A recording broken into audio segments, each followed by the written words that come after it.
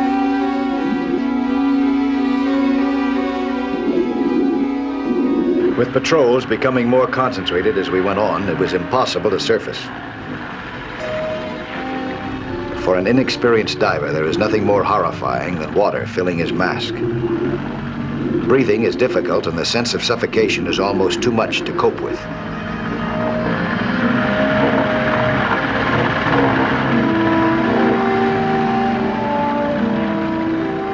In spite of his panic, Casca held on, fully aware of the even greater danger above. If we were to pass him now, without him seeing our telltale bubbles, we both would have to hold our breath. I tried to make Casca understand about it as best I could, but only shutting off his air for him would do the trick.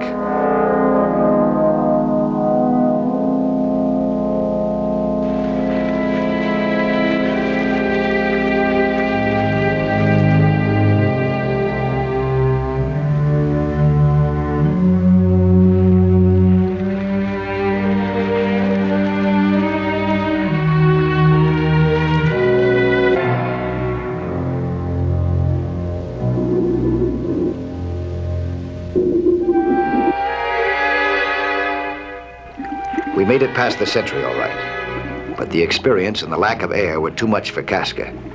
His mask was still full of water. Getting him to the surface immediately was the only way to save him from drowning. I remembered the ladder that I had passed once before.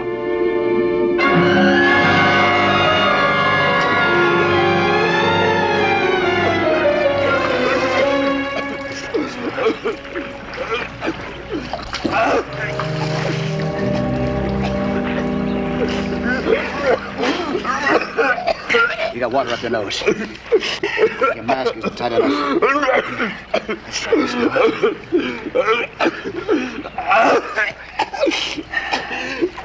Boy, huh? You're doing just fine. Now listen, if you happen to get any water in your mask this time, press hard on the side, then roll over on the opposite side, and blow hard. You understand? I'll try. You're doing just great now. That's fine. What do you think, huh? Did you get your breath? You want to go back now? See, let's go. See.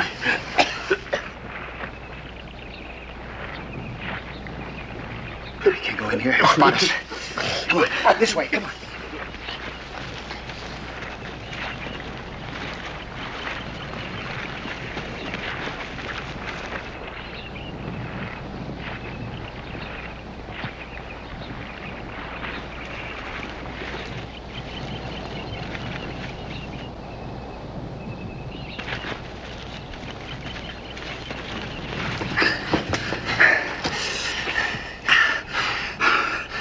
We'll get our breath.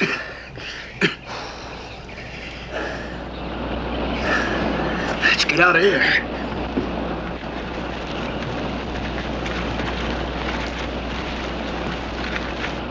We're gonna have to jump.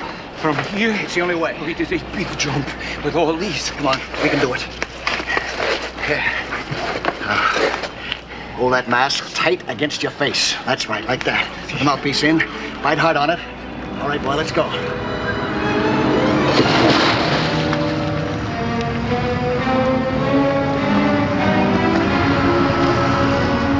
The impact of the dive had loosened Casca's mask again, filling it with water.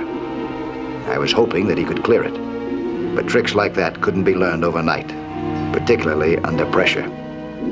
We had to pass the canal's entrance before I could give him any help, and he couldn't possibly take another air shutoff. So we took a chance by passing through as fast as our full breath would allow.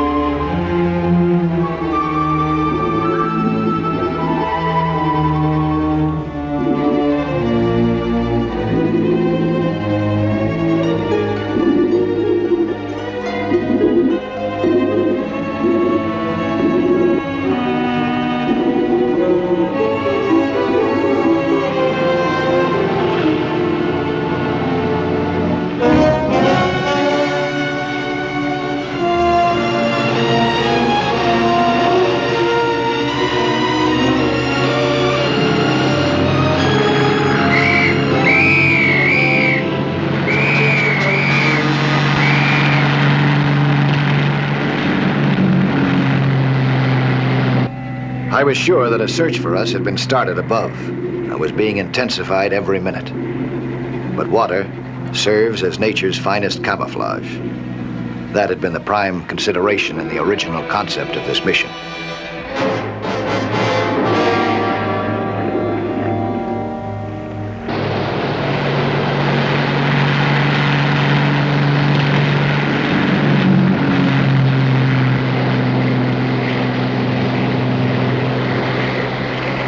Now that I had regained my bearings, and Casca seemed to have gotten a better feel of things, I thought it safer to take the home stretch at the lowest and safest level.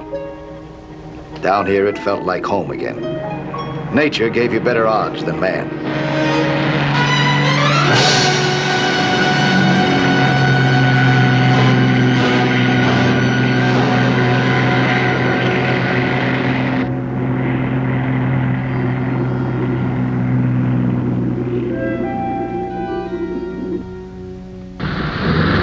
The rendezvous was on, with an unexpected reception committee at hand.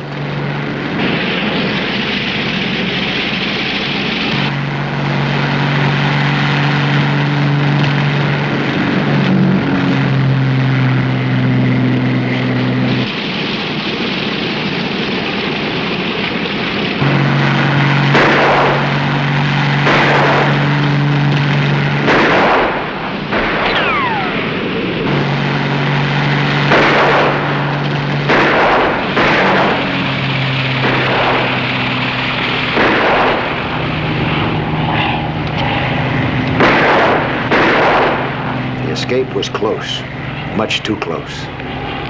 But for Casca now, the fight for freedom could go on. The fight that was only just beginning.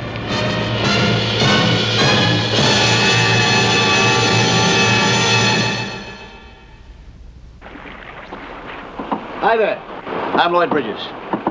Skin diving is certainly a lot of fun, and it's full of adventure. See some more of it again next week, huh? When there'll be another excursion into that fabulous underwater world of Sea Hunt.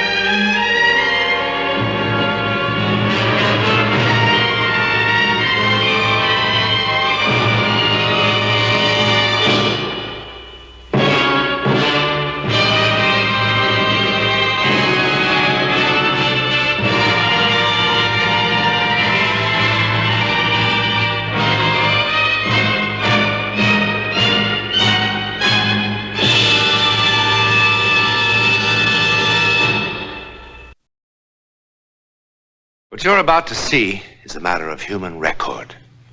Explain it? We cannot. Disprove it? We cannot. We simply invite you to explore with us the amazing world of the unknown, to take that one step beyond.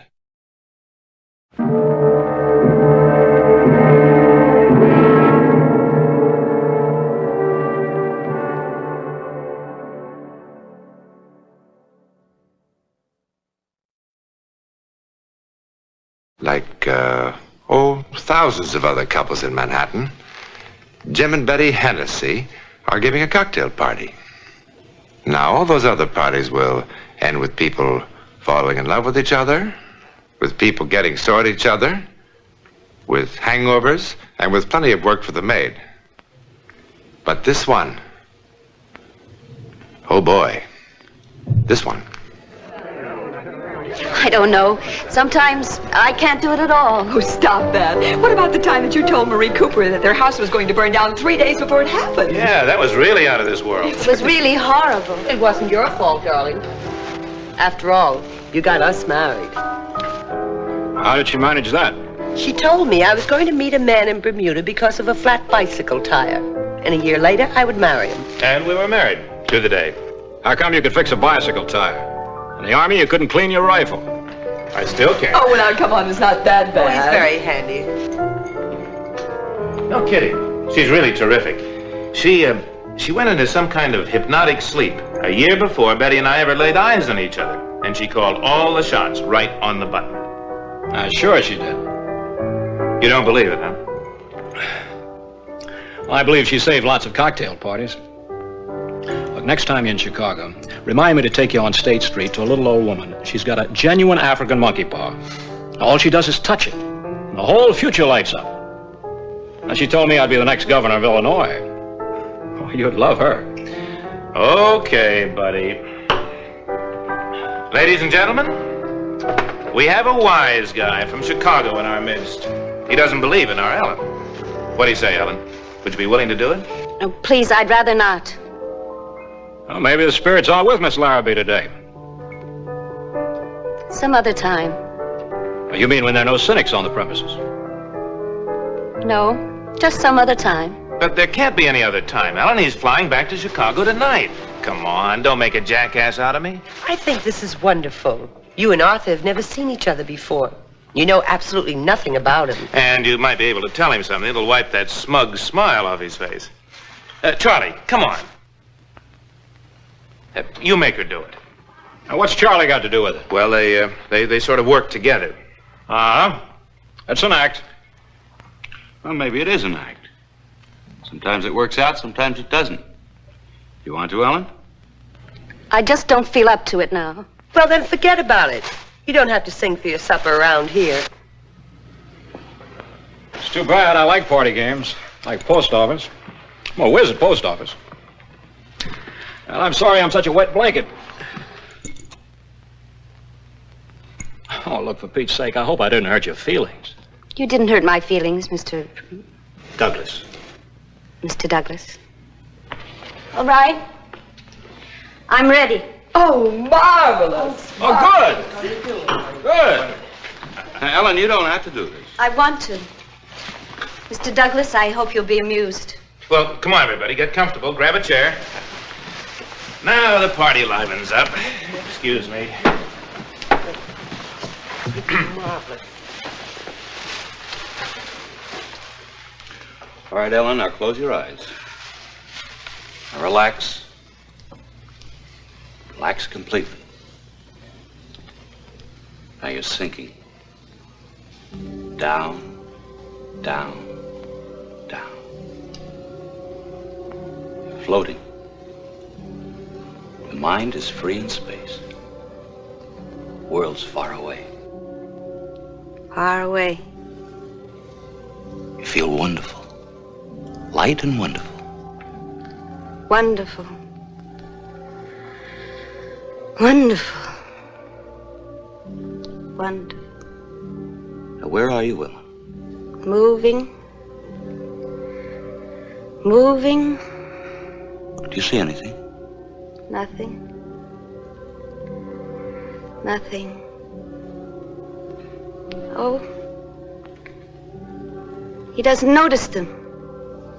Notice what? They're not his anyway. What's not his, Ellen? The keys. Now it's dark. Dark, dark, dark, dark. A tunnel. Stop. What stopped? Where did it stop? There's so much noise. What kind of noise? People. And trains. Many trains. I hope the act improves. You just told her I was taking a plane. Are you in the station, Ellen? He's late. He's hurrying. Now run. Run. Running. He's running. Where's he running? 102, B. 102? B. Compartment B. Car 102. Shouldn't someone tell her I'm flying? They shouldn't. They're making him go. Things making him go. Oh, he shouldn't have. shouldn't have. It's a snake. It's a snake. A snake. A shining gold band. You mean a ring? Yes, a ring. Now I see. To thee, for whose dear love I rise and fall.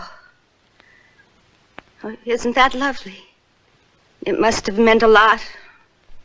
Whose ring, Ellen? Hers. Hers? Well, well, well.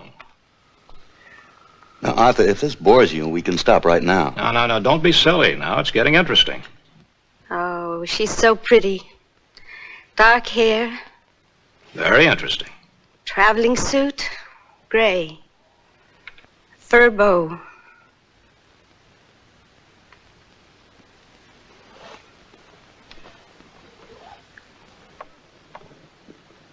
He's nervous. He's frightened. He's spilling her drink. And now he's running. Running. 102, quickly, quickly. Oh, he's so frightened. Oh, he's all alone. In the dark. Ah! The light is blinding.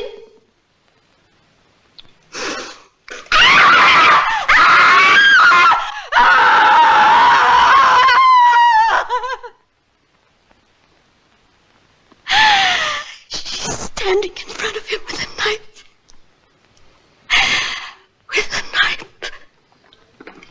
With a knife. Ellen.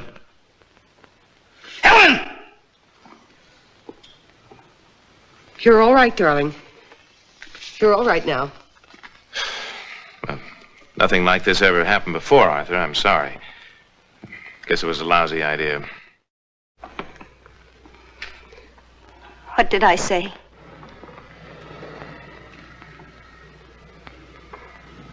What did I say? I talked about you, didn't I? Well, if you did, I hope you're wrong. Was it bad? Bad? Oh, I'm going to be rich as a Maharaja, live to be 150, and fall in love with an international beauty. Look, thanks for the most exciting cocktail party I've been to in years. I wouldn't have missed it for the world. Goodbye. Goodbye, all. Bye. I'm afraid this wasn't a barrel of laughs. Well, have a good trip, Arthur. Thank you. I'm glad you're going by plane. You know something? You really married a spook. But she's good looking. So long, Arthur. All right, bye-bye. I'll see you soon.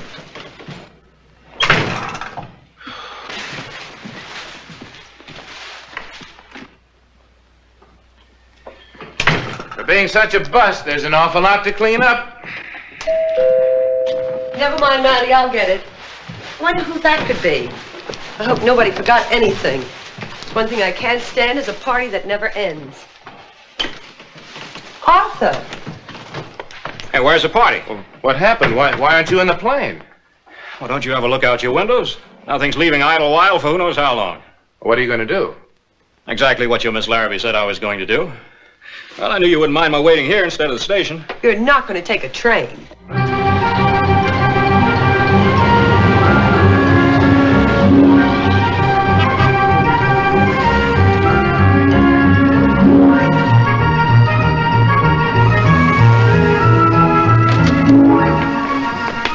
One bag, Chicago Special. I'm sorry about the traffic, sir, but New York City, when we have fog... All right, give a change. Thank you, sir. Gee, I'm sorry. All right, that's all right. Hey, mister! Mister! You dropped your keys, sir. Oh, they aren't mine. Okay. The keys. They're not his anyway. Going right out, sir.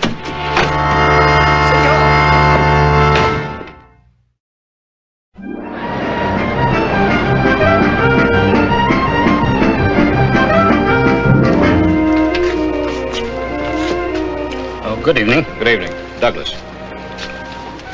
Oh, yes, Mr. Douglas, because of this storm and all the reservations that were made at the last minute, like yours, There's been a mix-up in your space.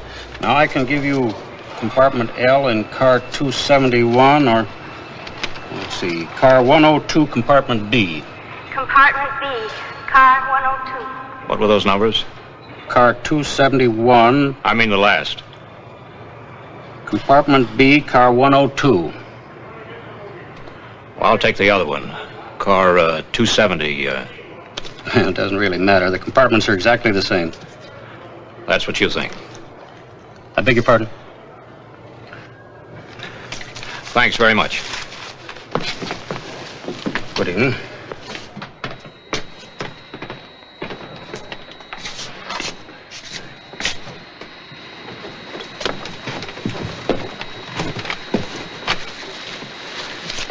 There you go.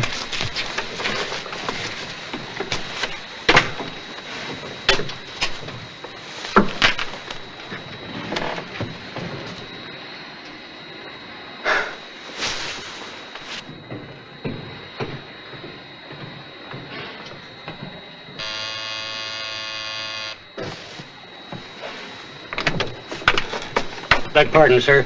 This last-minute change seems to have gotten us all fouled up. I'm afraid we're going to have to change cars after all. You see, this lady belongs in here. The porter will move you. I'm very sorry for the bother. Where are you moving me to? Well, the only space we have left, car 102, compartment B. Now, if you'll permit the porter to... I'm not permitting the porter anything. I'm staying right here. Oh, but Mr. Douglas... Look, why don't you put the lady in the other compartment? Well, you yourself said they were the same.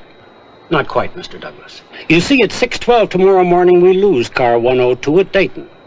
That means that its passengers will ride in the club car the rest of the way to Chicago.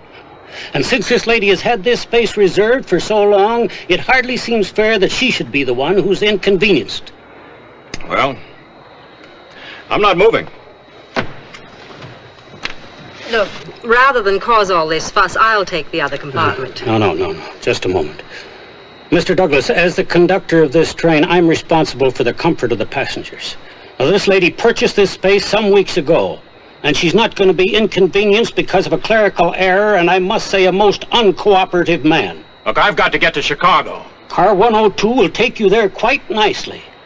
And if that compartment is not acceptable to you, I must ask you to leave the train. All right. All right, let's change. Thank you, Mr. Douglas. Think nothing of it. I'm sorry about all this bother. All right. All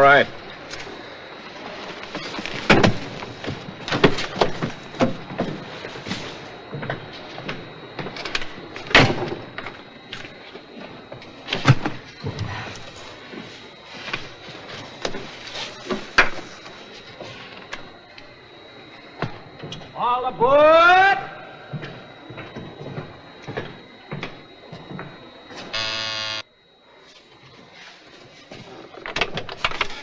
Yes? Oh, excuse me. I believe I left my hat in here. Oh. Thank you. I shouldn't have made all the fuss about the compartment. Well, that's all right. Nobody likes to be shuttled about. Yes? I did apologize about getting annoyed, didn't I? Yes, you did. I'm sorry. The two cheapest words in the language. When a fellow says I'm sorry and offers to buy you a drink, that really means something. What do you say? Oh, thank you. Maybe if you're in the club car later, I'll see you there, but first I must change. Well, you look fine the way you are. I'm glad you approve. I do. I'll be waiting for you.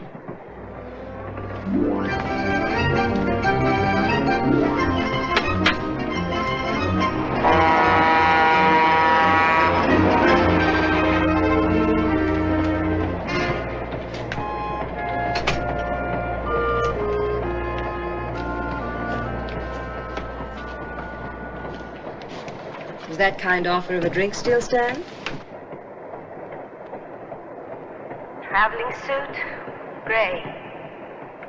Fur bow.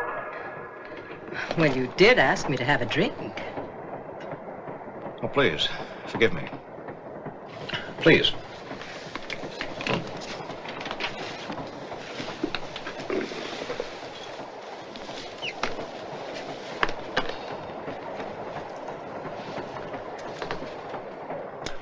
What'll you have? Scotch and soda, if I may. Scotch and soda. Oh, she's so pretty. Dark hair. Is something wrong? I don't know.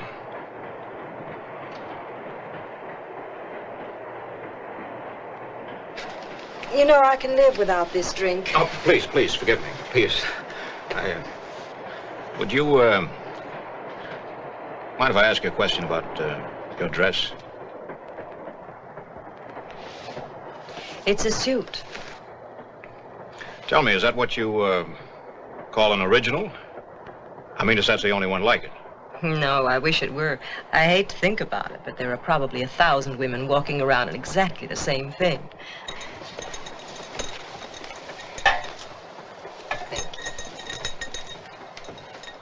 Here's to the man in compartment B. Live in Chicago? Not exactly in Chicago. Evanston. Have friends in New York? A few, not many. Tell me, by some wild chance, you happen to know Ellen Larrabee? No, I don't think so. Thank you. You're sure? Quite sure. Now, she's small, brown hair and eyes are sort of... I really don't know Ellen Larrabee. I'm glad. What? You want to hear something really crazy? I went to a cocktail party this afternoon. A perfectly normal cocktail party. And then it was this completely average-looking woman there, this Ellen Larrabee. Now, look, I'm the most practical guy in the world. I believe 2 and 2 are 4, period. But this Ellen Larrabee told me that I was...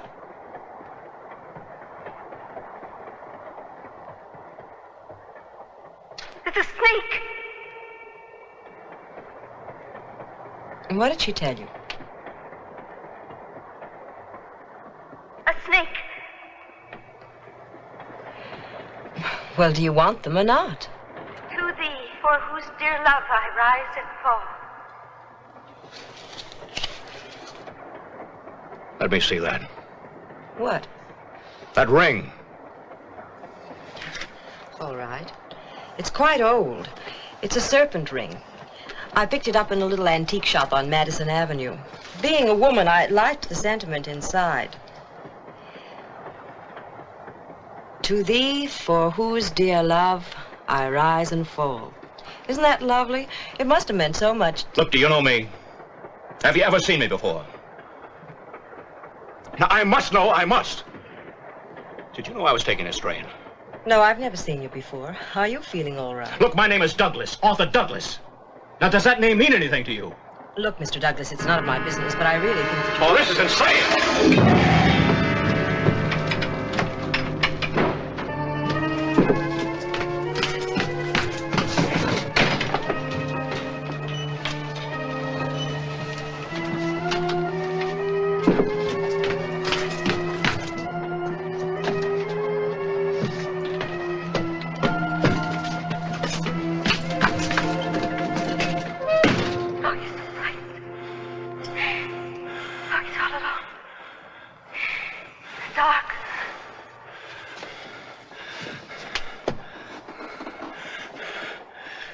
What is this? What is this?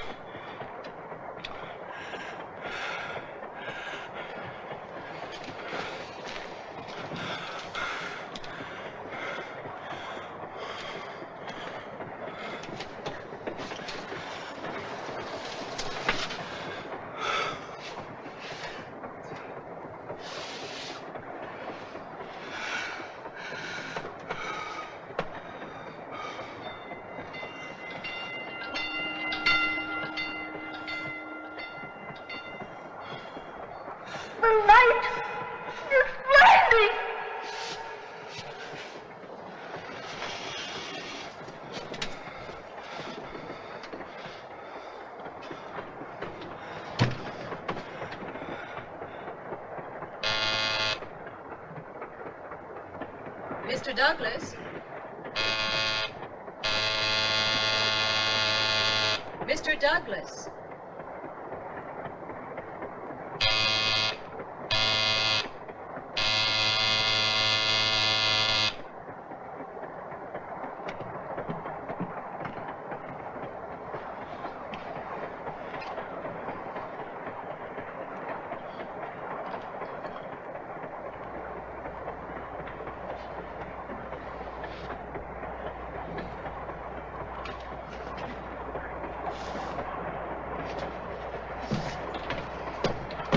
Mr. Douglas. Mr. Douglas.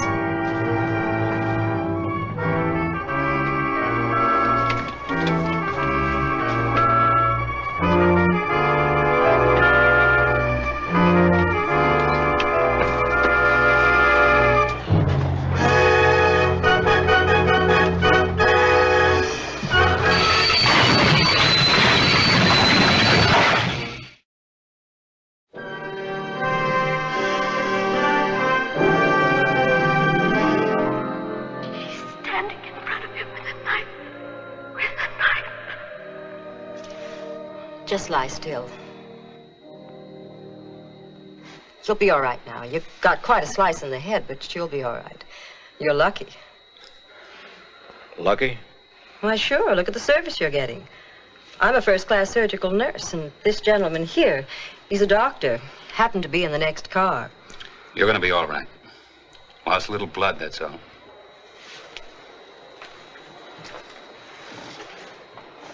Whatever made you pull that emergency cord?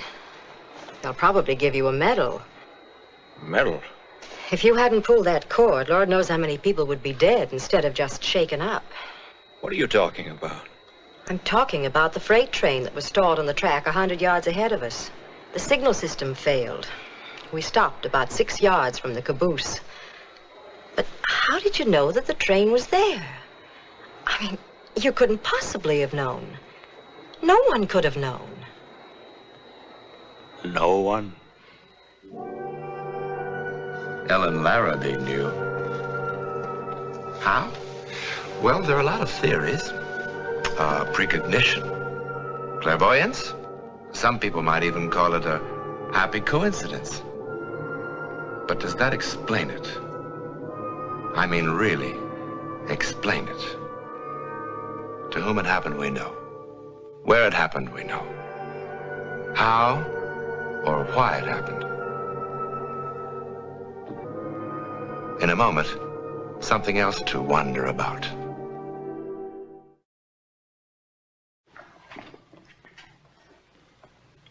Next week? This is a film developing tray, a rather ordinary object. But next week, when we take that one step beyond, this commonplace item from a photographer's darkroom will play quite a part in a bizarre story of the unknown world. I think you'll be shocked by what develops.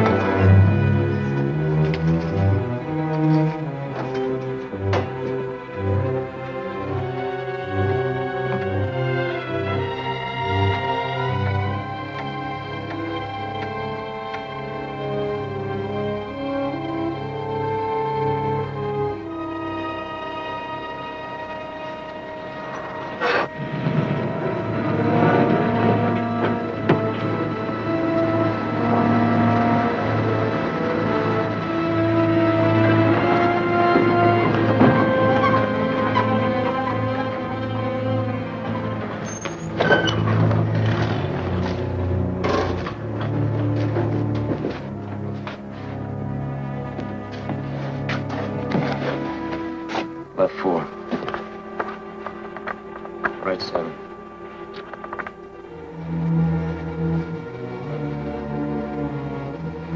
Full turn left.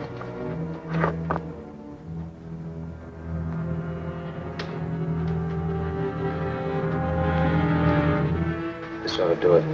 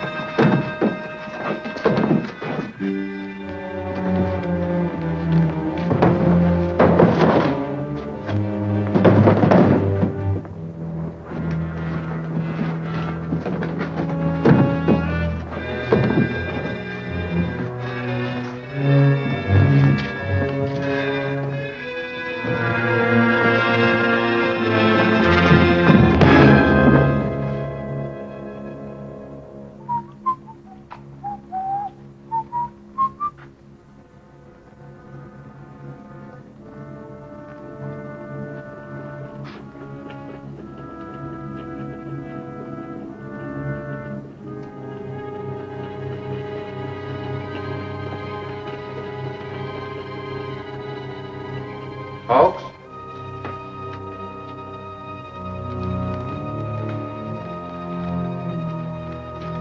Folks!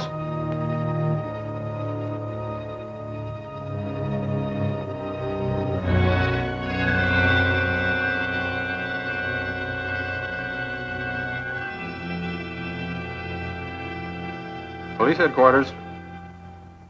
Oh, yes, Dillon. I'll notify Dick Tracy at once. Calling car 15. Calling car 15. Car 15. Car 15, Patton speaking. Contact Dick Tracy at once. Have him go to the Flawless Fur Warehouse. Dillon reports some shenanigans. Busted fuse box in the garage. Then tell him to call an electrician, not Dick Tracy. Now, wait a minute, Pat. The night watchman's disappeared. It might be homicide. Oh, that's different. I'll tell Tracy right away. Roger. Pennies for a blind old man. Pennies for a blind old man. Hello, Sightless. Hi, Patton. Is it a nice night? Lovely night, lovely night. Thank you very much.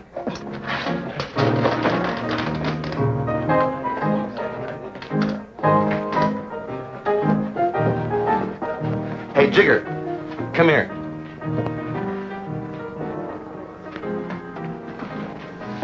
Well, what's on your mind, Copper? Where's Tracy? In the back room, snooping around. Say, why don't you bloodhounds hold your convention someplace else? We like the atmosphere around here. It's so wholesome. Looking for me, Pat? Yeah, we have to make a call. Oh. Did you find out what you're looking for, Tracy? No. And see that I don't. I understand Hatchet Harry's been hanging around here. Why, that's a big mistake. Say, you know I run a respectable joint. Do I? Come on, Pat. Come back again, Mr. Tracy. Bring the folks. Pennies for a blind old man.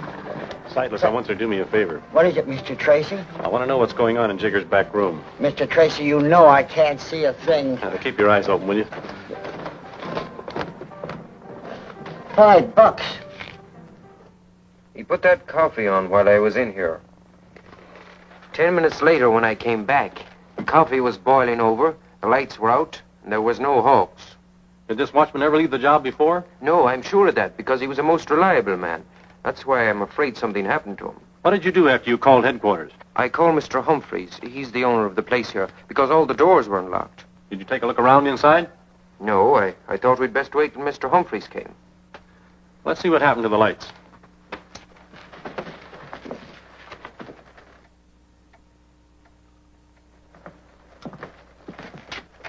Those fuses were yanked out on purpose.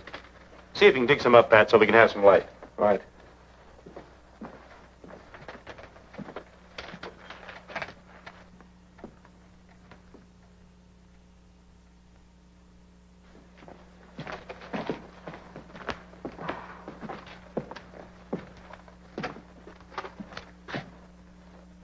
Who's that? It's the police, Mr. Humphreys. Well, you gave me a scare. I guess everything's all right. There's a fortune in furs in that vault tonight. This is Detective Tracy from headquarters. You better take a look inside, Mr. Humphreys. I'd rather wait to open the vault. You see, when Officer Dillon phoned me, I reported his call to my insurance company, and their representatives are going to meet me here. We're here, Humphreys. This is Mr. Tracy of police headquarters. How are you? I'm Peter Premium, Vice President of the Honesty Insurance Company. This is Mr. Cudd, my investigator. He's not just from headquarters. That's Dick Tracy, homicide. That's right. Say, Dick, I think I'll go up to the car and see if I can get a radio pickup on that night watchman. Okay, Pat. May I have the combination now, Mr. Humphreys? Certainly.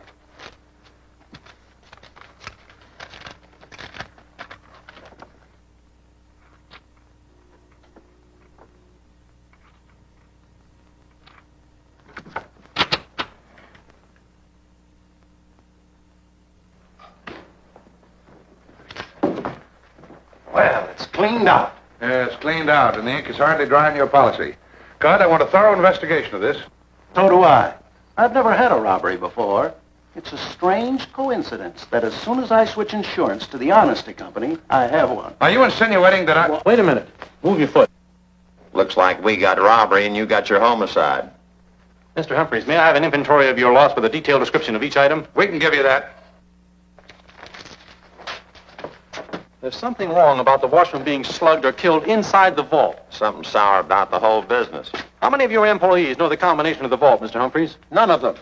Oh, Dick, I got a radio report. The night watchman's turned up. Where is he? They've got him down at the morgue. He's dead. I'd better go with him. I'll check with you later.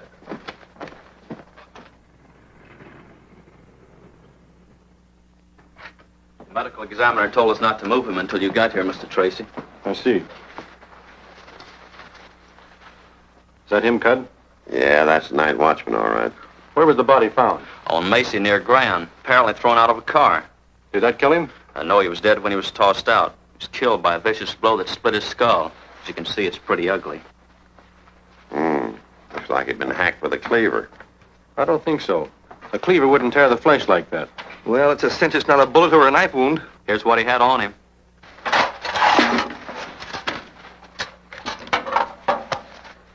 Hasn't been fired. Well, poor fellow never had a chance to use it. Well, there's not much here. Hey, there's writing on it. What? It isn't very clear. What do you make of it? Offhand, Greek. I'd say it looks like, Like what, Pat? Like scribbling. We'll take a closer look at this in the laboratory. Thank you very much, Bill. When I photographed this, I darkened all the letters so it would be reproduced more easily. Now we take the first word. First letter is D, second letter is an A, and the last letter is definitely Y. Now in between, it could be an N. Well, it could be anything. Does Danny mean anything to you? Not yet. D-A-I could be an S-Y. Could be Daisy. Now let's take a look at the next word. T-H-R-U. Through. The next one is easy. It's got to be of. And the last one definitely is T-H-E-N, or that could be an M, them. It can't be through of them. It must be three of them. Hawks must have been trying to tell us that three men did the job. Now, if we'd only figure out this first word. D-A-I-S-Y. Daisies. Three of them. Three daisies. Now we're getting into poetry. This last scribbling looks like a license plate number. 6, 7... No, that could be a T, you see? 6T, N2, something, something. Whenever there's a T in a license plate number... A truck. You're right, Pat. Then maybe he meant there were three daisies on a truck. No, he would have written three daisies. Daisy and three of them indicate two separate ideas. I think Daisy was the name on the truck. Then there were 3 guys driving it. Yes, I think that's it. Now, let me have that, will you? Well, certainly. Thank you very much, Collins. Johnson, put this on the air right away. Get it out to all cars. Yes, Mr. Tracy. Calling all cars. Calling all cars. Be on the lookout for a truck marked Daisy, driven by 3 men. License plate number 6TN2 blank blank. Wanted for robbery and murder.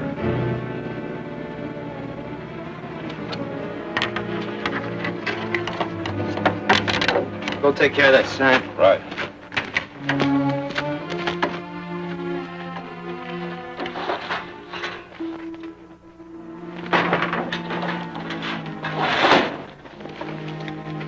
That ought to do it.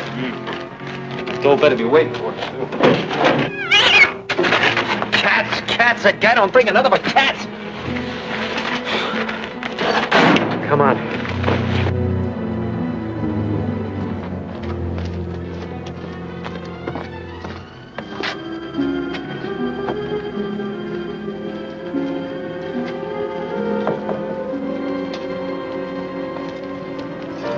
Pennies for the blind. Pennies for the blind. Bless you, bless you. Pennies for the blind. Pennies for the blind. Hey, you.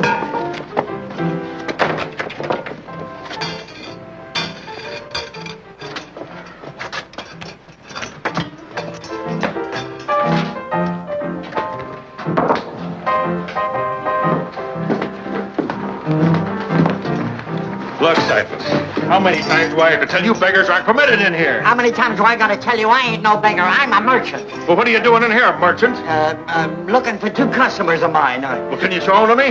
No, I... Well, then they're not here. Come on. Hey, lead wait it a out. minute.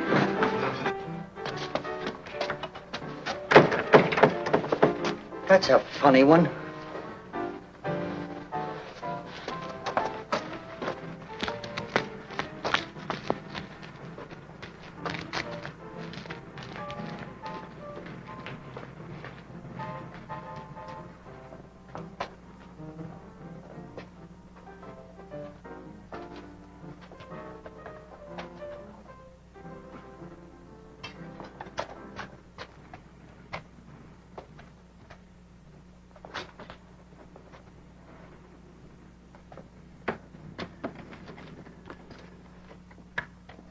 Waiting around gives me the jitters, too. I want my dough and I want it quick. I want to blow this town. It ain't ready yet. Would you stop playing with that cat so I can talk to you? Well, talk. Cat don't mind. Oh, you're such a smart character, ain't you? You couldn't just hit that night watchman over the head, could you? You had to get fancy and tear him up. Now the whole homicide squad's on our tail. Can't the boss get rid of the stuff? Nobody'll touch it now. Hot furs are bad enough, but he's got to tie him up with a murder. We'll never get that dough now, never. All because of you and that itchy hangnail. You can't use your brains, can you?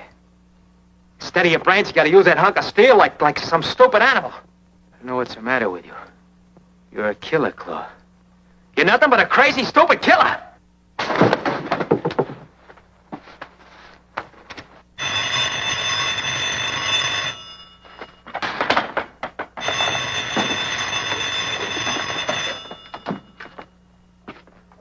Yeah? Oh, sure, boss. Yeah. Yeah, I'll be there. The boss have good news? Found somebody who's interested. Wants to see the furs tonight. There, you see, Sam? We're going to get our dough after all. When are you going? That'll be at the end of Hemp Street in an hour.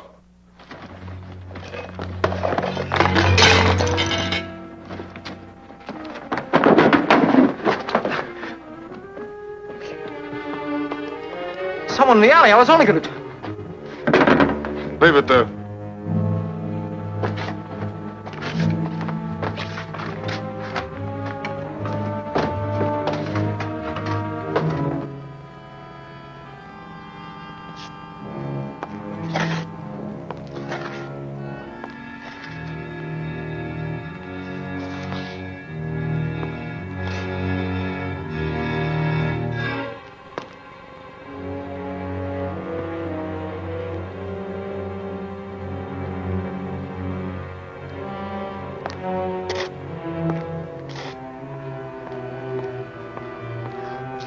Hem Street. Hem Street.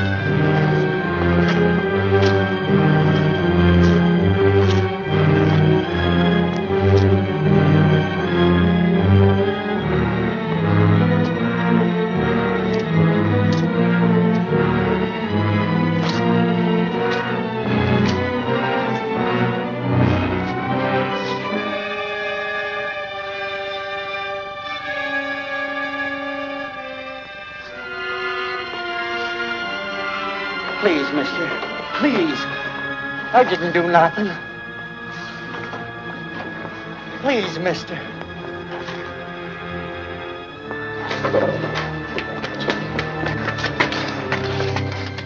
Let me in, somebody. Please let me in. Yeah, what's going on out here? You gotta let me in there, mister. No one's allowed in here. Beat it. But, mister, somebody's gonna kill me, I swear. He's right down there. Now, look, old man, you're drunk and I'm busy, so beat it, will you? No. Come on, beat it. No, Get but I out of tell here. you, he's there somewhere, mister. Please let me in. Please let me in, mister.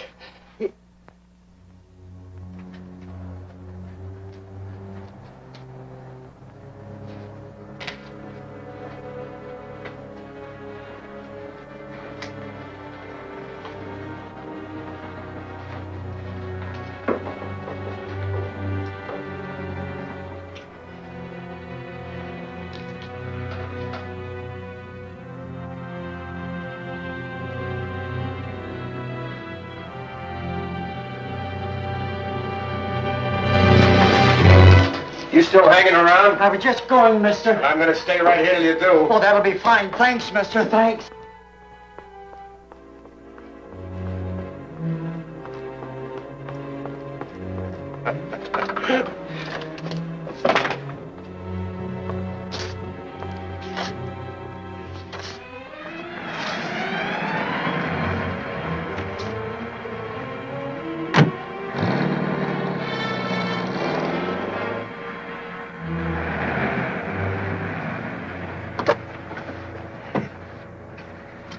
You stick around. I'll be right out. Okay. Softy now, the fair Ophelia. Nymph in thy orisons be all my sins remembered. No, Vitamin, not like that. No? My dear Tess, after 49 years in the theater, you're telling me. Well, Dick probably forgot his key. You let him in, Vitamin, but don't tell him I'm here. Something tells me this is what you've been waiting for. Oh.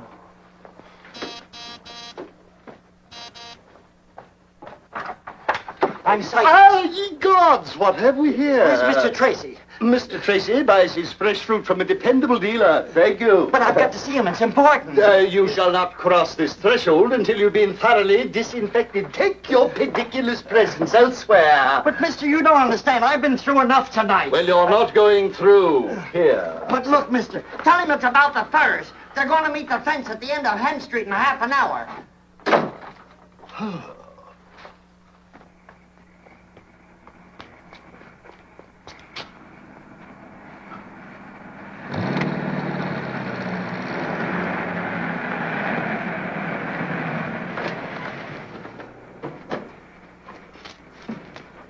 I wonder what that cab was doing here. Must have brought Tess. She said she'd be over tonight. But, Vitamin, he might have been important. What importance could Dick Tracy possibly attach to an impecunious peddler? Oh, Dick at last. Hello, Pat. Hello. Sorry to be late, Des. How long have you been here? 3 acts of Hamlet, going on 4. Greetings from the melancholy Dane. Just in time for my soliloquy. Before you go into that, Vitamin, who was in that cab that just left here? Oh, merely a person of no consequence. Vitamin said he was a peddler. Yes, a peddler with a most grandiloquent name. Visionary, I believe he called himself. Visionary? Could it have been Sightless? Did Sightless stop by here? Stop by. He practically stormed the gates like a Trojan army of 12. But I held the fortress, didn't I, Tess? Look, Vitamin, Sightless is no ordinary peddler. That is your opinion. What did he say? Why, I made a point of forgetting it immediately. Look, Vitamin, Sightless wouldn't have come here if it hadn't been important. What did he say? Well, in a quaint language all his own, I believe he mentioned something about something was going to happen at the end of some street in some half an hour. Oh, that's great. What was going to happen? I think he said somebody was going to build a fence there. Build a fence? Fence. Maybe it has some connection with the furs. Yes. He said something about furs, too. Vitamin, Sightless said somebody was going to meet a fence, didn't he? I suppose that makes sense. It certainly does. Now, look, try to remember. At the end of what street did he say? Let me think. Let me meditate. Methinks he said it was at the end of, Flax Street? There's no such street. Well, something like flax. Rope, flannel, crepe de chine. That's gabardine. Rope. Flax. Could it have been Hemp Street? Hemp Street, that's more like it. Hemp, flax, a rope by any other name would smell. Vitamin C, the test gets home all right, will you? Enchanted. I'll see you later. Come on, Pat.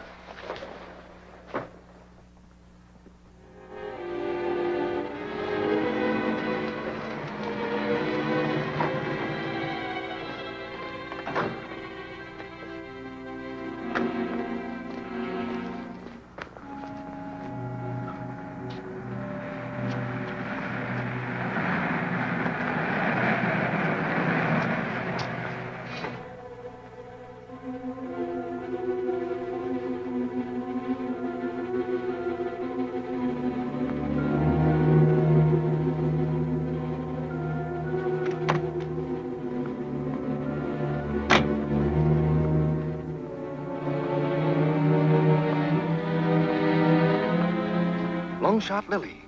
So she's in the fencing business. Do we surprise her? No, not yet. What we're interested in is who's going to meet her.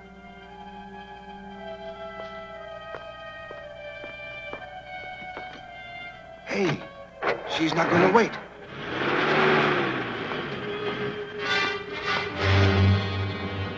Dick Tracy, You're not running out on your date on my account, are you? do you think I make dates on street corners? I just stopped for a moment to light a cigarette. Is there a law against it? No, I guess there isn't. Then I'll be on my way if you don't mind. Could I give you a lift? No, thanks. I'll give you one. Pat, you can drive Lily's car. She's coming with me. Right. Come on. What are you trying to pull, Tracy? You can't treat me like a criminal.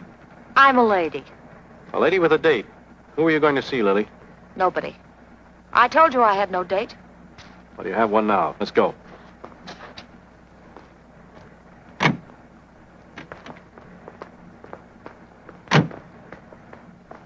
What were you doing on Hemp Street? I told you. I was on my way home. I stopped for a few minutes to have a cigarette. I never could do two things at the same time. Then why were you so startled when you saw me? Force of habit, I guess. Every time I see a cop, I want to get out of his way. Look, Lily, you and I both know what you were doing there. What's wrong with parking on Hemp Street? Ordinarily nothing. But two people were to meet there tonight about a little matter of hot furs. Somebody was going to buy them from somebody who had them to sell. I'm not interested in furs. I've got all I need. And anyway, what would I buy them with, that $60 you've got in your hand? Lily, did you lose anything tonight? No. Well, then I'm a rich man. Look what I found. $20,000 stuffed under the front seat of her car. Is it yours, Lily? Certainly it's mine. I won it in a poker game tonight. Some game. You're barking up the wrong tree, Tracy. I'm no grifter. Poker, yes. The race is sure. Long shot Lily, that's me. Gambling's my dish, not fur robberies. Okay, Lily. But you'll have to tell me who lost the $20,000. And also who was in the game. I'll tell you that. Maybe, on a witness stand. We'll give Lily a chance on the witness stand. Book her on suspicion of murder. Murder? Oh, you're bluffing, Tracy. It's not a bluff, Lily. A watchman was killed during a robbery tonight. You can't pin a murder rap on me. Then start talking. All right, I'll tell you what happened. Some guy called me tonight and asked me if I'd be interested in some hot furs, dirt cheap. I said yes. He said he'd call me back later, so I waited. And you called him back? You don't catch me on that one, Tracy. I don't know the guy, so I don't have his number. He called me back. He said to show up at Hemp Street with the dough. Somebody'd meet me there. Somebody did meet me there, all right. The rest is history. Who was it called you, Lily? He didn't take the trouble to introduce himself. Who was it? I swear, Tracy, I don't... Look, Lily, you're in enough trouble without shielding a murderer. Who was it? Got to believe me, Tracy. You've got to. The guy was an absolute stranger. I don't know how he happened to call me, but he did. I've got a reputation. I play long shots. Even you know that. I take big chances. People know it. It gets around. Lots of guys know about me, but I don't know about them. That guy could have been anybody. Anybody. Believe me, Tracy, I don't know who it was. I swear I don't. Turn this over to the property clerk. Hold her as a material witness. This way, please.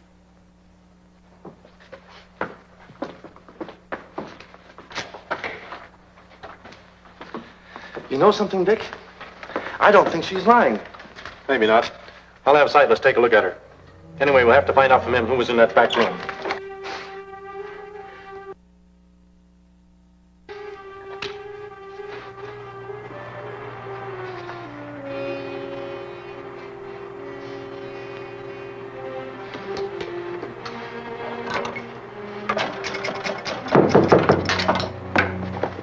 Who's there? Dick Tracy wants to see you at headquarters. Okay. Just a minute.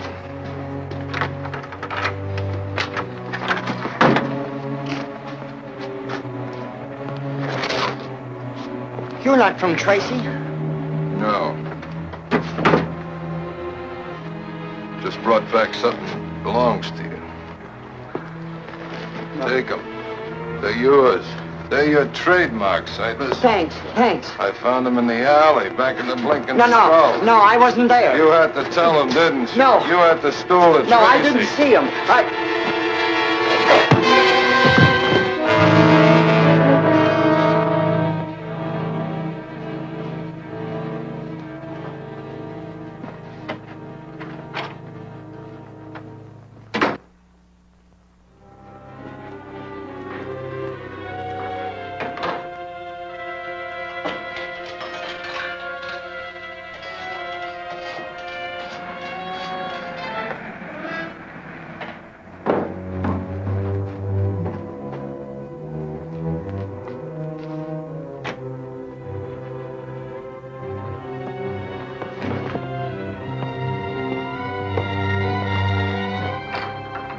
First door beyond the stairs.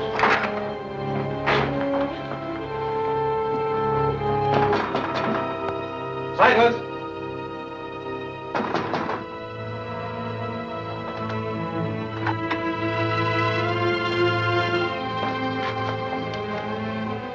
He's gone, poor guy, just like Hawks. I didn't see anyone come out as we drove up. Then there's a chance we've got him trapped in the building. I'll call headquarters and have the block surrounded.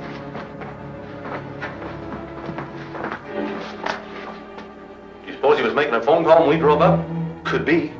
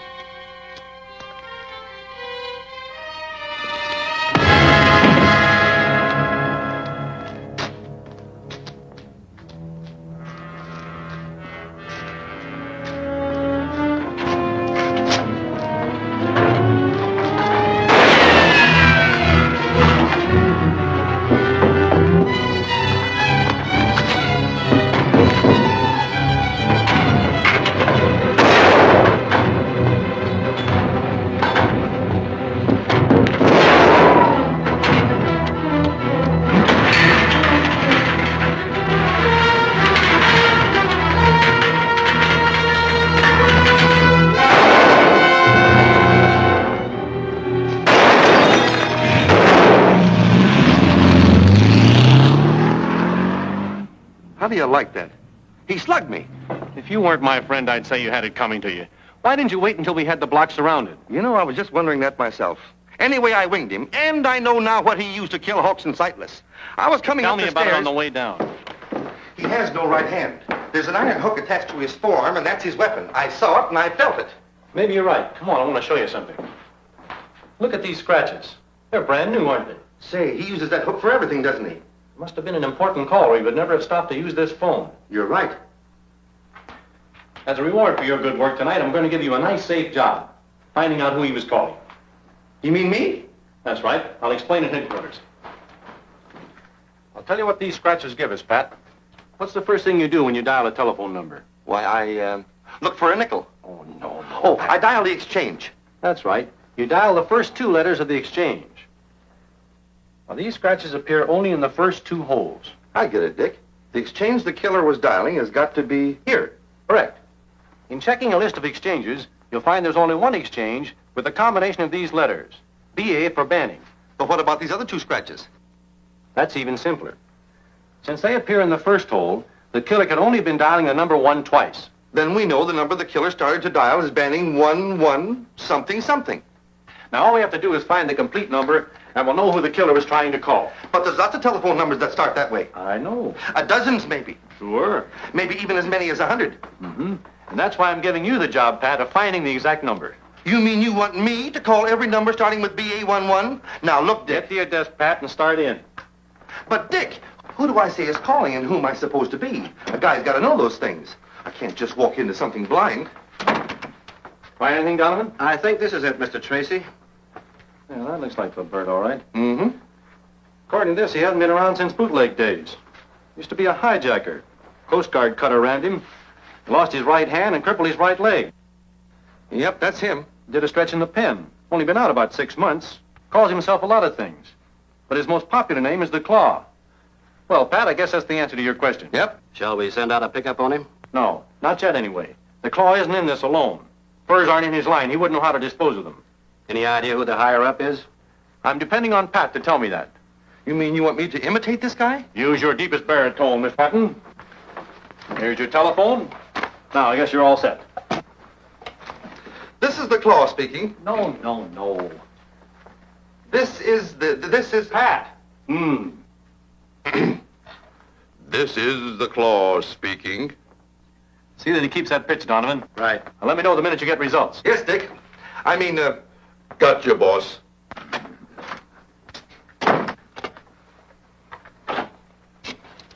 Hello. Tess. Dick, Vitamin's grieving dreadfully. I feel that you ought to speak to him. What's the matter with him? Well, his conscience. The news about Sightless came over the radio, and, well, dear, I told him that we all felt bad about it, but take a look for yourself.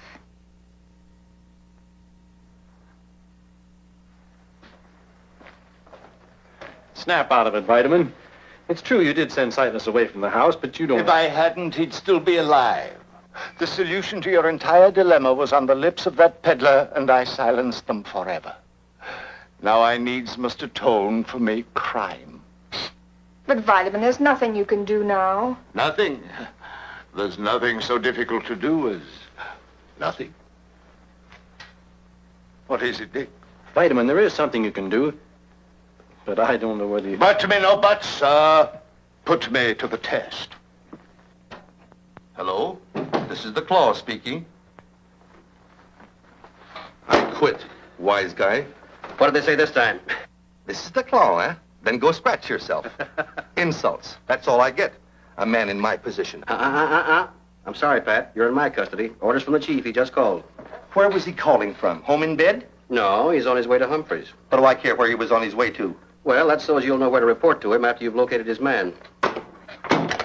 Then ask him where he'll be a year from Thursday. Let's see, where was I?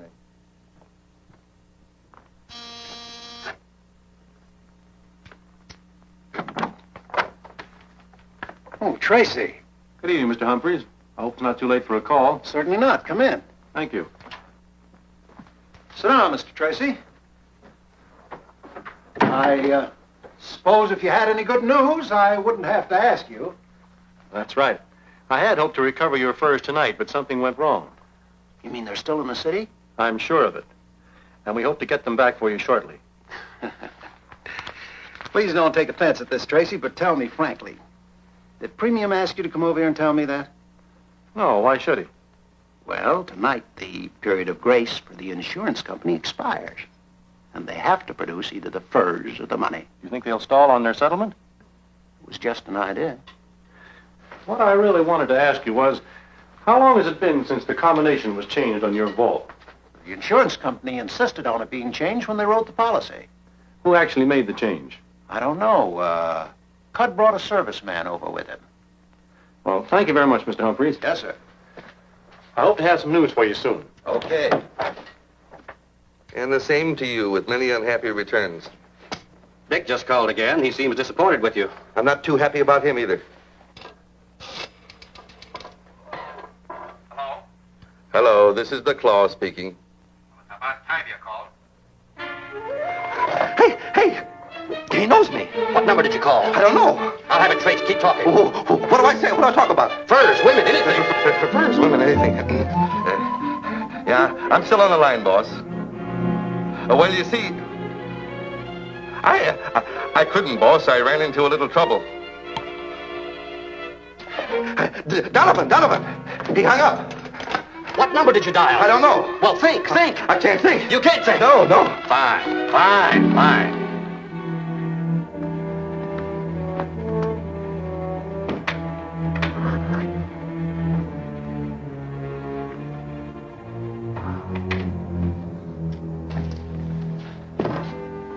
Oh, hello, Tracy. Hello, Cud. Who is it? I'm Tracy, remember me? I found your corridor door open, so I walked right in. Keeping rather unusual business hours, aren't you? You find out anything? Did you know that somebody changed the combination on Humphrey's vault shortly before the robbery? Mm-hmm. One of the conditions under which we wrote the policy. It's not unusual. Should be done periodically anyway. Do you know the new combination? I do. I went with the serviceman that did the job. Do you know it too, Mr. Premium? Yes, as a matter of fact, I do. Say, what are you driving at, Tracy? Are you suggesting that Cud and I are in on this robbery? I'm not suggesting anything yet. But somebody provided the thieves with the combination on that vault.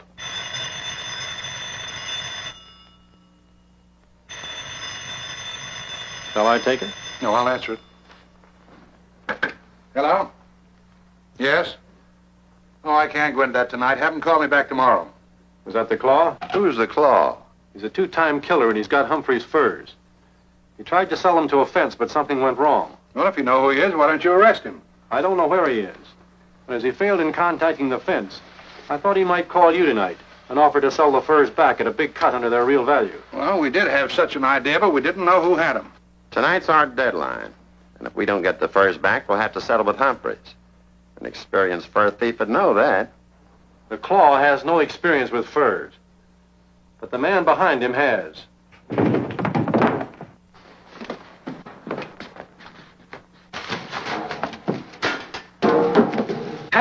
Pat, what in the world happened to you? I've got it, Dick, I've got it. You've got what? The man higher up, Banning 1126. Well, who is it? Humphreys. Well, how do you like that? The guy figures to collect $100,000 on his policy and still have his furs. Are you sure of this, Tracy? I'm sure, and I've got a crooked finger to prove it. It adds up, Cud. Humphreys is counting on you buying back the furs tonight. Sure. He gets his furs back in the morning, plus his cut of the dough we pay to get him back. And, Tracy, why don't you do something? Why don't you lock him up? Now, let me get my hands on him. By locking him up now, you risk losing your furs. And we might never catch the killer. But Humphreys can tell us where the furs are hidden. Don't you think he'll deny his connection with the crime? That means a trial. Giving the killer more time than ever to skip town with the furs. That sounds reasonable. Well, then what do we do? You and I are going to stick right here. I'm more certain than ever now that the killer will give you a call tonight. You and Pat pay Humphreys a friendly little call. Right. I think I'm going to enjoy this. You know, Tracy, I got to admit it. I'm kind of glad you dropped in here tonight.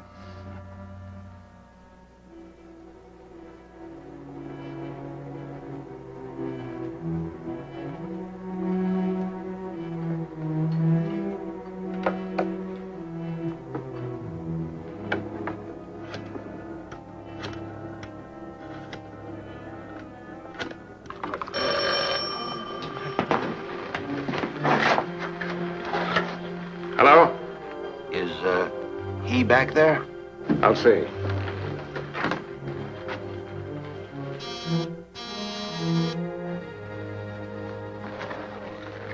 No, he ain't in. That's funny. You're supposed to make a very important call for me tonight.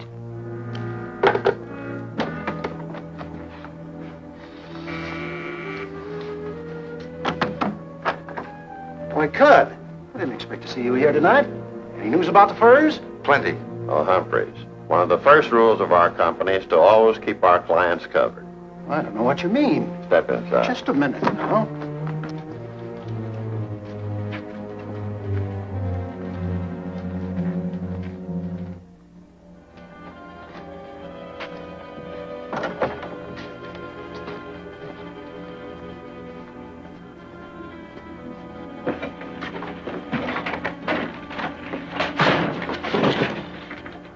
Not here. Come on, he's got to be here somewhere.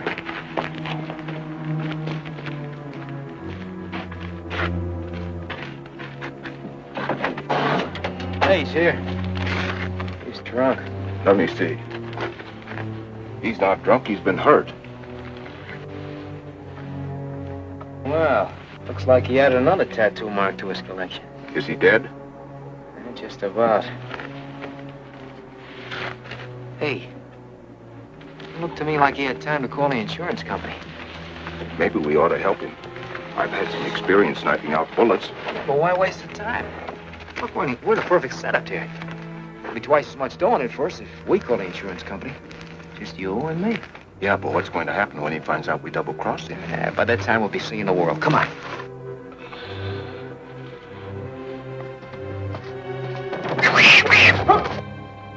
That guy and his cats will...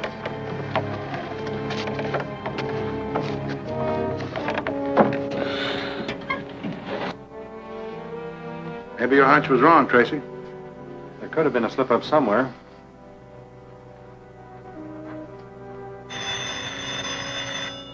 Hello? Is this the Honesty Insurance Company? Yes? Now, who am I speaking to? Peter Premium. Who's this? Never mind who this is.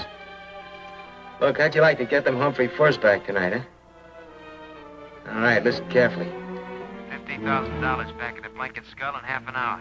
Come by yourself. $50,000. Back of the blinking skull. And I'm warning you, no cops. I understand.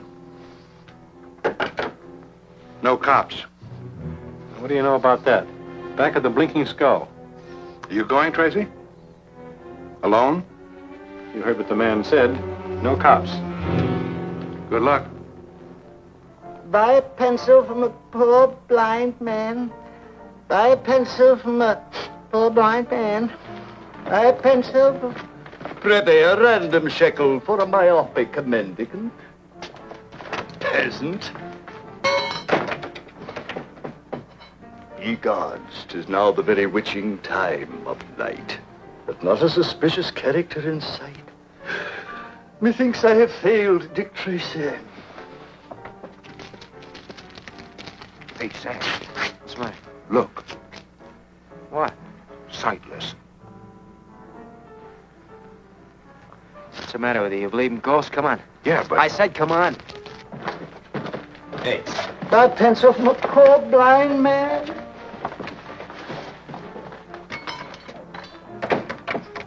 Expecting someone to show in about 15 minutes. Let him in. And no one else. Okay, Sam.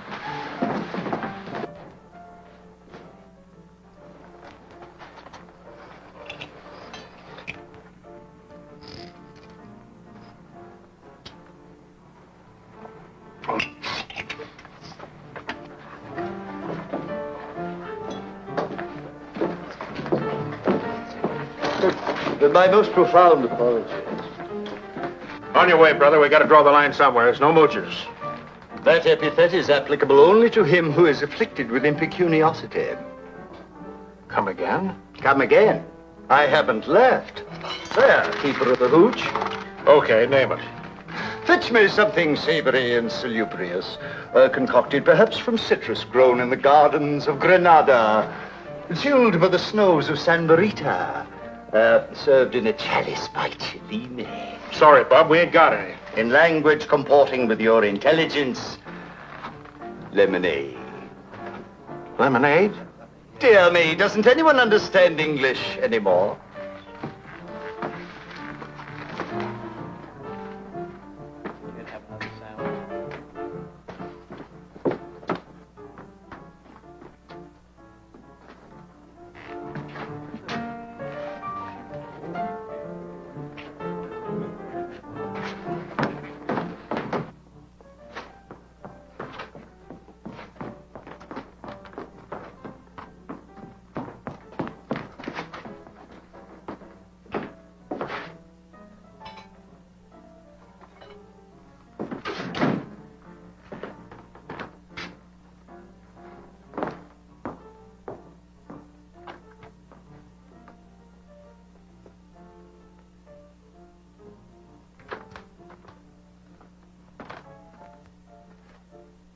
Come on, smile, kid, smile.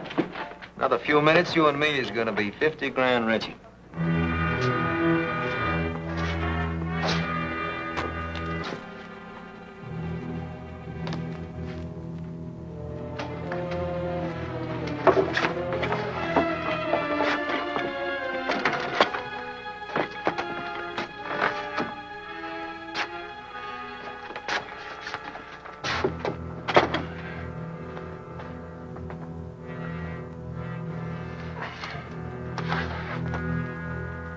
Somebody winged you, huh?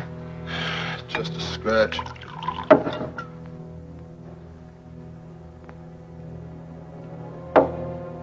Had me out cold for a while, though. I think you'll let Jiggy take a look at that. He's pretty good with them things. I'll be all right. I think you ought to take him to see Jiggy. Okay. I gotta stick around. You can't go around like that. I've done it before. I think Sam is right. You ought to have that looked after. You guys sound like you're trying to get rid of me. Oh, no. No, you're wrong. Sure act like maybe a black cat ran across your path.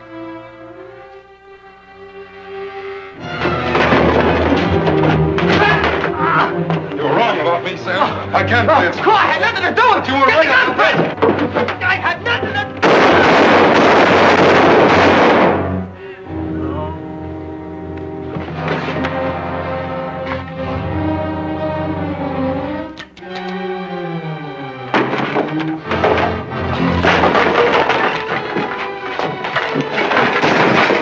No, Claw, no! I didn't want to hurt you.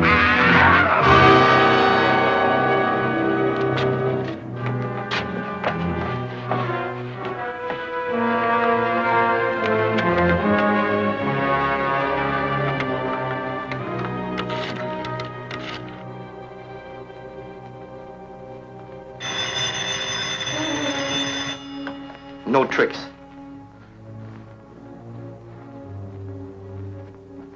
Yes? Boss, this is the Claw. I just wanted to tell you, somebody from the insurance company's on his way down. I'll take him to the junkyard on Primrose Street. We'll have our dough in a few minutes. And, boss, we'll only have to split it 2 ways. Fine, Claw. Fine. What's the matter? Anything wrong? No. Everything's swell, Claw. Everything's swell. It's a frame-up! Waiting for this.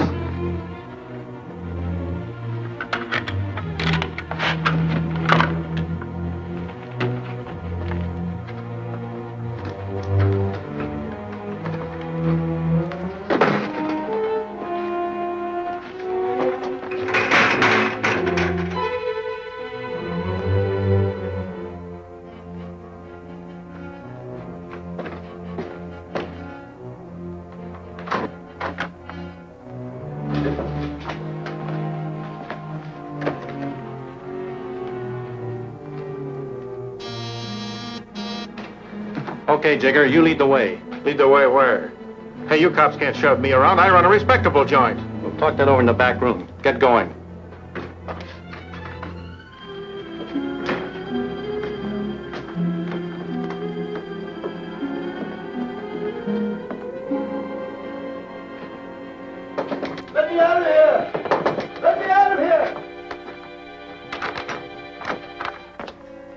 Dick Tracy. I'll be right with you, Vitamin.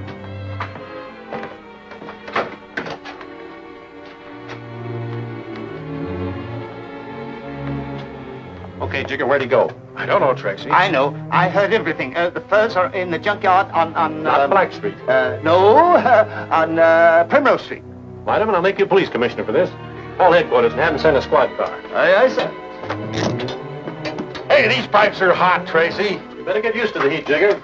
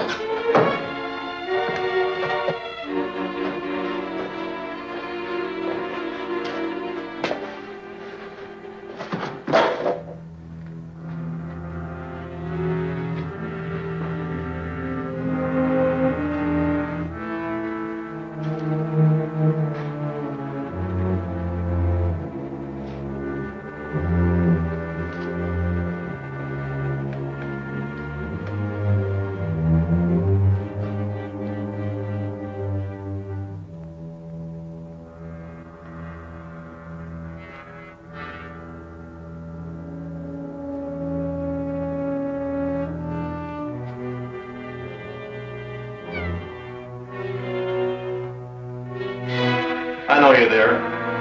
Come out.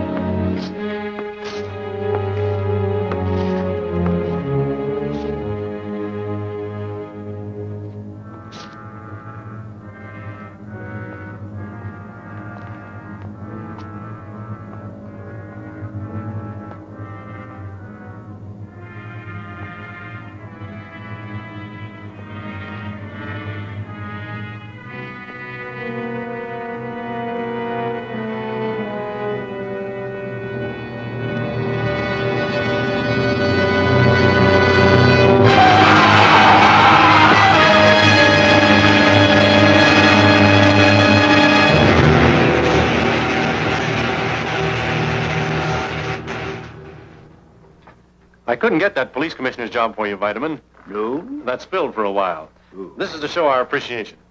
Haven't you anything to say, Vitamin? For the first time in my life, I'm speechless.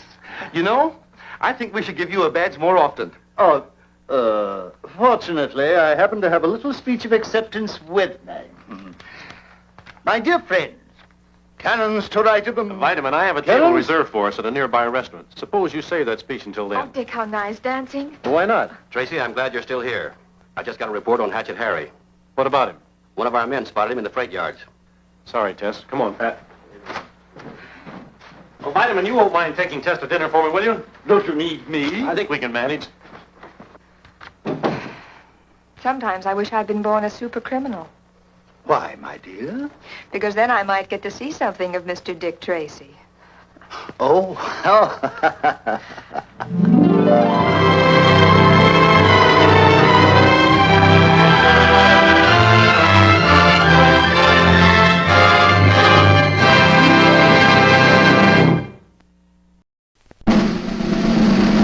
Here's the way we quench our thirst, quench our thirst, quench our thirst.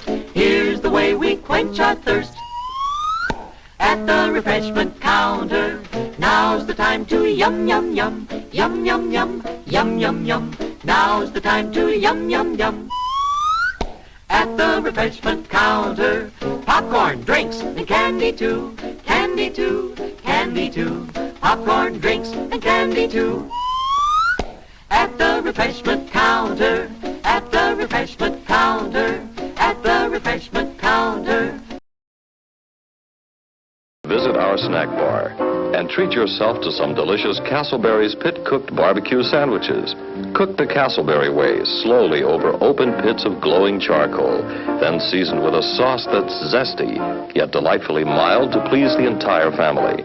Also at the snack bar, you'll find popcorn and soft drinks and candy and French fries to go with your Castleberry's barbecue sandwiches. There's plenty of time before the movie starts, so visit our snack bar right now for Castleberry's pit-cooked barbecue sandwiches.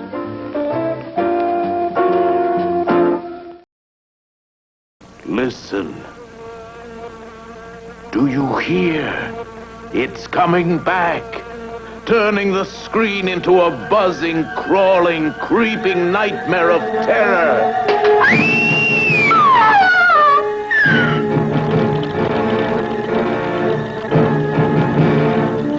This is the son of the original Fly, daring to explore the forbidden science of transmigration that brought horrible death to his father. You look as if you've just seen a ghost, old man. It was the Fly. Fear that will fasten its choking grip on you, as his weird experiments spawned the twisted monstrosities of a living hell. The Rat Man, whose hands and feet are changed to paws. The living corpse who rose from his coffin. And the return of the Fly, seeking revenge with 1,000 eyes. Smashing anything that stands in his way. Suppose he does come here. What if Philippe does not have the mind of a human, but the murderous brain of the Fly? Then he will have to be destroyed.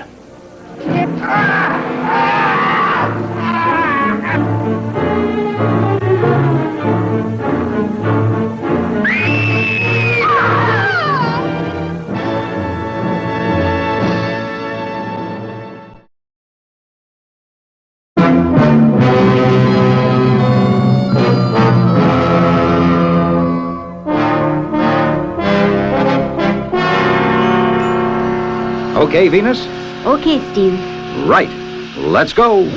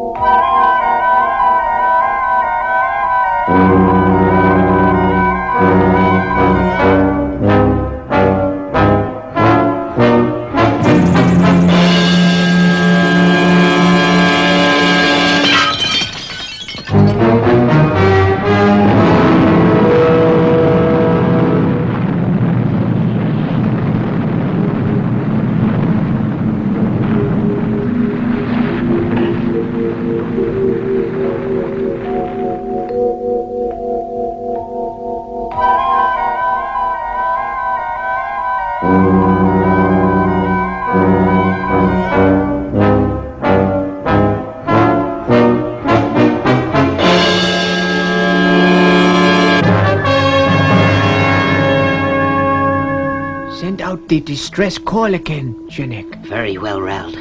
But the transmitter is failing. I fear the signals will not reach Earth. Zophite calling World Space Patrol Headquarters Earth.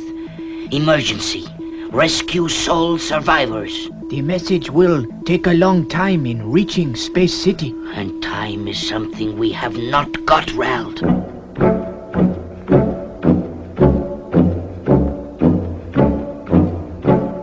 It is too late, Janek.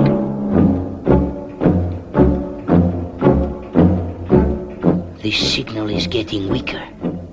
It is no use. Make haste, Janek, to the elevator. If we can make the underground shelter, we are safe for a while. Oh, it takes so long to rise.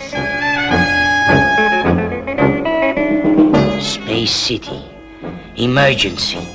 2 survivors of civilization. Immediate rescue imperative. The power has gone. We can no longer send an emergency call.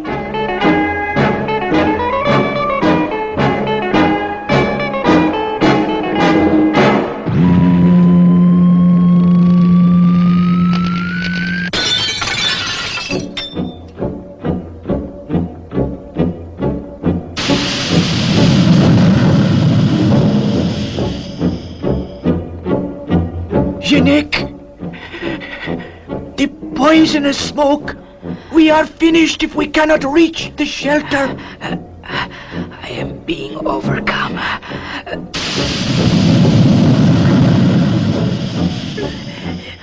It is no use.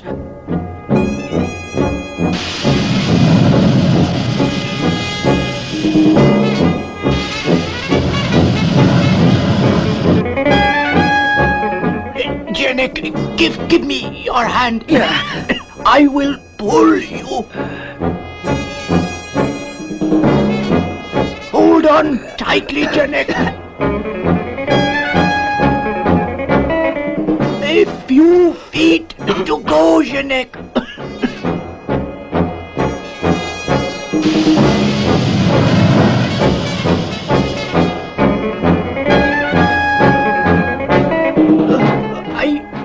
I must close the door.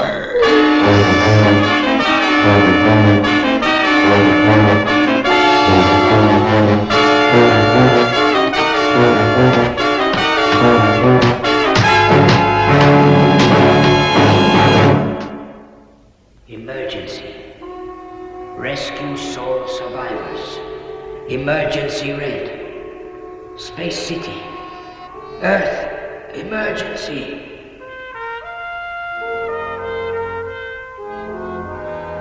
Two survivors. Immediate rescue imperative. Did you get that, Lieutenant 90? Sure thing, Commander Zero. What do you make of it? Make of it? It's not our job to make anything of it. It's an emergency, Red Man. Emergency. Get the lead out of your boots and contact the patrol spaceship nearest to Zophite. Yes, sir, Commander. Space City to Fireball XL5. Come in, Colonel Zodiac. Receiving you loud and clear, Lieutenant. What can I do for you? I'll take it, Lieutenant. Steve, 2 lone survivors on Zophite are in some kind of trouble. Get them off that planet, will you? Roger, Commander. We're on our way. Yeah, that's what makes Zodiac a good space flyer, Lieutenant. He's on the ball, and don't let's forget it. No, sir. I won't. Set course for Zophite, Matt. Emergency red call received. Roger, Steve. We're very close. Zoophyte? What's the planet like, Steve? I've never been there, but from what Commander Zero says... Something has wiped out the population. Except for 2 people. How terrible for them. Steer course 3190 red.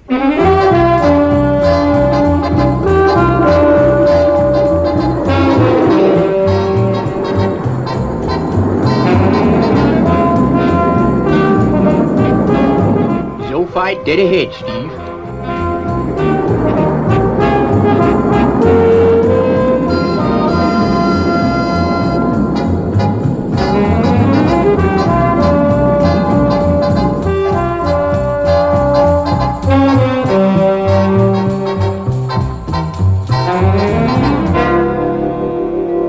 Will you come forward, Matt? Here's your chance to see Zoophyte firsthand. Roger, Steve. Going into orbit. Okay, Professor. I'll take over now. Back you go, Robert. Help Venus keep the orbit.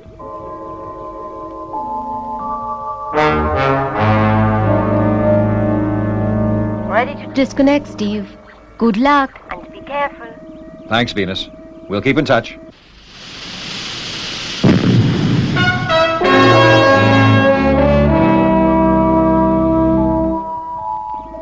No further message from the planet, Matt? No, Steve.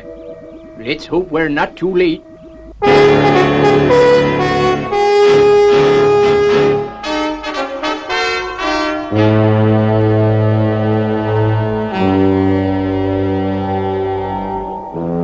Say, Professor, take a look at that weird creature.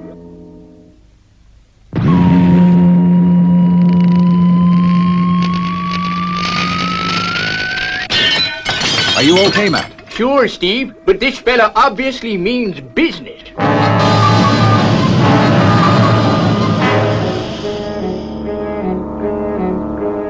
That smoke, it's blinding me. Be careful, Steve. It could be a poisonous gas. I'm not taking any chances, Professor. I'll try and steer clear of it.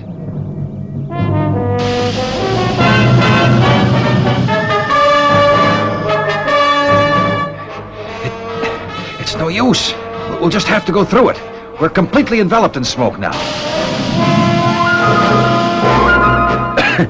It is poisonous, Professor.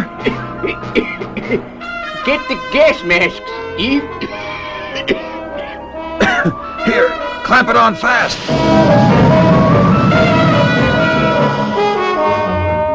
Gee, that's better. I can breathe again. Yeah, me too. Guess we'd better rejoin Fireball and repair the damage. I'll radio Venus that we're on our way back.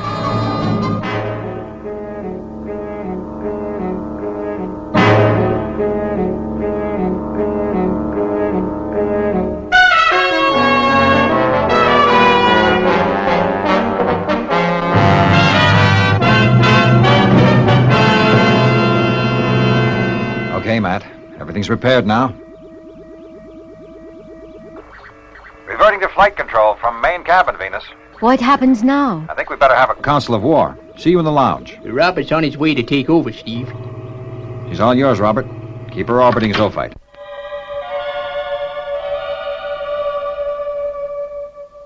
I keep thinking about those 2 zoophytes, the only survivors of the planet. Yeah. Time's against us and them. But we've got to plan carefully, Steve.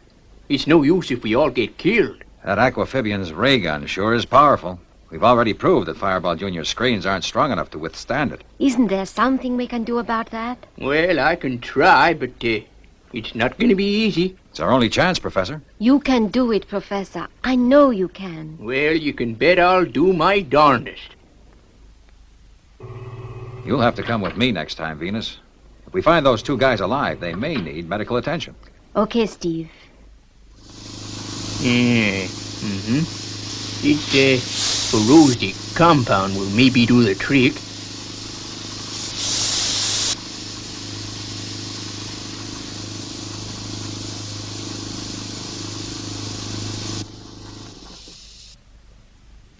Well, here goes.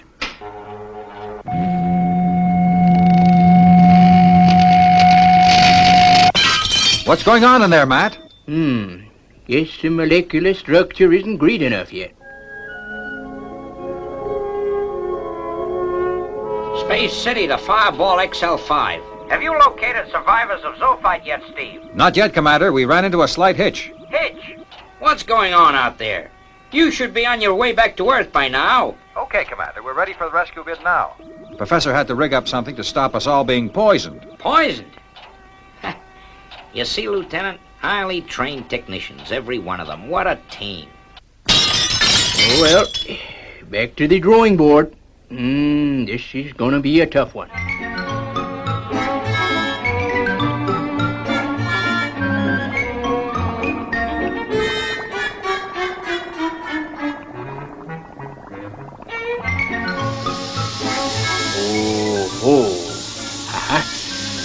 I think I've found the cause of the trouble this time.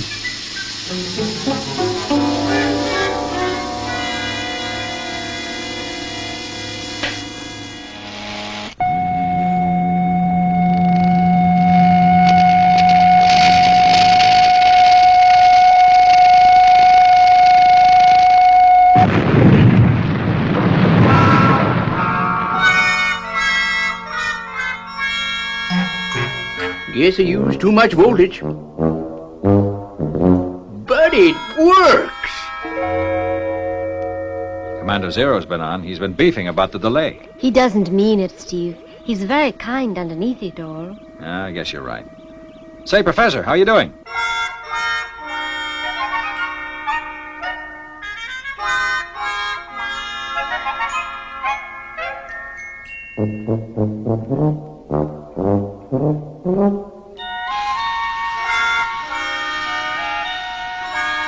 Hey, Matt, where are you? He's outside, Steve, spraying the screens. He's obviously found something that will withstand the ray gun.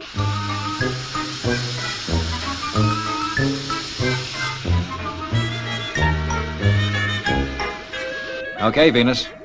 Get ready to take a real close look at Zoophyte. When our flying professor is through, that is.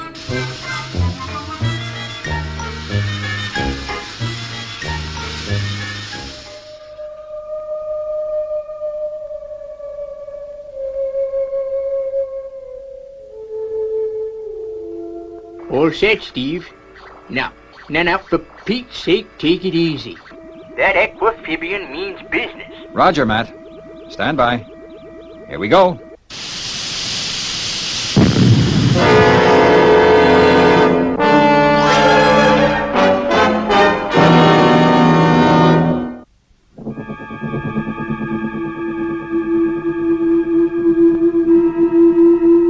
Now keep a lookout for the aquamphibian, Venus. He's dangerous. Steve! There he is! He's trying his ray gun again, Venus. Keep your fingers crossed that the professor's invention works.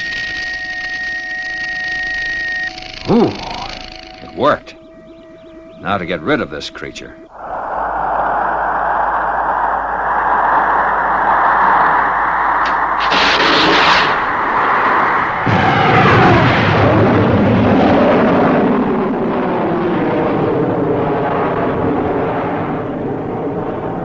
He's disappeared. We'd better land and take a look around. This looks as good a place as any to touch down.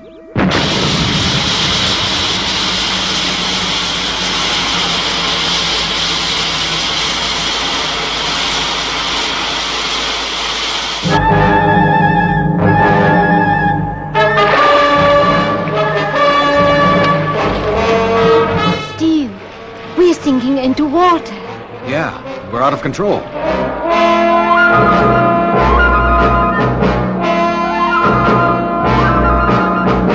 But Steve, we're equipped for underwater. Sure, when we're prepared for it.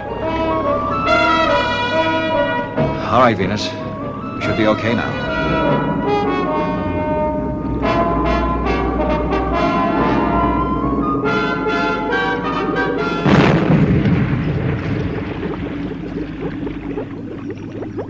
Gee, Steve, it's beautiful down here. Yeah, but we're no nearer to finding the survivors. Poor guys, they must have given up hope by now. Steve! The creature! He's trying his heat ray on the hull. Let's get out of here.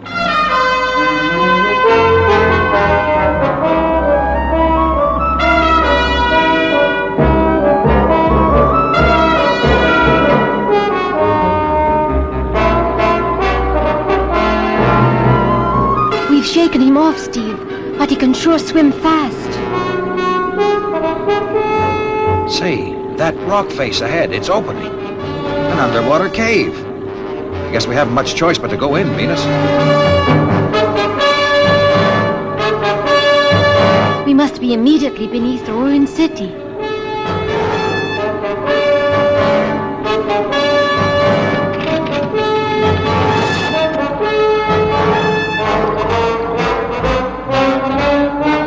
There's a shaft above us, Steve.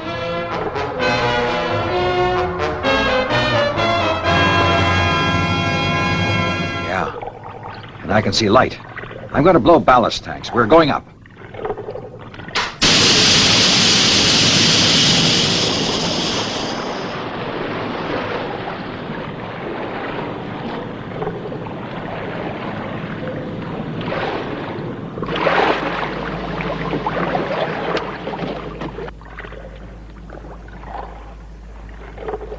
Look, Venus, a vast cavern.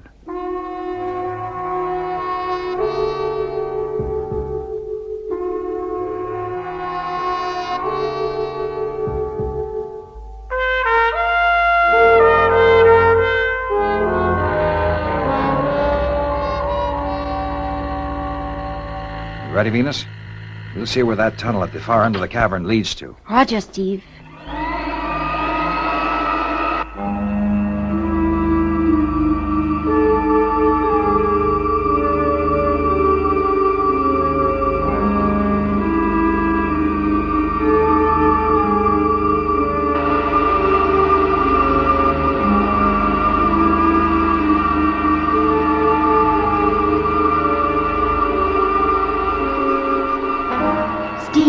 The tunnel is curving.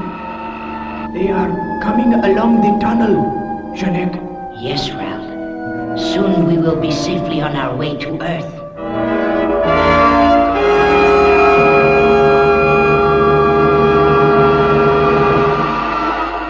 Ah, the Earth rescuers are here. Yeah, guess it was you who opened the rock doors. Just as well. That aquamphibian might have damaged Fireball Jr. if we'd given them the chance. Aquamphibian? We saw no aquamphibian when we observed your craft on our television. That creature and his race are the cause of the ending of our people. Only Rald and myself have managed to elude them, because we discovered this unknown shelter just in time. And if the aquamphibian has detected our underwater entrance, we are all doomed. I will switch on the televiewer. We will soon see if we are in danger.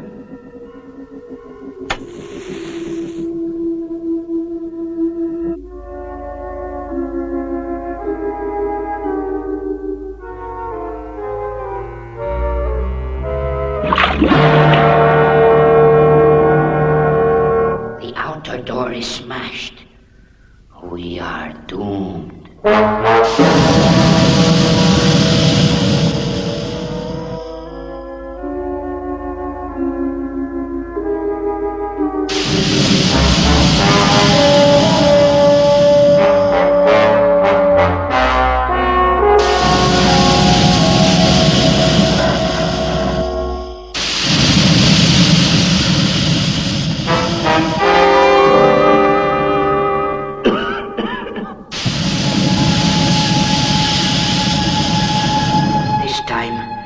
The poisonous smoke, it is stronger than I've known. I am done for.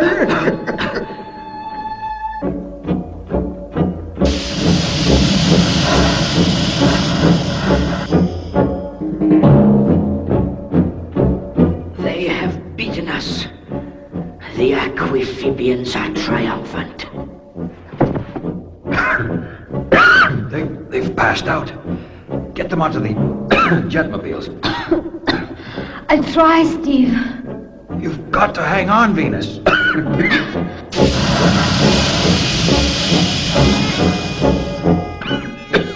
Just a few minutes more.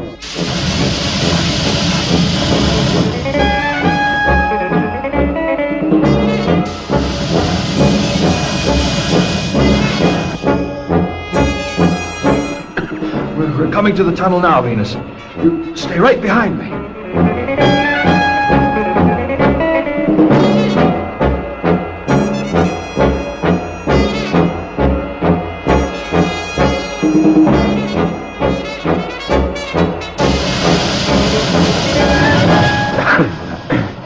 That creature, it's beside Fireball Jr.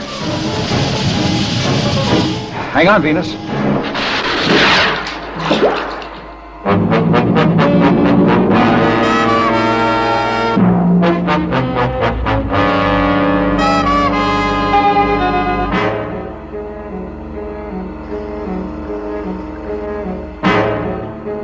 I guess that's taking care of him for a while.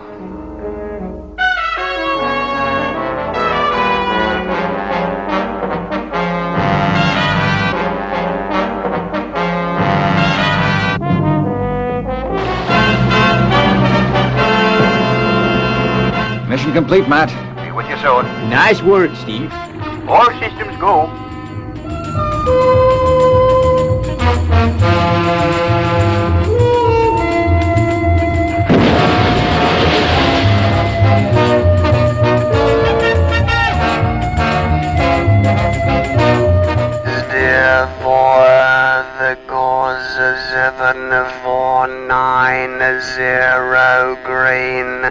We cannot thank you enough, Steve Zodiac. All part of the job, I guess. Fireball XL5 to Space City.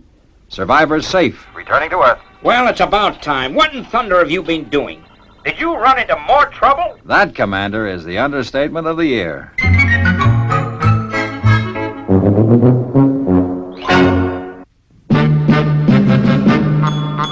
I wish I was a spaceman, the fastest guy alive. I'd fly you around the universe in Fireball XL5. Way out in space together, conquerors of the sky. My heart would be a fireball, a fireball.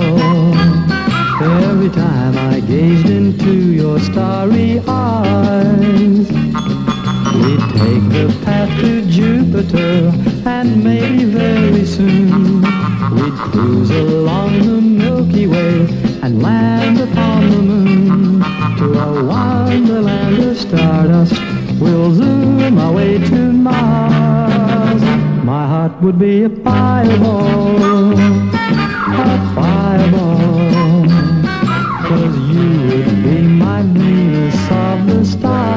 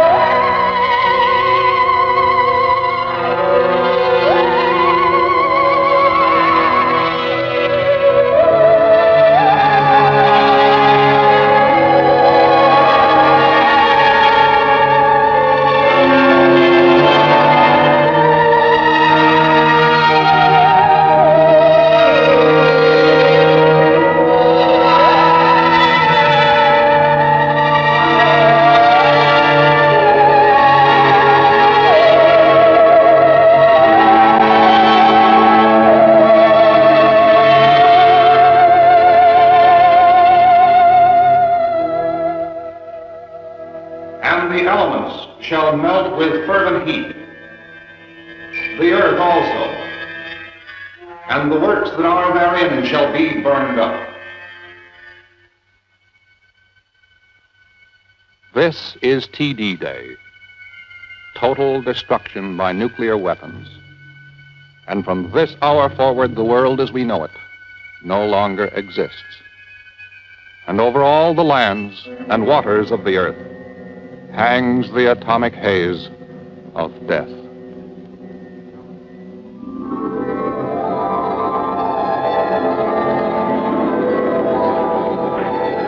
Man has done his best to destroy himself.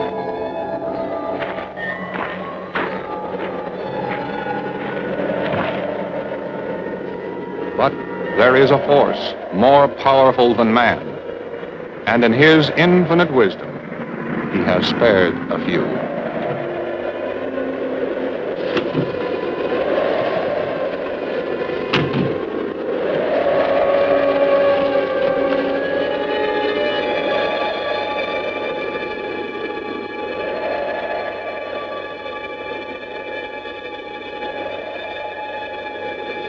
Down there, let's go.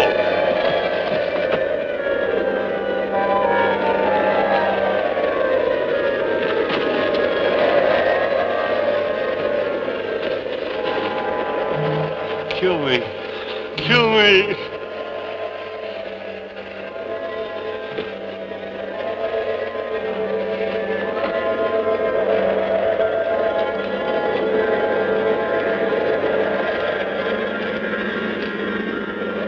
Over there. Come on.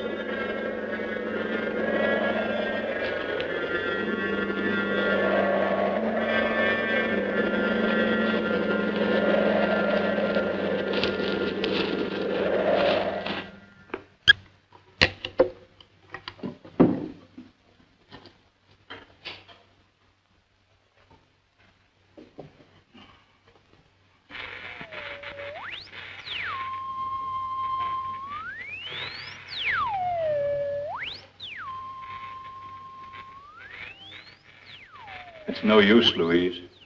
I'm afraid you'll never see him again.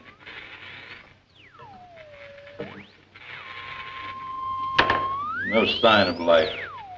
New York, London, Rome, Moscow. Honey, check the Geiger counter.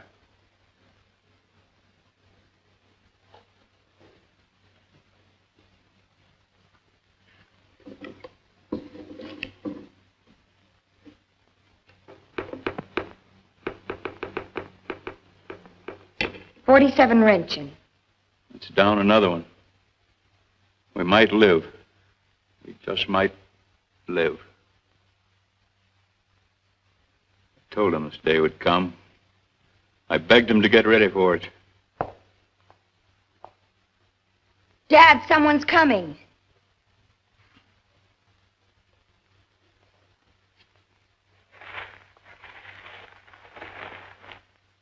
I can't let him in. You've got to. I only planned this for 3. You, me, and Tommy. I've only got provisions for 3. No more.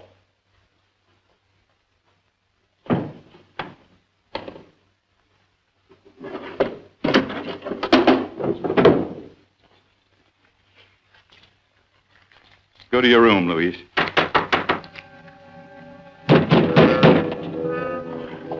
I won't let you do it. Well, there's always one way to get into a place.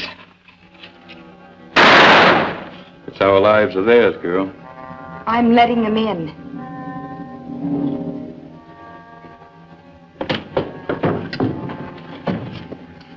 That wasn't much of a welcome, mister. No, you're not welcome.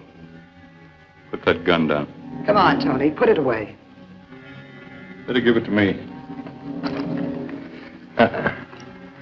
Where I go, this goes. I'll look after you later. Louise, take the girl in, give her a fresh change of clothes. Have her washed with some of the water in the sealed jars.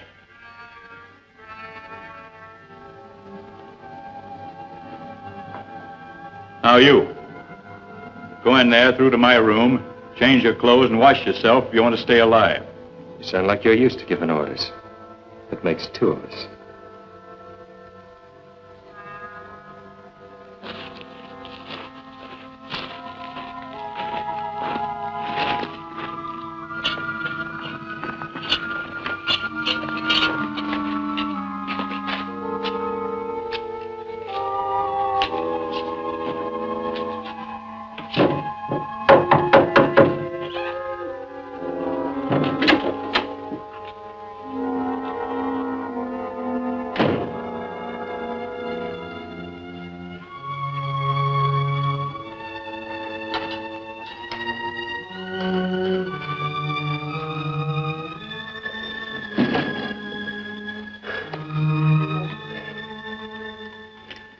have to feed this poor devil. He's done for.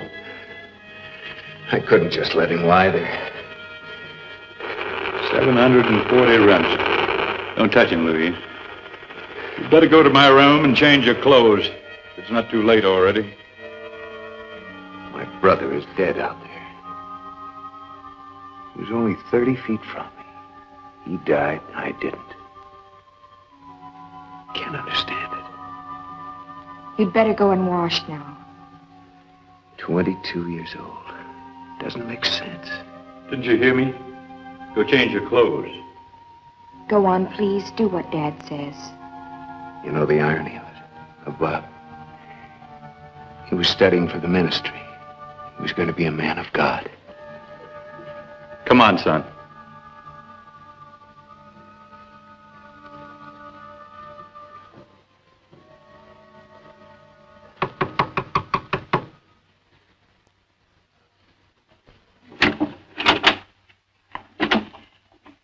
Come on in the house, quickly. I wonder, ma'am, if you could make a place for me and Diablo here, because a woodshed will do.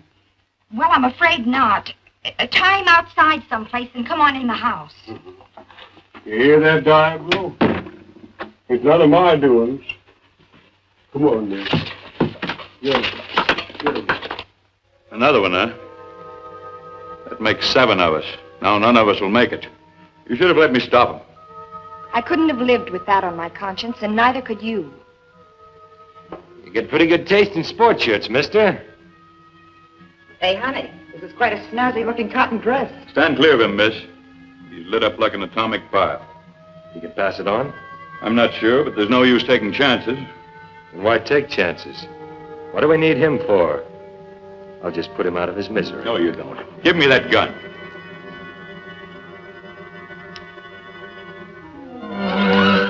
Once and for all, mister, no one takes my gun. Tony, look out!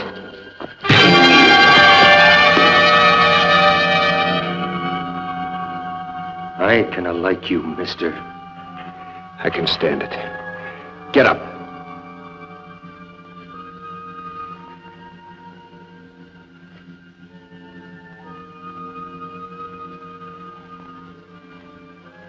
If I used my best judgment, I'd kill you right now.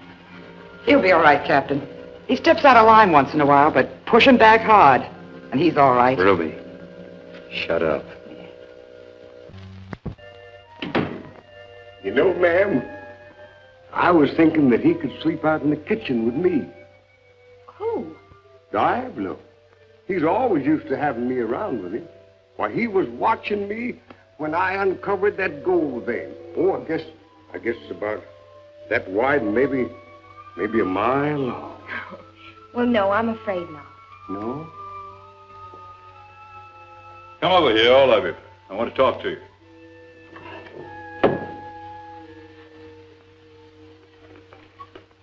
This is the Geiger counter. It's recording 46 rengens of radioactivity in this house now. 50 is considered dangerous, 500 fatal. It all depends on the individual. Different people have different absorption capacities. When I want an opinion, I'll ask for it.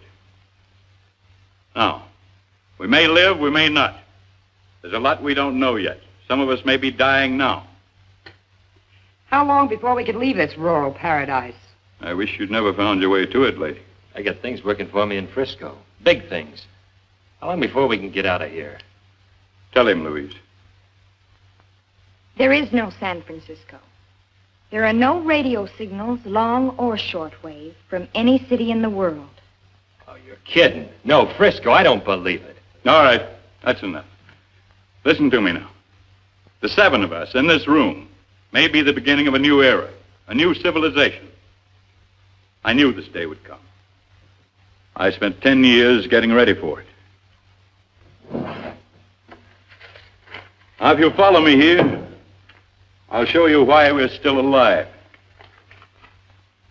This is my house, with its own generating equipment, its own food supplies. These hills surrounding are full of lead-bearing ore. They act as a barrier against radioactivity.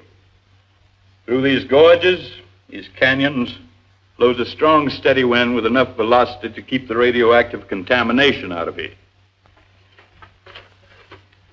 By some chance, each of you was in this sheltered area, except the man on the couch.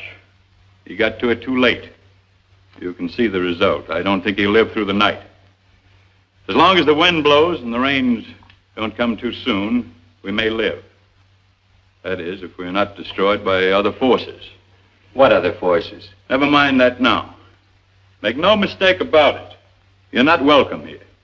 This was planned for 3 people. That's how much food we've got. Divide that among 7 of us, we'll find ourselves walking around with aching bellies. I have the key to the storeroom. I and only I will decide when and how much we eat. Any argument about that, I settle it with this. Oh, you're a tough man, all right. Packing that gun. Just don't let go of it. I don't intend to. You men will sleep in my room. I'll bunk out here.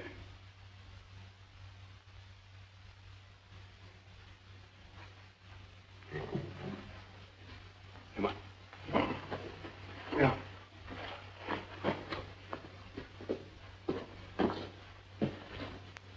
You think he's got it too?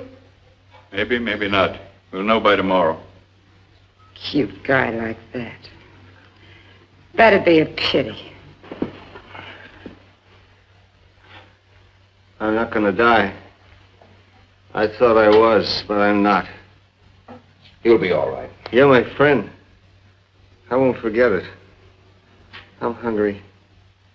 I need food, meat, red meat, nearly raw. I don't know why, but it'll do me good. I'll leave your order with the chef. Meantime, you better wash up and get into some clean clothes.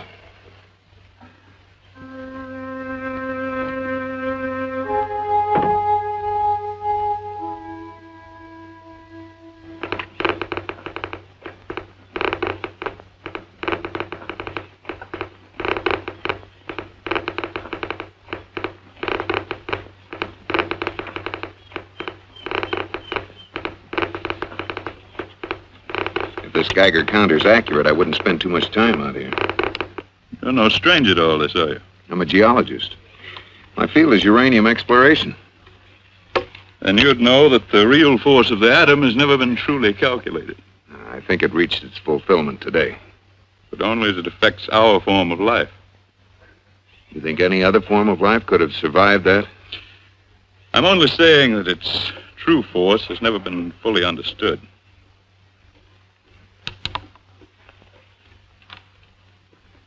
You remember the H-bomb test at Matsuo some years ago? I captained one of the ships. 5 days after the blast, I towed the animal ship out of target 0. The world never had a true account of that test. What are you trying to tell me? Coyote. Lots of game in here now. Contaminated game. Fighting for life just like we are. They started coming in a week ago. It's like this valley was Noah's Ark.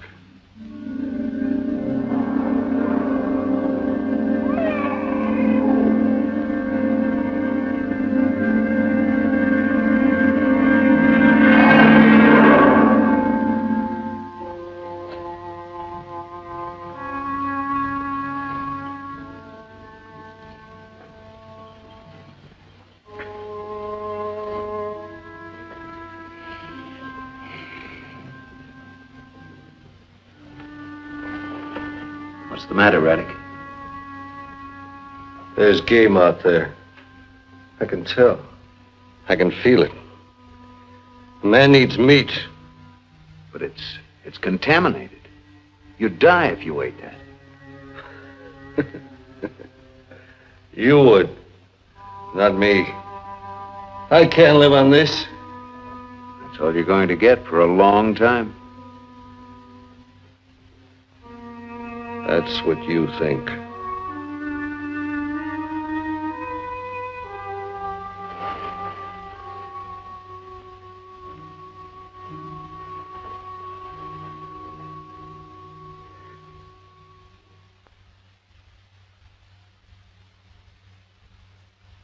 It's doing nicely. You're a plant of the future. Celebrates a birthday tomorrow. 3 weeks. 3 weeks.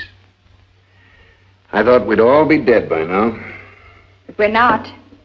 Even Raddick got out of bed today. Gives me the creeps. Logically, he should have been dead by now. There's no such thing as logic anymore. He hasn't touched food or water for 3 weeks. What does he live on? He says he doesn't need food. Last night he slipped out of the house. Didn't get back until dawn. I'm afraid he's going out of his mind. He seems to live in a world all of his own. He's a mutation, Rick. Freak of this new atomic world of ours.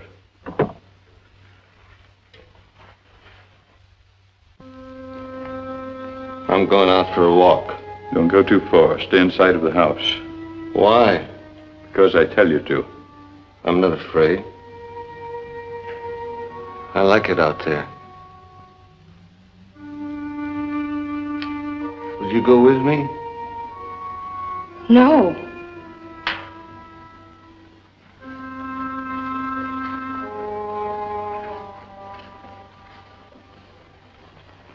Dangerous, Rick. He should be destroyed. No, Jim, it's important to us that he live. But why? Not sure yet. When I am, I'll tell you.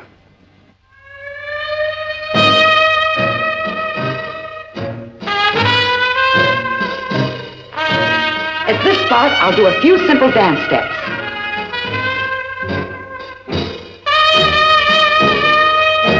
Boy, the contrast will kill him. Did you hear what I said? No. You turn off that crummy record. You only got eyes and ears for Louise, huh? Shut up. You don't like it when she goes out walking with Rick, do you? I said shut up.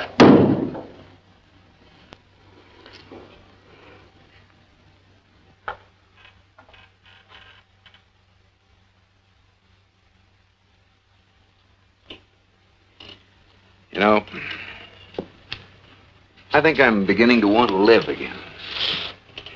It's taken 7 weeks. And you. Oh, Louise. What's the matter? Didn't you hear that? Hear what? Let's go into the house, quick.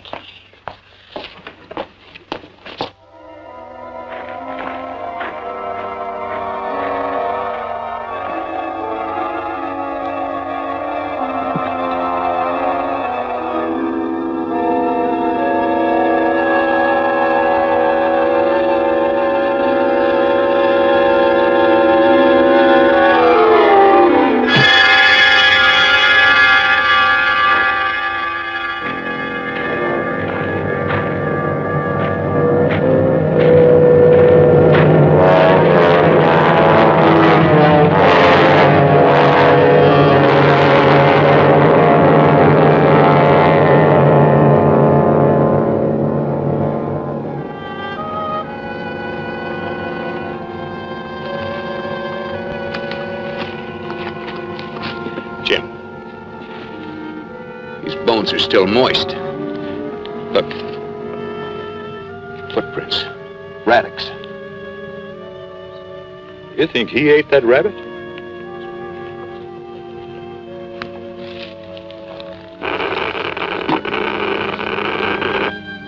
"49 ranching. Think a man could eat that poisoned meat and live?"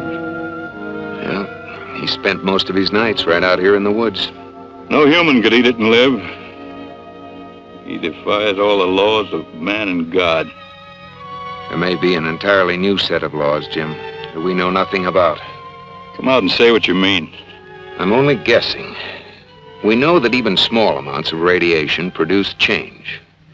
But if, for some reason, a man could live through complete saturation, 1,000 generations of changes could have taken place. It's only a theory. Matsuo test. What about them? Nothing. Go on with your theory. There may be more Raddick's. Worse than him. All of us have survived more cumulative exposure than we ever dreamed possible.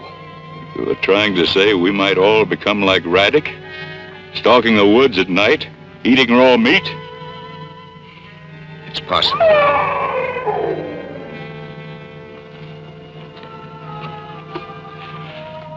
What can we do, Rick? My brother believed the Bible gave strength and revealed a plan for everything. And I hope I find it before I lose my mind.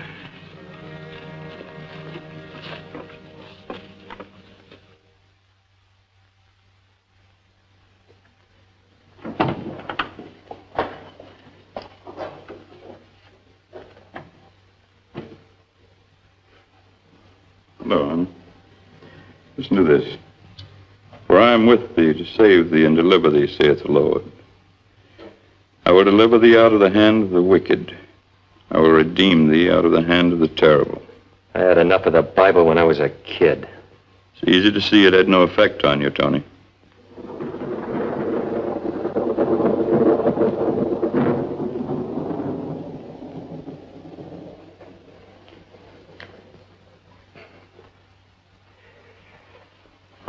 I think you ought to tell them about the rain. Yes, Rick, you're right. We're heading for rain. It'll be coming down through clouds saturated with nuclear death. I'm afraid there'll be no escaping it.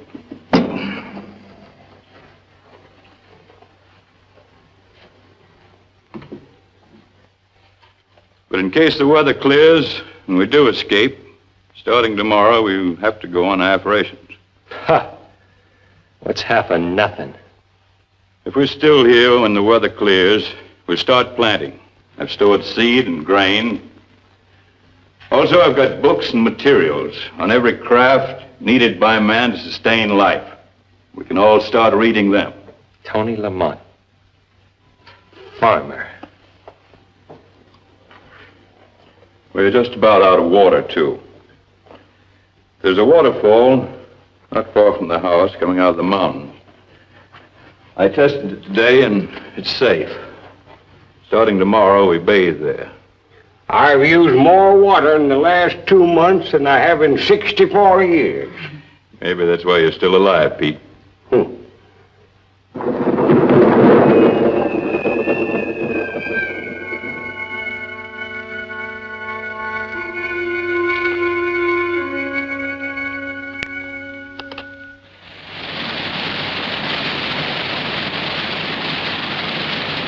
Oh, this place looks spooky even in the sunlight. Boy, what I'd give to be standing back on Broadway listening to that traffic. I didn't realize how isolated it was here.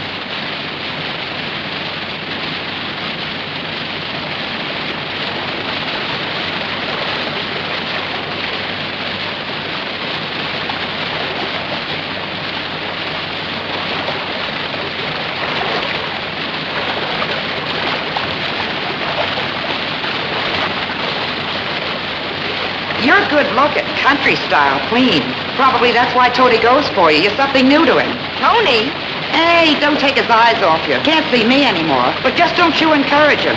Otherwise I'll make a play for that guy of yours. And that would be unfair competition for you, baby. I'll remember that.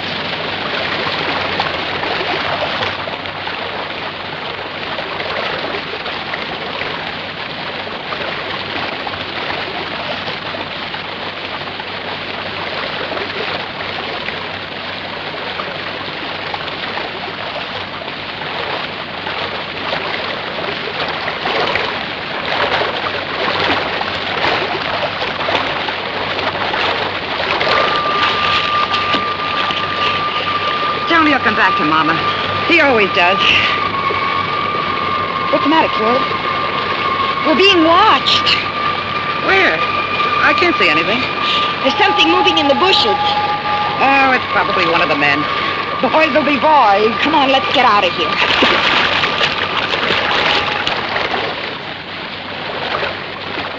We'll go along the stream. It's quicker that way.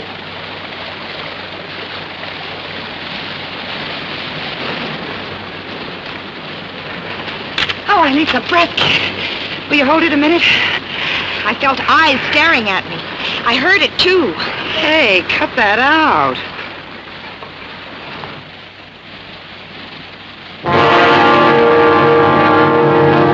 Come on.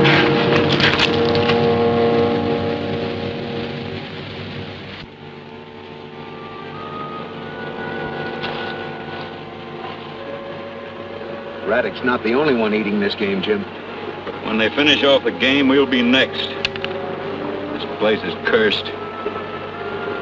Rick, we've got to kill Raddick. He's our only chance to find out what we're up against. We can't kill him. The animals at Matsuo, they predicted something like this. Don't you think it's time you told me about Matsuo?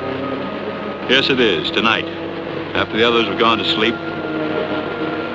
You'll think I'm crazy, just like the rest of them did.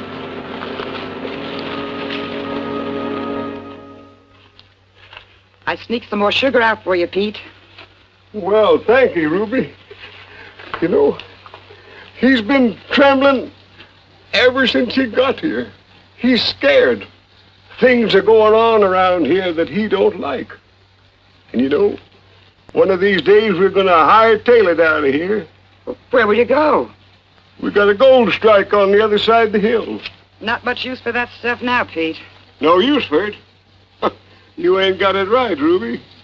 All my life, I've been hunting for gold. And now that I've found it, it's up there, and I'm down here. You're crazy. But don't feel bad. I think we all are. Thanks for the sugar, Ruby. You know, Diablo is just crazy about sugar. Cut that out, you old conniver. I know what you've been doing with that sugar. When the next batch of moonshine's ready, I want some.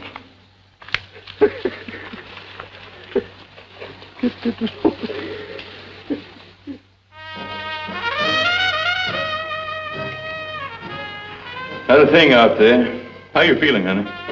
Fine. Where's Rick? He's out snooping. He'll be back soon. I'll go outside and wait for him. Don't go too far from the house, honey.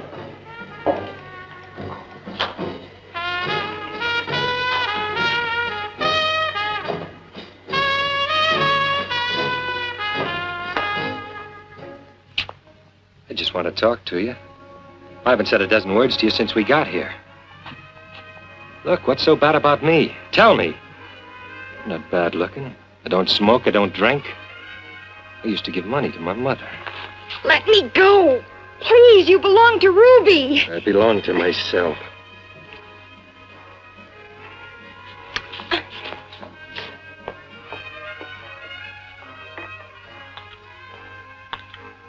Found some perfume in my bag. Smell nice? It stinks. What are you smoking? Some concoction of Pete's. He makes a brew, too. Don't that kill you? Throw it away. You really go for it, don't you? Nothing like a country girl who plays hard to get. She makes me sick. Sorority clubs, country clubs. Ready to come home to Ruby?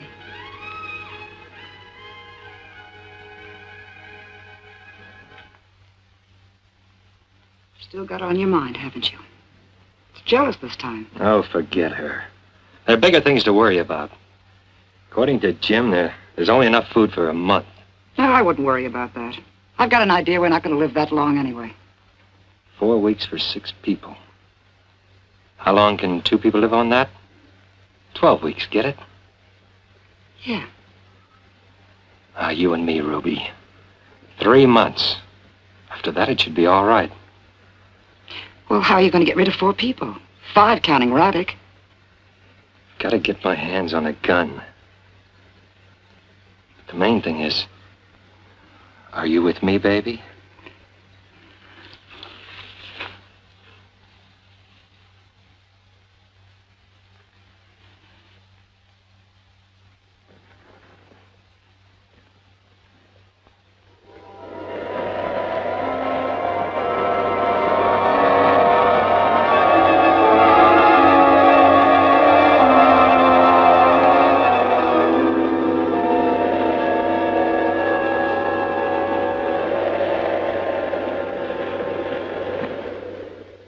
Raddick walked into that murderous vapor like it was just plain fog.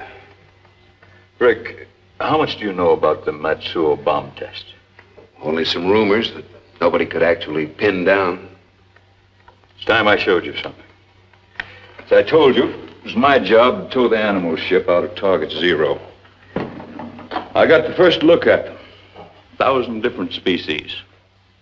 I remember the newspapers said that they'd all been completely destroyed. Papers lied, Rick. 3 of them lived through it. Lived through the H-bomb? There was a law against taking photographs, none against sketching what you'd seen. They were placed in cages, male and female of each species. That was a chipmunk. That was alive?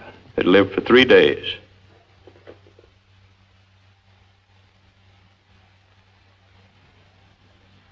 The third survivor was a monkey. Its skin looked like rubber, but it had the feel of metal. Armor plated. Nature's answer to complete nuclear radiation. 1 million years of evolution with 1 bomb. They lived for 3 days. By the time we got back to the inspection ship, they were dead. If we could find out why they died, it might help us. I couldn't figure it out. Except they wouldn't touch food or water. A new species. The ancestors of whatever we have out there. Sometimes I have a feeling of doom. All I know is there are 2 forms of life fighting for survival here in this valley. And only one of them can win. It's got to be us. You're right, Rick. It's surprising how much strength I've drawn from you. I planned this whole thing just to stay alive. But you've given me a feeling of responsibility towards the future of our kind. Thanks, Jim. I think I'll turn in now. I've thought a lot about it. I'll talk to the girls in the morning. The girls? Yes. They should bear children as soon as possible.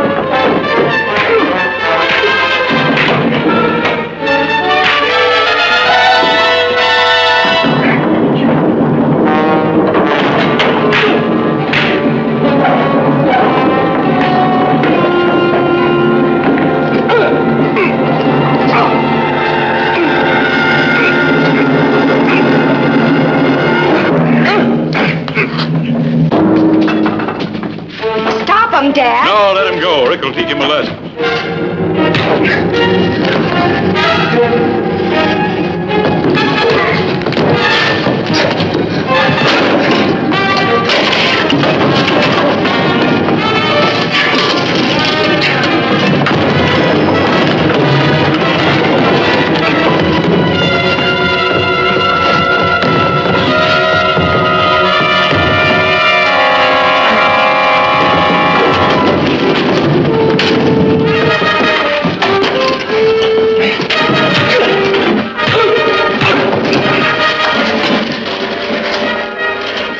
I'm gonna kill you. Are you all right, honey? Get out of my life.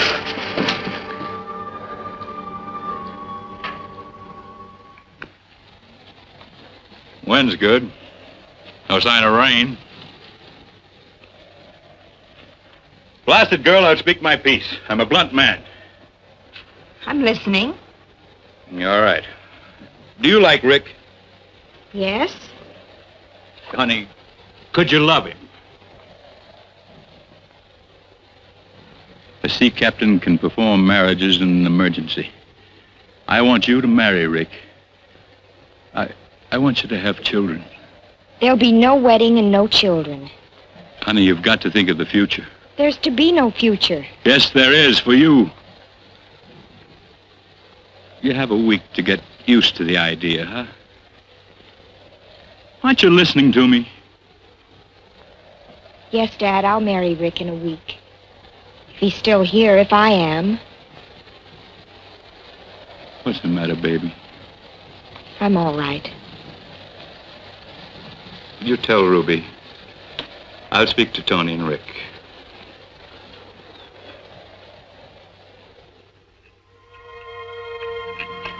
This is going to open that storeroom door for me. Can you imagine us with a kid? We won't tell him his old lady was a striptease artist. Wonder what's wrong with Louise. She's been in her room most of the day. Oh, I think she's going off a rocker.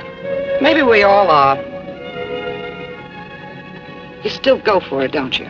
She wants no part of you, but you still go for her. All I want is this key to open that storeroom door. You and me, you said. But it's her you're thinking of, you rotten liar. So I'm a liar. Any friend you had in the world was me. Anyone who loved you was me. You cheap hood. That's for you, lover. Now leave me alone.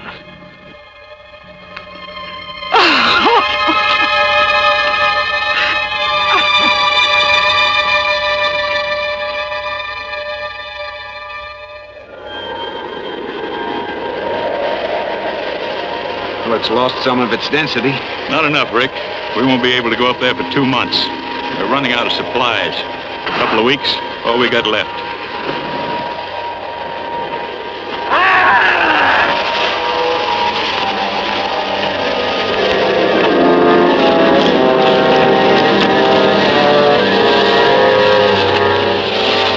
Don't touch it.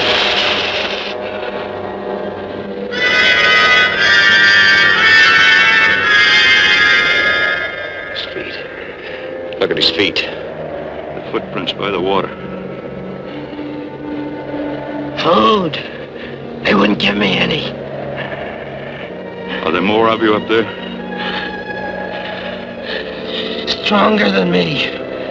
Much stronger. How many more? Not many, but strong. Food.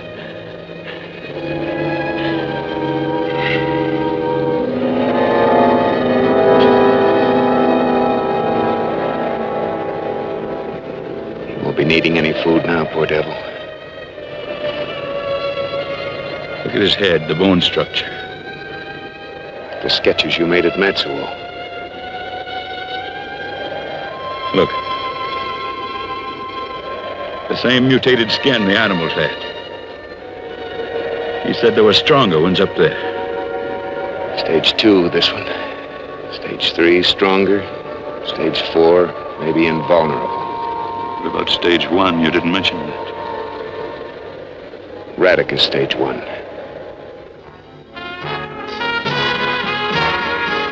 Smells like rain. Something's happened to Diablo.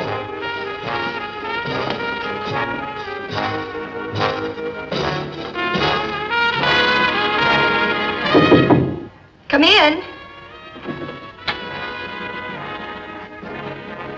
Hi. Your father told me you weren't feeling too well. I'm sorry. I'm feeling much better now. Good. Rick, there's something out there. You know that, don't you? We're just guessing. We don't know. I do. It tries to talk to me. Remember I told you at the lake I had a tingling sensation? Like I was being charged with electricity. My pulse was pounding and skipping beats and then pounding again. You were just frightened, that's all. It's been coming back every so often. Stronger and stronger. You don't believe me, do you? I'm beginning to believe a lot of things I never believed before. I'm glad you're here with me.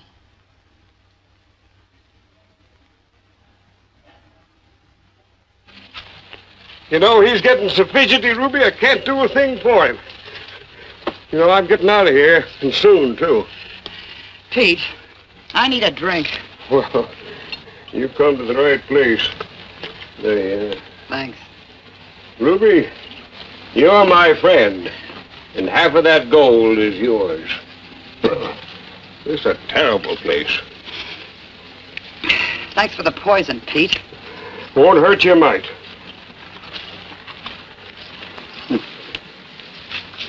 You'd like a little of that snort, too, wouldn't you?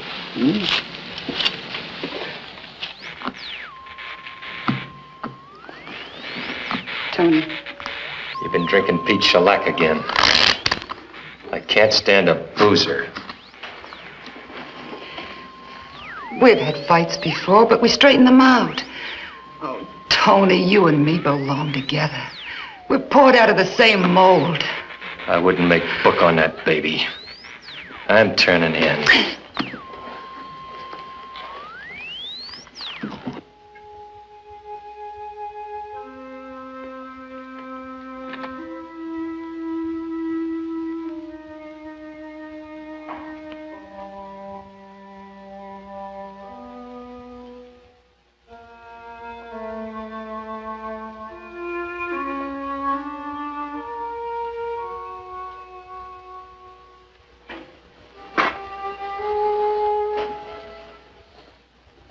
You followed me the other night. I saw you.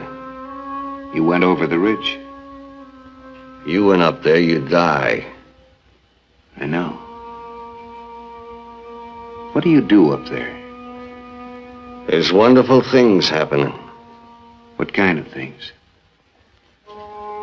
Maybe I'll tell you sometime. Why not tell me now? I like it out there.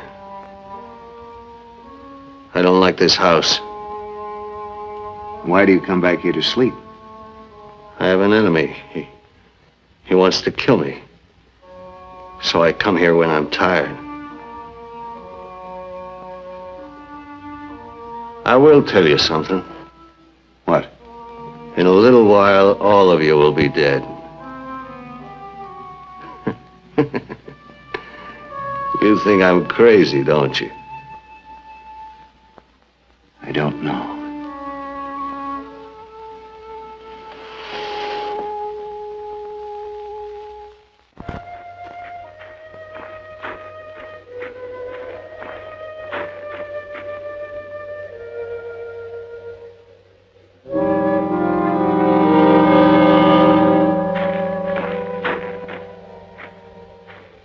There's no doubt of it. It's starting to come closer to the house. We'll stand night guard. Both of us. I'd use Tony, too, but I wouldn't put a gun in his hand. I know his kind. Spawned in Bilgewater.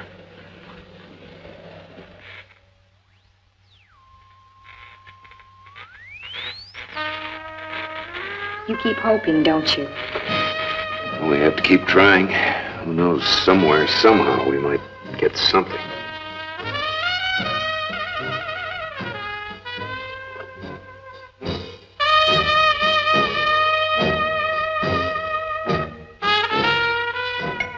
Hey, Pete, the boat's rocking. Put an anchor on it.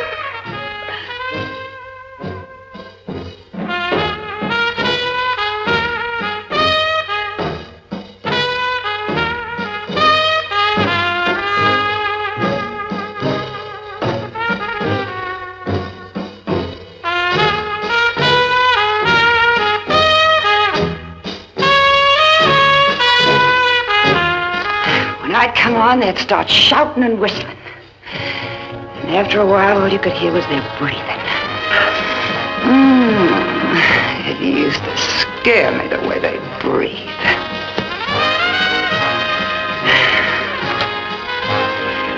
What's my wrenching count? Read me, Daddy.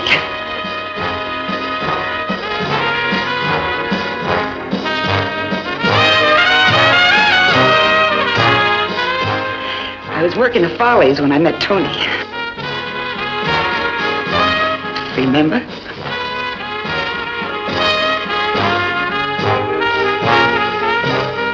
Now, about here, I'd start peeling.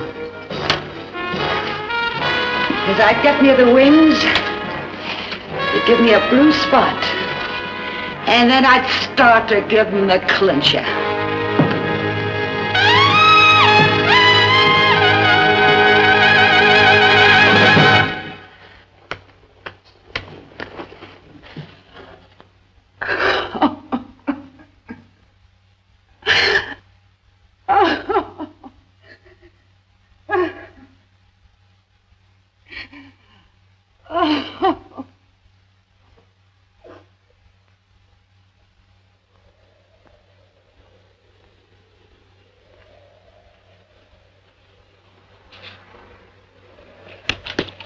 Hurry. I must have been dozing. I guess everything's all right. Here, I'll take over. Yeah.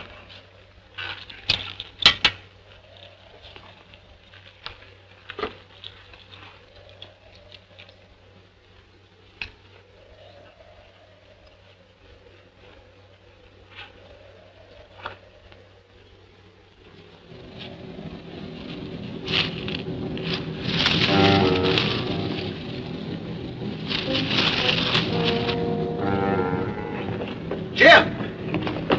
What's the matter, Rick? Diablo's gone. Laura? Maybe he broke loose. No, he was untied from the tree. Was Raddick in his bed when you came out? No. Come on, let's go after him before it's too late.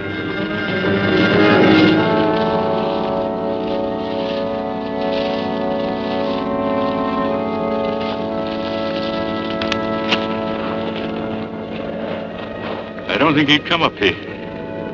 Look, the body's gone.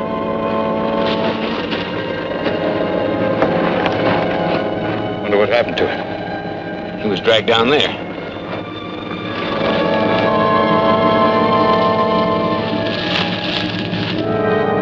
Jim, over here, quick.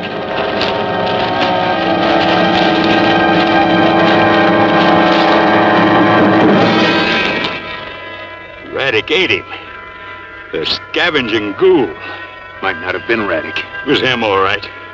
We've got to find him, Rick. If we do, I'm going to kill him.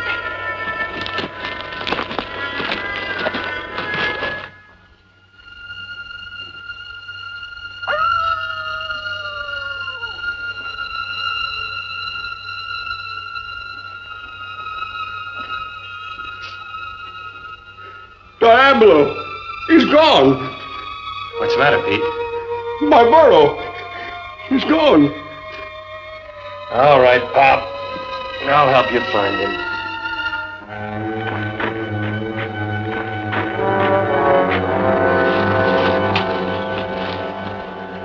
I know he's dead. There ain't no use of looking for him no more.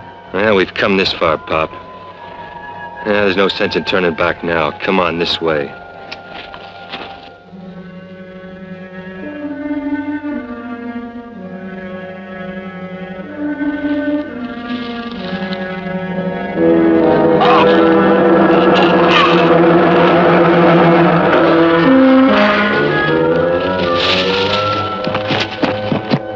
Come on, let's go. It's no use.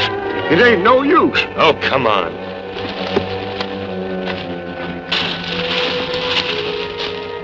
Raddick. Look at his arm, Jim. Yeah. What killed him, Rick? 3 punctures. Like steel daggers. Must be in there somewhere. I'm going after him. No, he'll be fighting on his ground. This thing has to be settled one way or another. Like 3 steel claws. Defies understanding. Steel claws, Jim. Like the surviving monkey on your animal boat.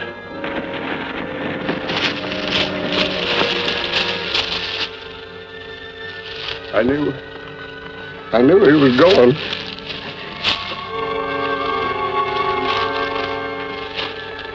We should have stayed on the top of the mountain, where we belong.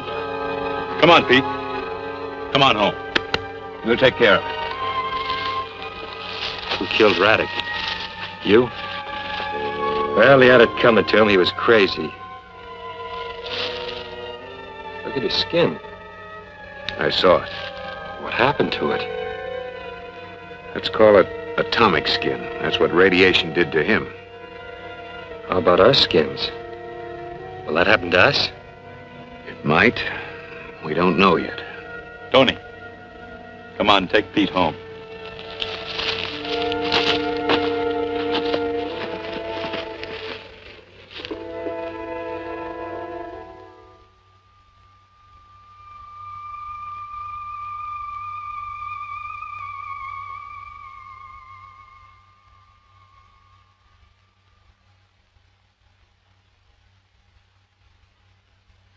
What's the matter, kid?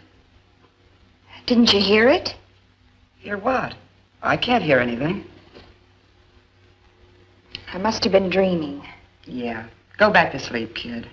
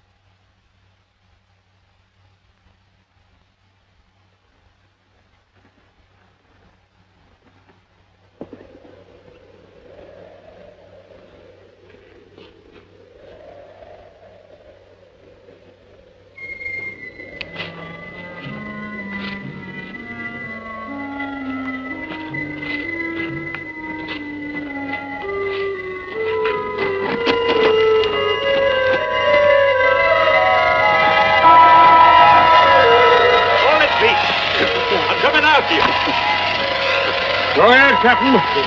If that's what you gotta do. Come back here. You'll die in there. You old fool.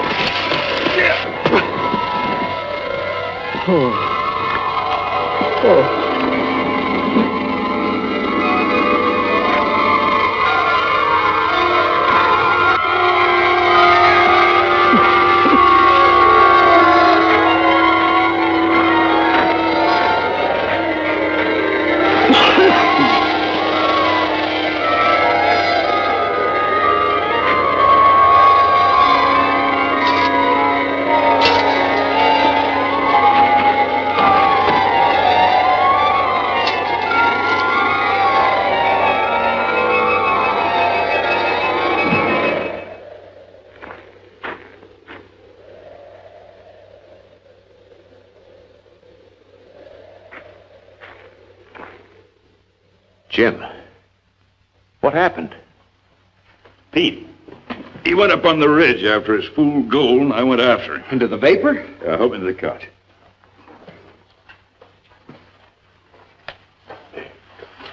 Louise is not to know, Rick. Right. How long were you up there? Long enough. I'll tell the others I hurt myself. It'll explain my being in bed. Don't worry. Maybe you've developed an immunity to it. Save your bedside manner, Rick.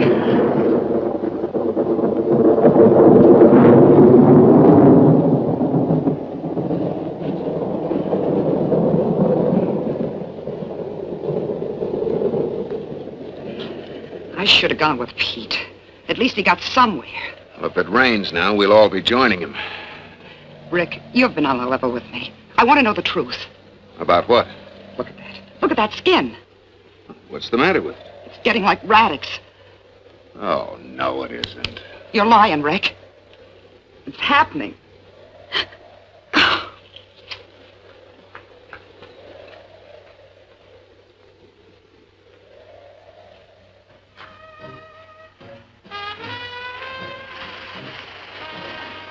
Feeling better, Dad? That's better, honey.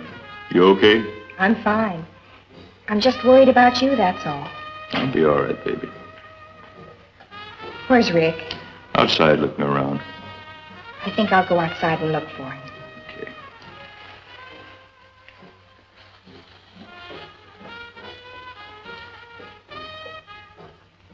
Someone took one of the knives out of the kitchen. You don't say. I think I'll go out for some air. Let me go with you. You stay here. I'll see you later. Oh, I hate this place. I wish we had never found it. Look what's happening to my skin. I've looked at it 10 times already. There's nothing wrong with it.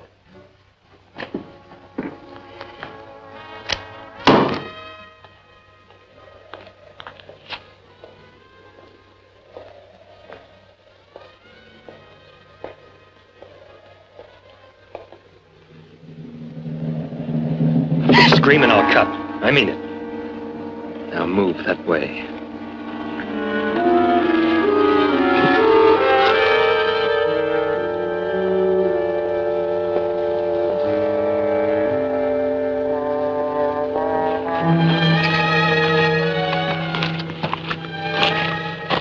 Sit down, Louise.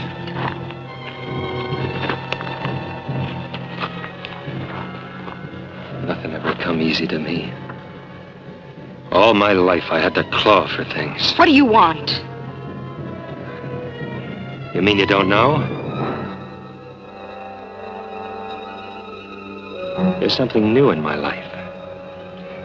I haven't had time for your kind of woman. Don't touch me. I can't stand you. Oh, you won't hate me when there's just the two of us. Be no point to it. Get what I mean? Leave me alone.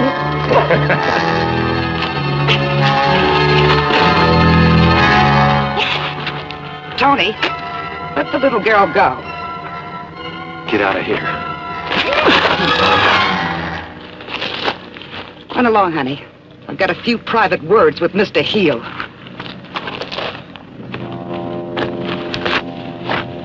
You don't know when you're through, do you? The two of us, you said. But you meant her. Yeah, that's right. Now you know. Your dime store stuff. You're cheap. I didn't know what it meant till just now. She hates your guts, Tony. You're dirt to her. She'd wish herself dead first. Oh, Tony. What are we fighting about? We're like a couple of kids. I want no part of you. Face it.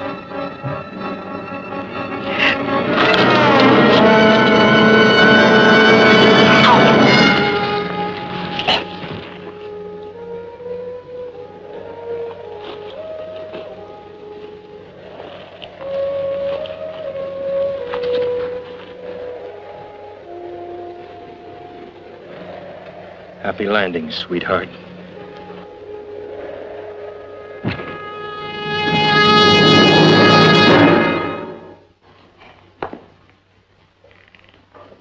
Ruby wouldn't come back with me.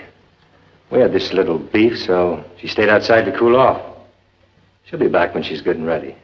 I have a little something to settle with you myself. Tomorrow, maybe. I'm tired right now. Okay, so you can beat me up. What does that solve? You go near Louise again and I'll... Kill me. You? I haven't had a good laugh all day. I think I'll turn in now.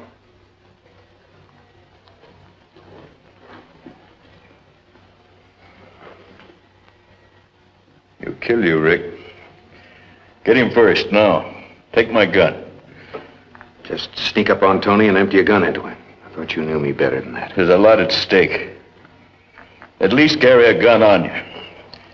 Here, get one out of the storeroom. Be ready to use it.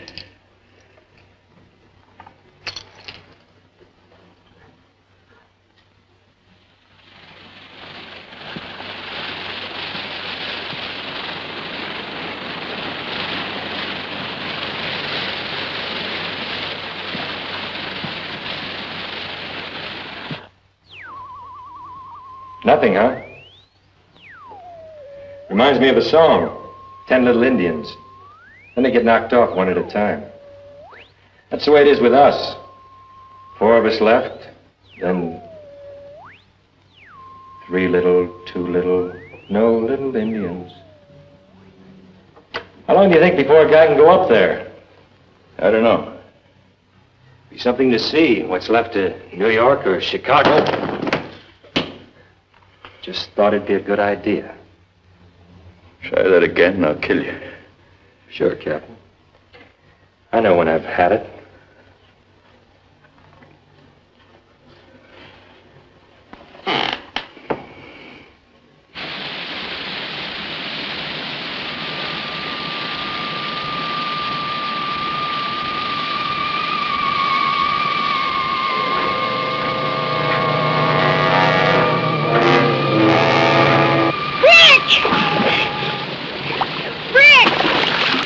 What's the matter? In there. What is it? It called to me. Oh, now stop that. Don't leave me alone. Take me home. Any idea what it looked like? I didn't see it clearly, but I heard it. Well, it was only 20 feet from you. I didn't hear anything. Take me home. Just take me home. All right.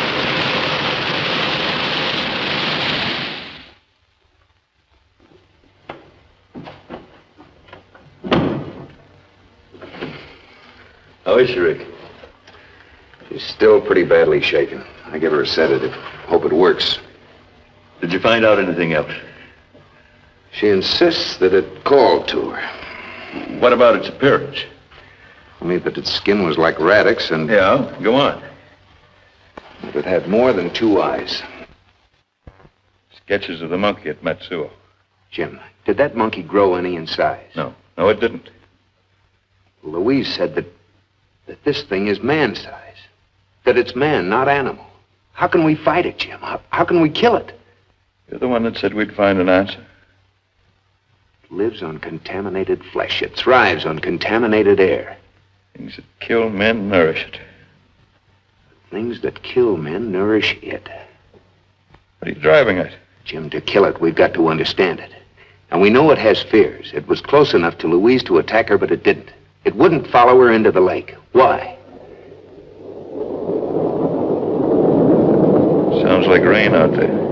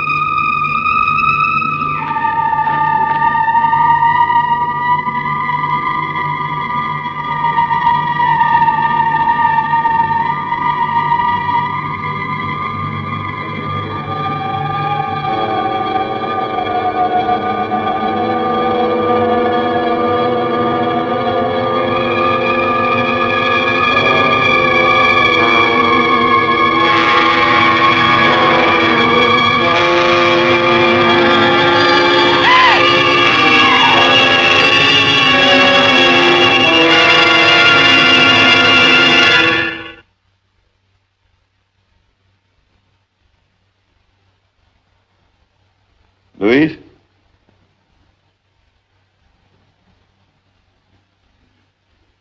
Louise!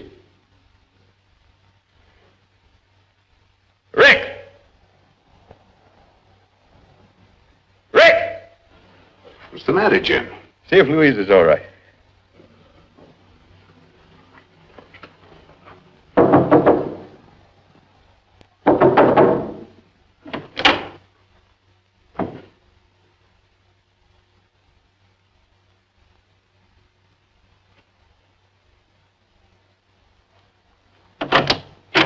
She's not in there.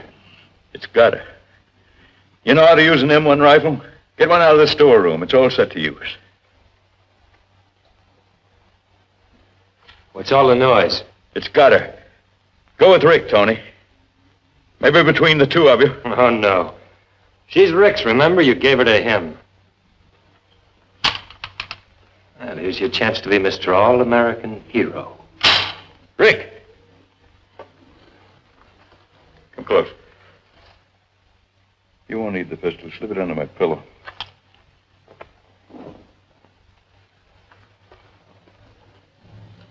Rick, there's no other way out.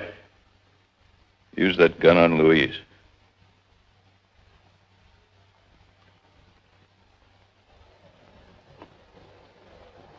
Louise!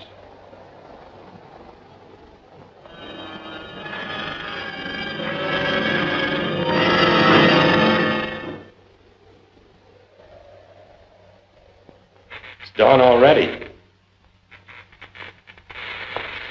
Well, Captain, looks like your ship's falling apart, don't it? You've been no help. You wouldn't look for Ruby. You wouldn't help Rick find Louise. You're a low scum. I'm a coward. I only fight when I have to and on my conditions. One of them is that I know what I'm fighting.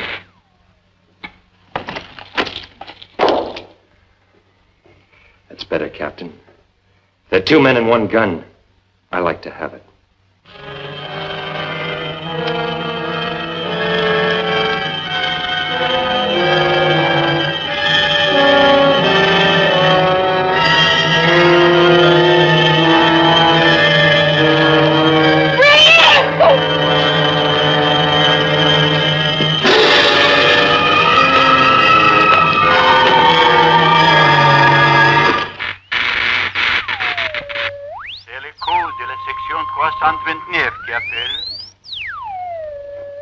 Voice came over. No, it's nothing. You're a liar. A dying man shouldn't lie. You think I don't know you went after Pete? That's why you're so brave. That's why you're moving in. Moving in? I'm taking over. The works. The house, Louise, if she gets back. I'd make a better father for her kids than Rick would. They'll be tough.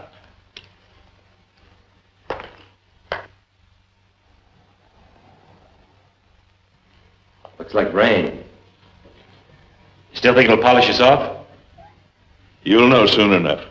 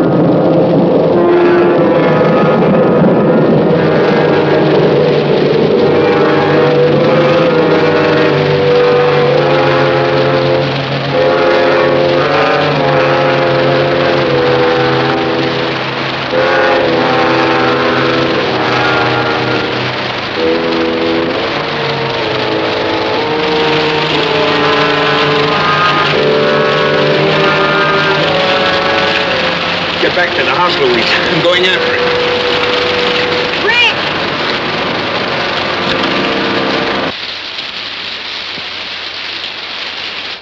Well, there's your rain, but good.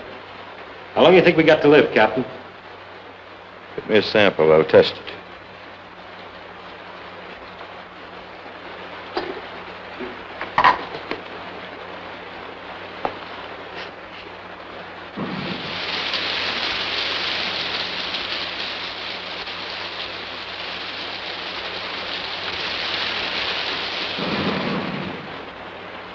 All that action out there, and the lousy rain's got to finish us off. Give me my Geiger counter.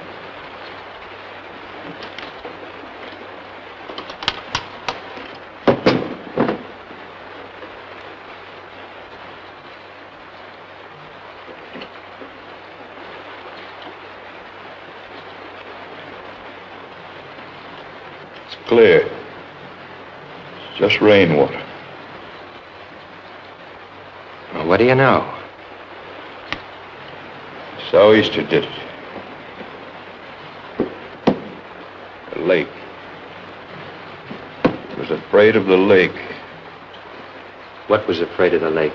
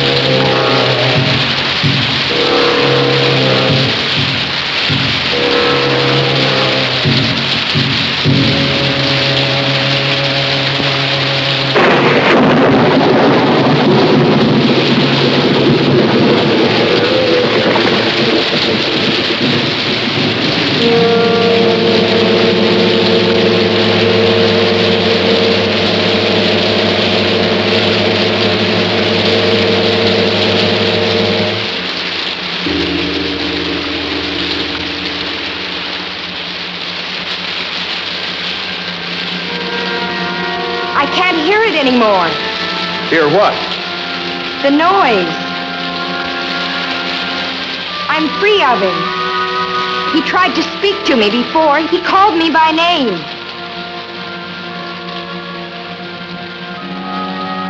Come on, let's go. You're soaking wet. Rick, what killed him? We'll talk about it later.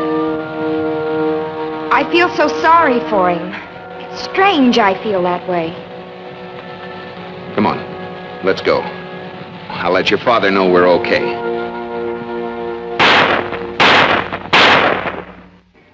They must be signaling they're okay. Go out and see. I can see them from the window when they come. Yeah, that's it, all right. They're getting closer.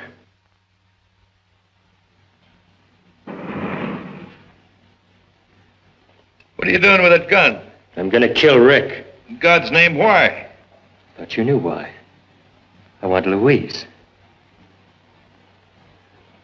I think I see them now. Yeah, it's gonna be a tough shot.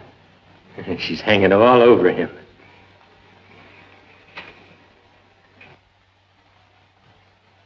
Get away from that window. Shut up. Pretty soon now.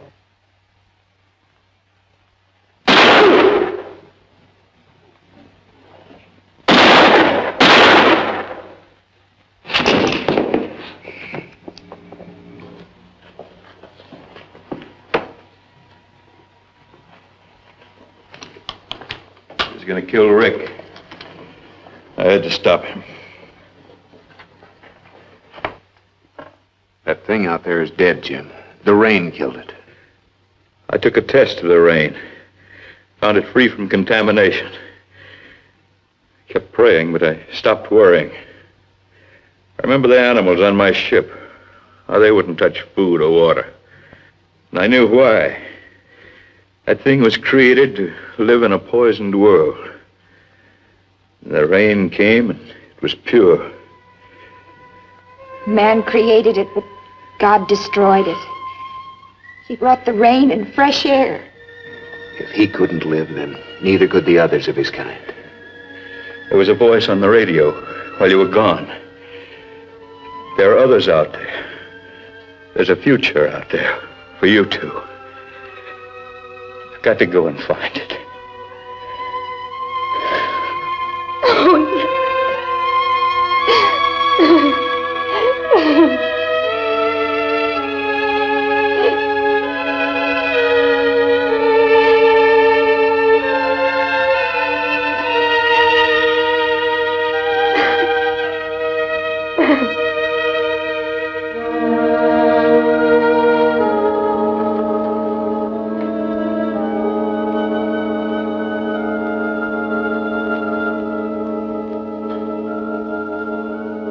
about ready, Louise? Coming.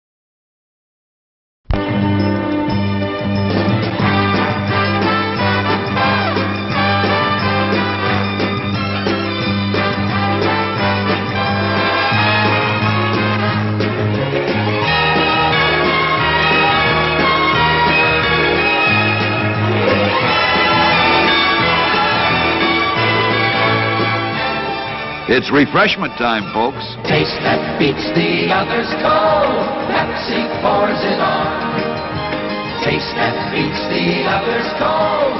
Pepsi pours it on.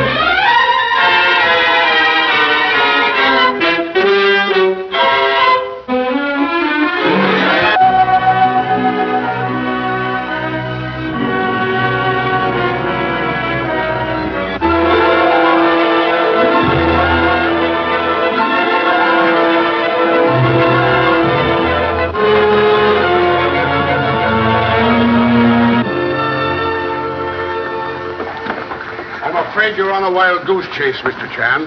Have sometimes caught wild goose. Well, if you ask me, there's something fishy about the whole business. A man walks out on a fortune 7 years ago. Then all of a sudden he appears from nowhere to claim it. A little tough on the Colby heirs if he's alive. Tough on Alan Colby, if dead.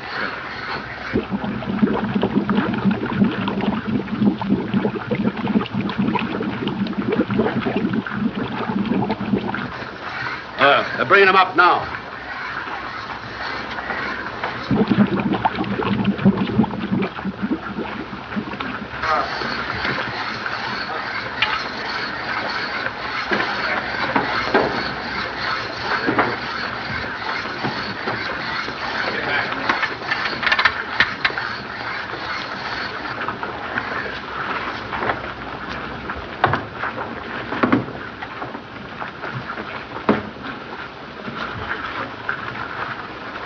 Taking on the wind.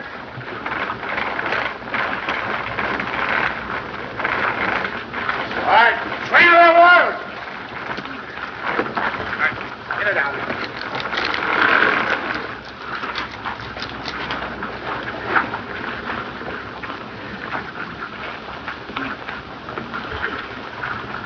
Body not that of Alan Colby.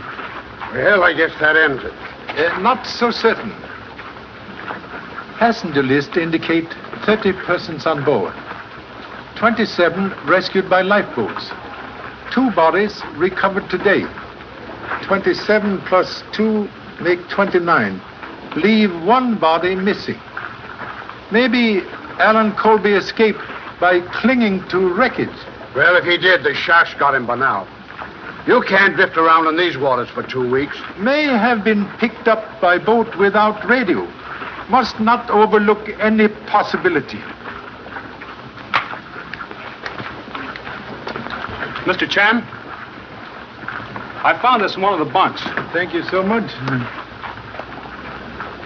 Initials AC. Alan Colby.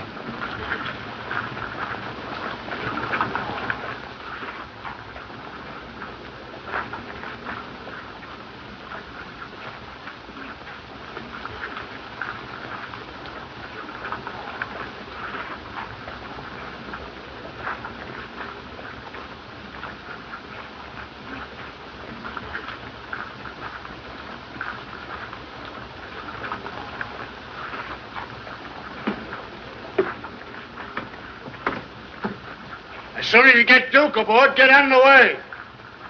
How soon we make port? Oh, a couple of hours. May send radiogram, please? Sure. They can relay it from the land station. What do you want to say? To Mrs. Henrietta Lowell, San Francisco. Fate of Alan Colby still uncertain.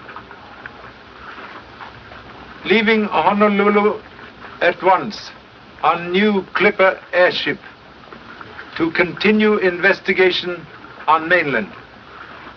Signed, Charlie Chan, please.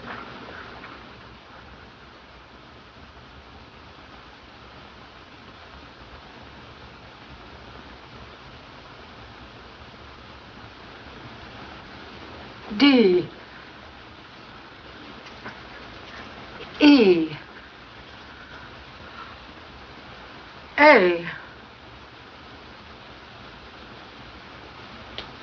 D. Dead. There can be no doubt, Baxter. Alan is dead. It was a message from his father. To be perfectly frank, madam, this sort of thing makes me quite creepy. Oh, nonsense. A radiogram, Mrs. Law. We haven't finished yet. Sit down.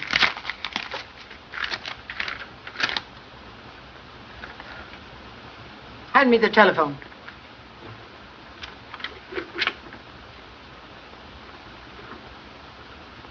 Oh, get off the wire, Alice. You can talk to Dick some other time. All right, Mother. In just a second. Dick, I'll have to go now. All right. Now, remember, darling, we've got a date tonight. If the chief doesn't send me out on a story. Well, I like that. You think more of your old newspaper than you do me. Well, Dick, I simply must hang up now. Mother wants to use the phone.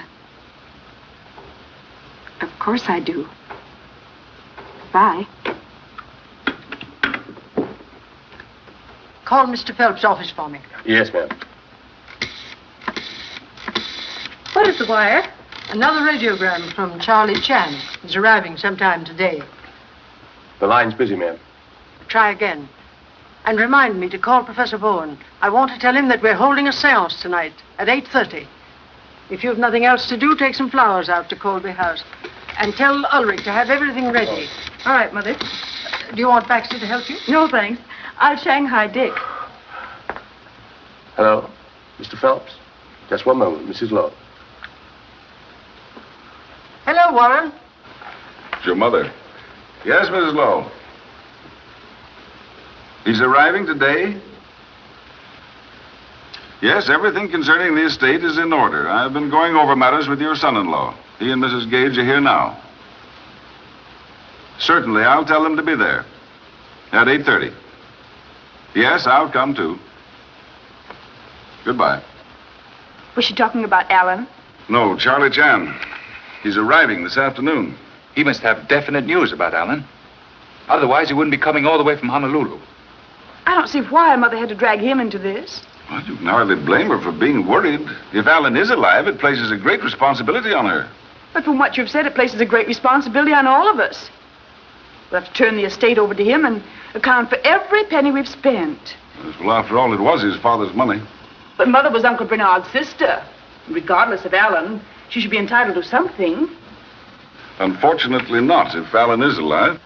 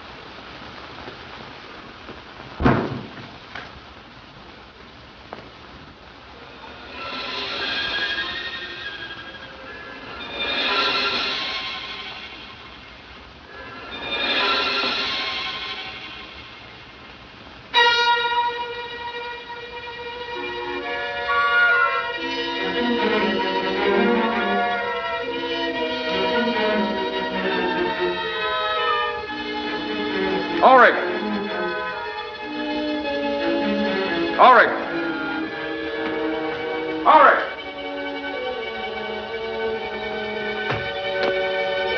Ulrich!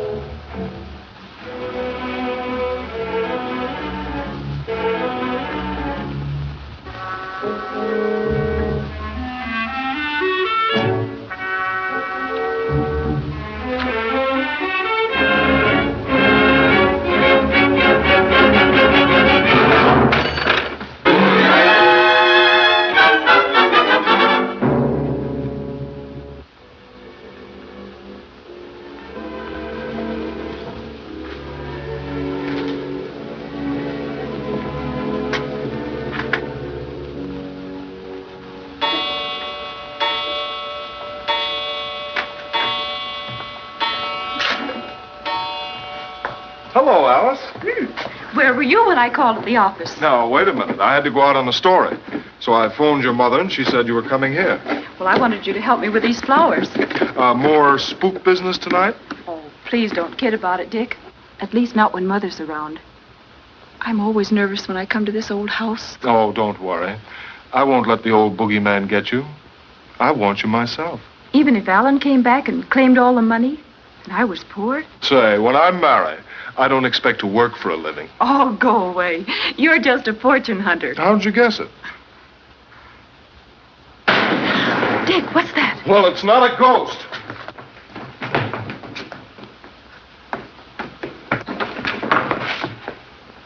Oh, it's Lucifer. Something must have frightened him. There, Alice. You had the solution to all ghost stories. Not to all the things that happen in this house. You know, I don't see why your mother doesn't have this old squirrel's cage torn down. She's too devout a believer in psychic research.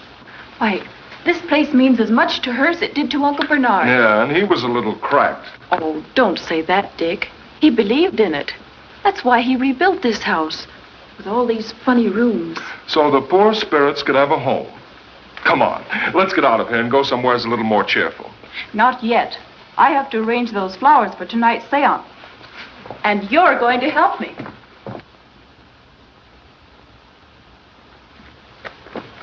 I very rarely visit the old house, sir, since Mr. Colby died.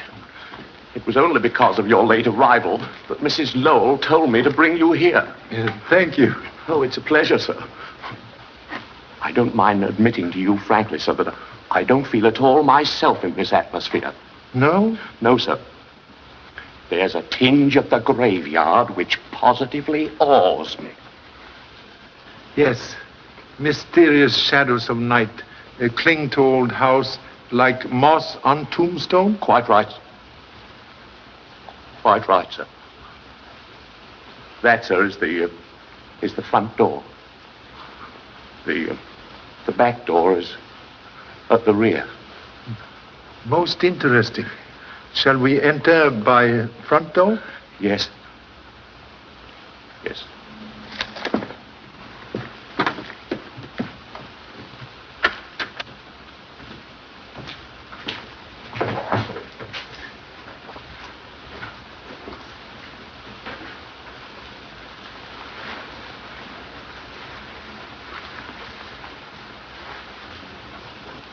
This way, sir.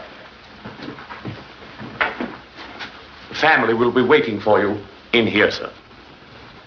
These are the accounts you spoke of, Miss Lowell. No, not now. Mr. Chan. Oh, I'm so glad you arrived, Charlie. I knew I could depend on you. You know everyone here. Good evening, Mr. Chan.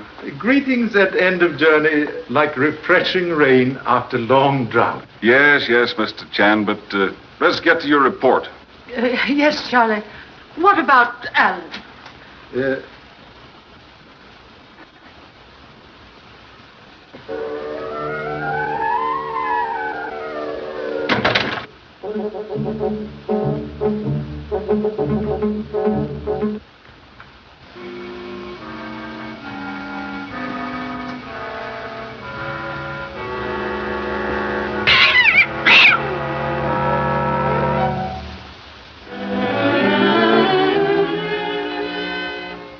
Then it's your belief that Alan is still alive?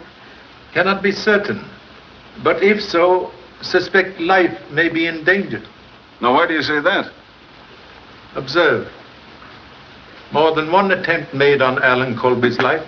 Just a scheme to create an impression. This fellow may be an imposter. Correction, please. Passport, visaed by French and British consuls, indicate he is real Alan Colby. Then why did he wait all these years before communicating with his family? Investigation proved Alan Colby enlisted in French Foreign Legion, was taken prisoner by reefs, escaped only recently, could not have communicated sooner. Well, then, unless he was drowned, we can expect him to appear at any time to claim the estate? He has a right to the money. More than we have. What is it, Ulrich? Professor Bowen and Carlotta are ready to start the seance. Tell them we'll be there in a moment. And see that we're not disturbed.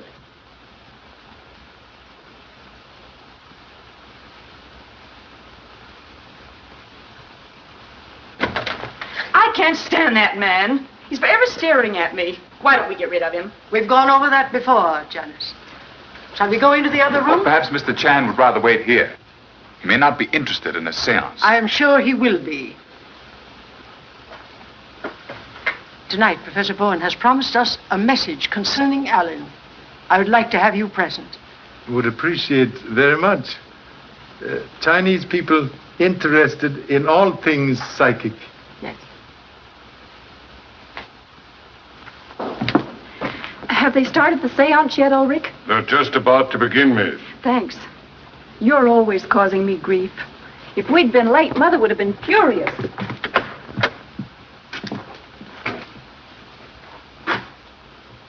Is everything ready, Baxter? Yes, ma'am. Sorry I'm late, Mother. All my fault, Mrs. Lowell. Say, you're Mr. Chan, aren't you? Humbly acknowledge a name. Glad to meet you. I've heard a lot about you. I'm Dick Williams of the Globe. Anything I can print on the Colby case? There's nothing for publication, Dick. I've asked you repeatedly to consider our family affairs confidential. Yes, but... Mr. Gage, very wise. Best place for skeleton is in family closet. Thank you. Nothing to say. Come, Charlie.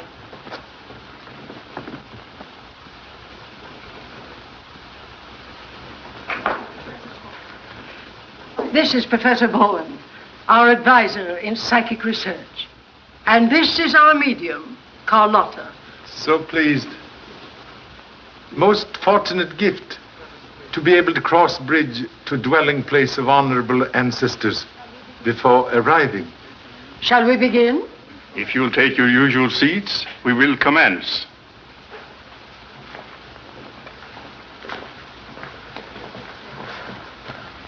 Take this chair, Charlie. Will that be all right, Professor? Quite all right. Tonight, I wish to ask for your special concentration. We will try to bring word of Alan Colby from the beyond.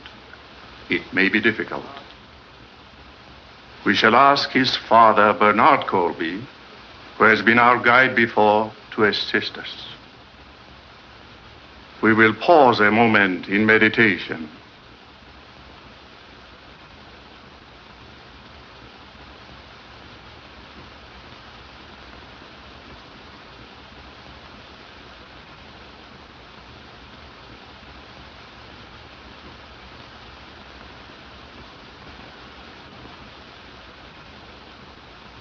Mr. Gage, will you turn down the lights?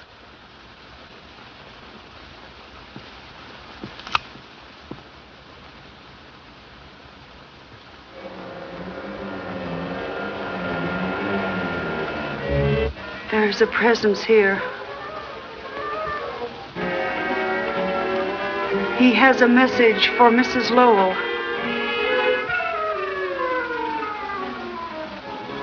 It is her brother, Bernard.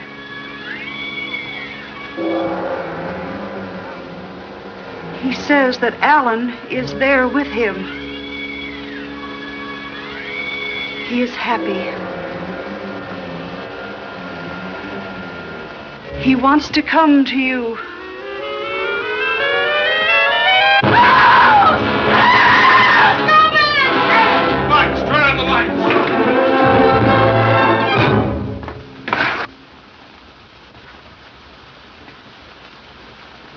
Colby murdered.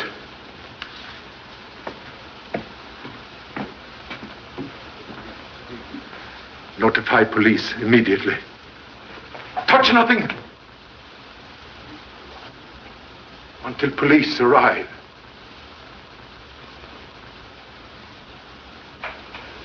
Thanks for your information, Mr. Chan. You're welcome. You know, what beats me is how Alan Colby got ashore without our getting wind of it. Well, somebody knew it. That's how he trapped Colby here and finished him off. Yes, he must have been trapped all right. You know, Alan was the type of fellow who could have defended himself. A knife in the back. If strength were all, Tiger would not fear Scorpion. Not a sign of fingerprints. No, he used gloves or a handkerchief. This fellow was smart enough for that. Have observed the former resting place of murder weapon? I've already checked that. No fingerprints there either. What did you find, Doctor? Knife pierced right ventricle of the heart. He's been dead about 4 hours. Do you want an autopsy? Oh, no, not necessary. See you in the morning. Oh, Harris, got the rest of them in the other room? Yes, sir.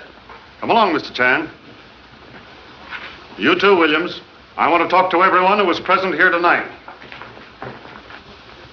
Bowen, you must have been pretty sure Colby was dead when you started your seance. That isn't true. We were merely seeking a message concerning him. Just before this terrible thing happened, I felt a strange new presence about me.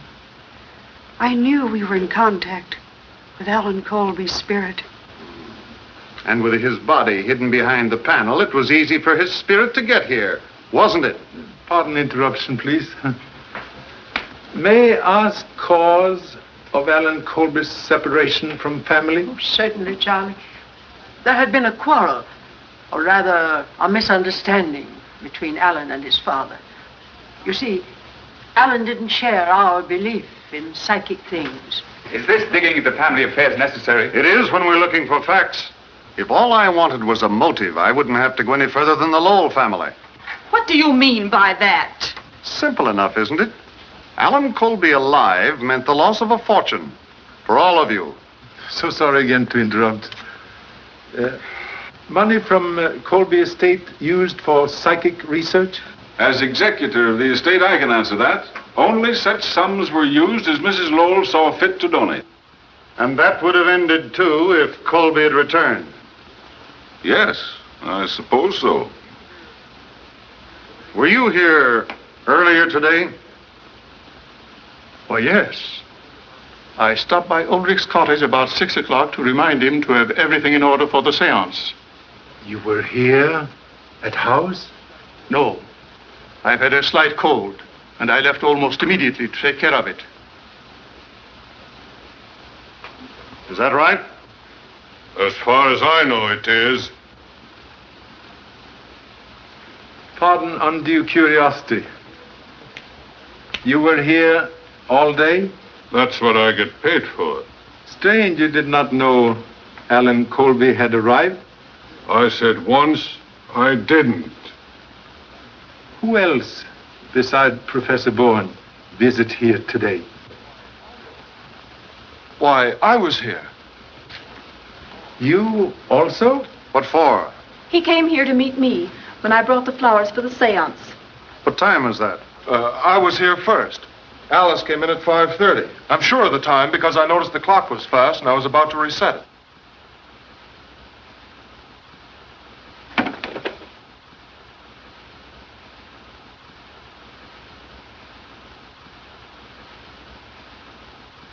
Strange. Ancient clock tell very latest time now. Someone must have fixed it. Well? Who reset the clock? You don't think I'm lying, do you? You arrived at what time, please? About 5:15.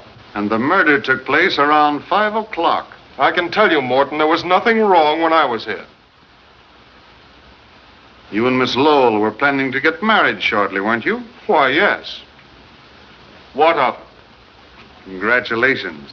Haven't we had enough of this inquisition? For tonight, yes. But until this matter is settled, be on hand to give the authorities any help they need.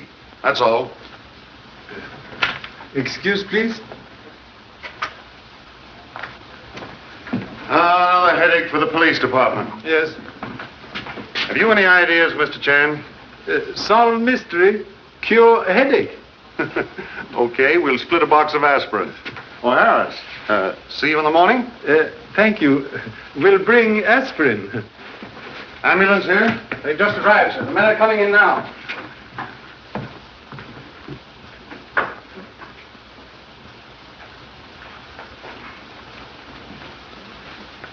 Almost finished?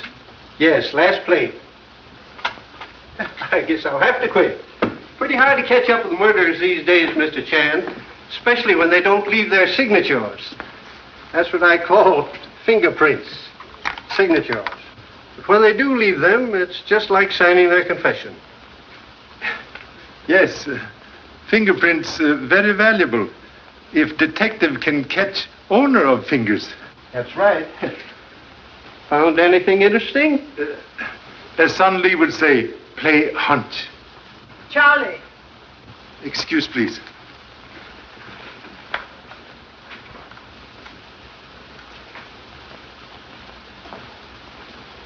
Oh, there you are.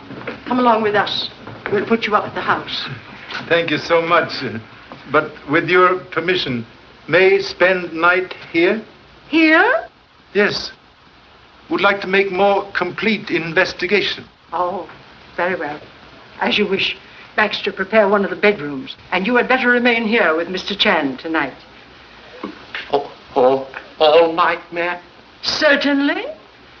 I'll send something over for your breakfast in the morning, Charlie. But what about your breakfast, ma'am? Nobody knows how you like your toast but me. I know how I like my toast. Good night, Charlie.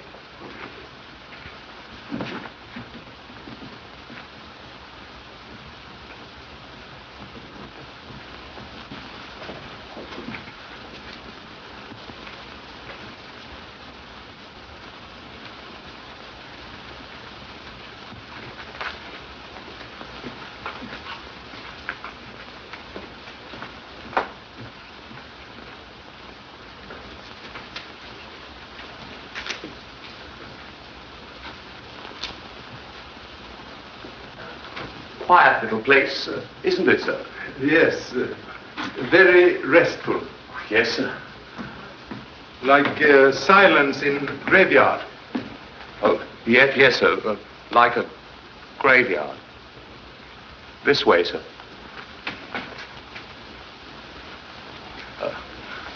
After you, sir. Thank you so much.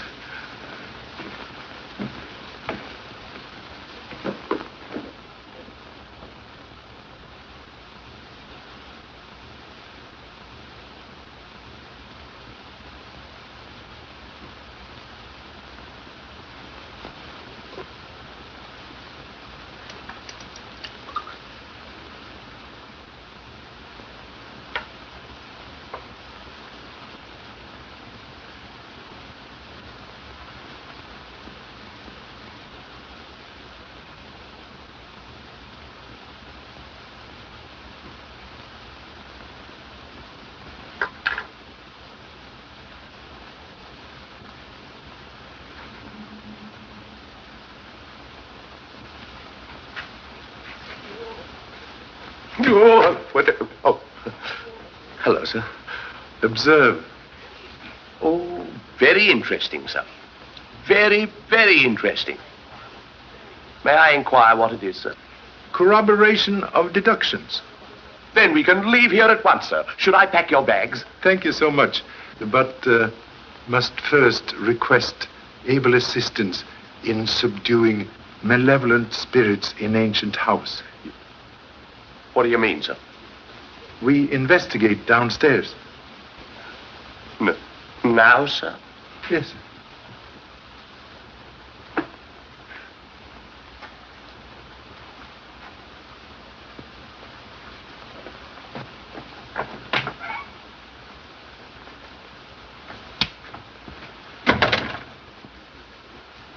Do you think that could be spirit, sir? Very practical spirit to enter by door. Come. That's all. And see that those gates are locked.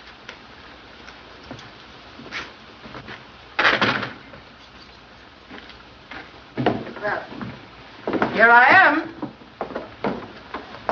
Why you come back? You said you were staying here to investigate. I want to know what's going on. Others know you return? I don't tell them everything I do. Think advisable Baxter take you home immediately. He's quite right, ma'am. Now, I think... You don't think. You think you think. I think. Where shall we start? In here?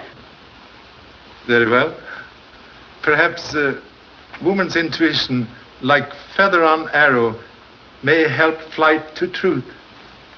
That's settled. Baxter, the door.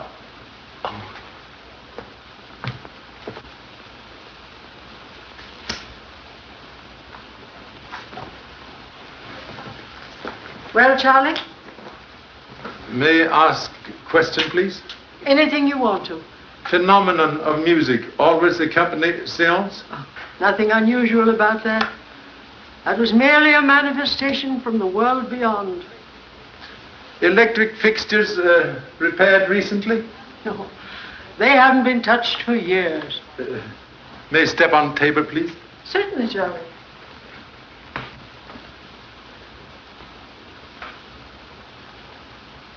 Very strange.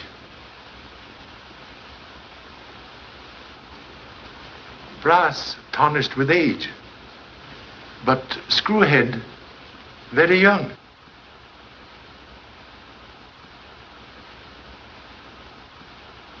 Boy Scout knife, like ladies' hairpin, have many uses.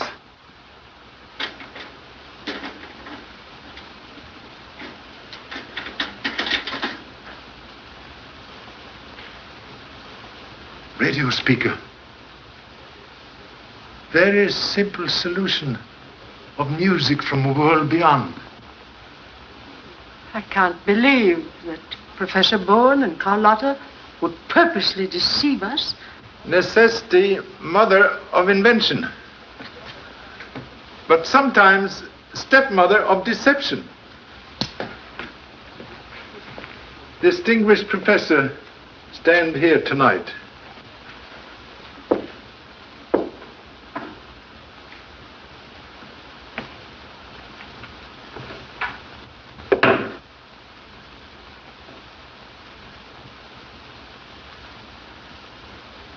Switch. Turn on radio receiving set up there. If Bowen has done this, then all of our seances have been based on trickery. When pilot unreliable, ship cannot keep true course. Permission, please, to try experiment? Certainly. Turn down lights, please. Then we shan't be able to see. Do as Mr. Chan says.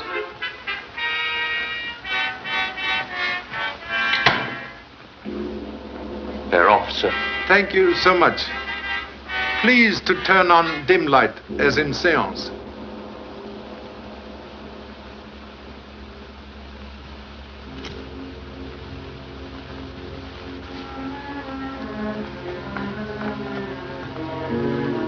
Appearance of Alan Colby in secret panel.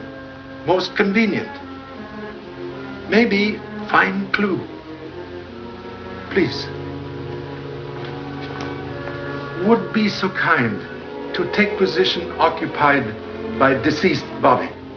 Oh, could I be excused, please, sir? I'm not very good at that sort of thing. Role of dead man require very little acting. Oh, but really, sir, Go on, Baxter, go on. May request holding handkerchief before face when in position.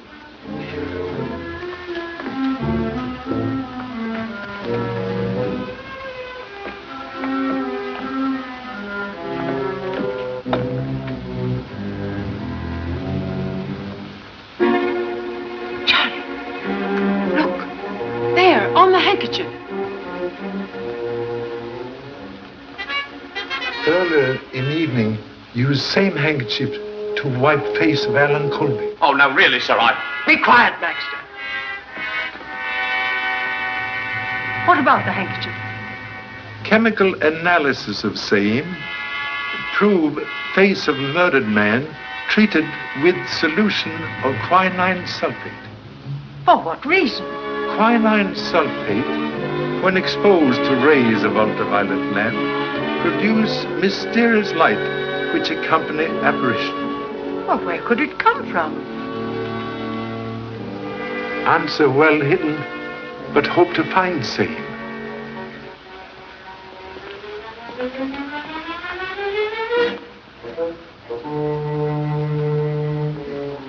Please, do not move handkerchief.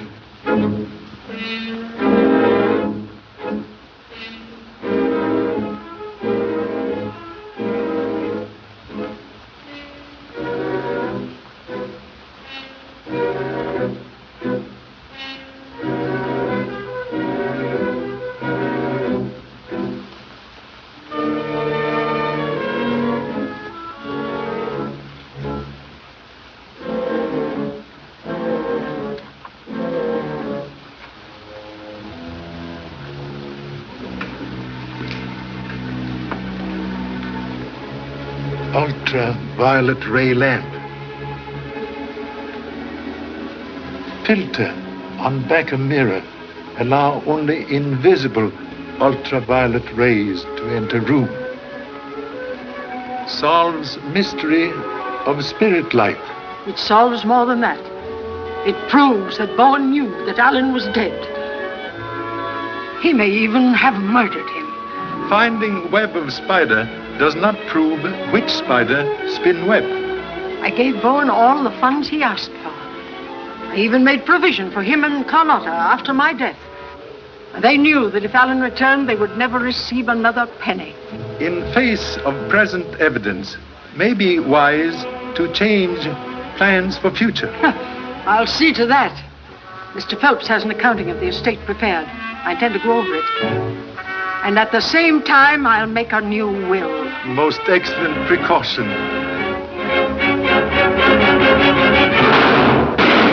Ow! Ow! Ow!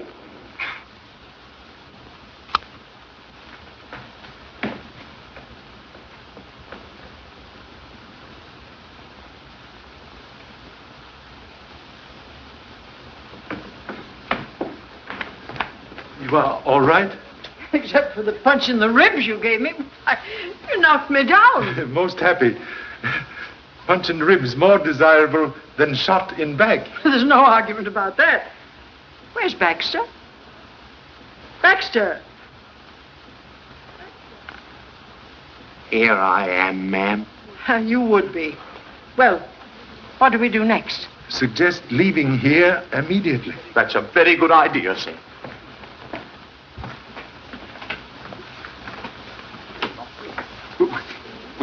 We're locked in, sir. Locked in? Nonsense. Can you hear that, sir?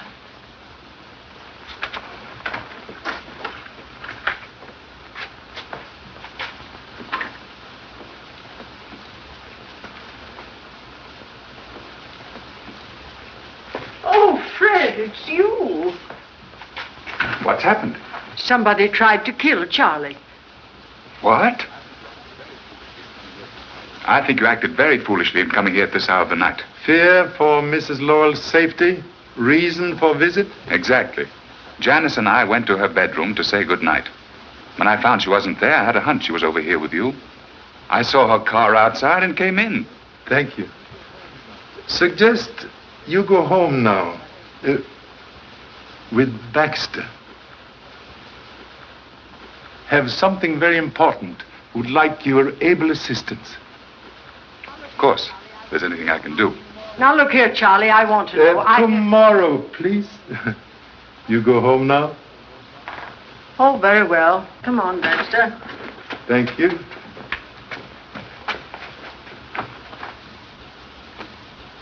Observe anyone leaving house when entering grounds? Not a soul. Ulrich admit you? No. The gates were unlocked. Strange. Someone very familiar with ancient house fire a gun from there. I know this place, inside and out. It's a regular honeycomb of passages that start everywhere and end nowhere. You want me to show you? No. We'll investigate honeycomb later. Maybe find bee. Shall we go?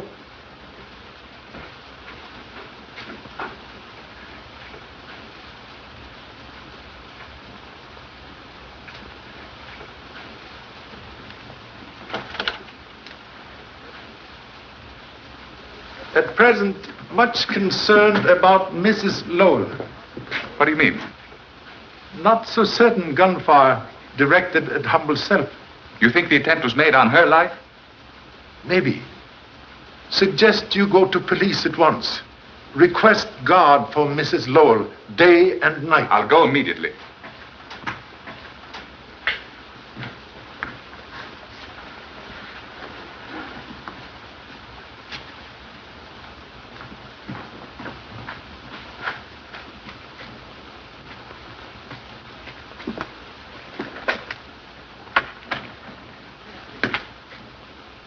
Caretaker, keep very late hours. Ulrich's a queer old bird. I've noticed Ulrich not friendly to family.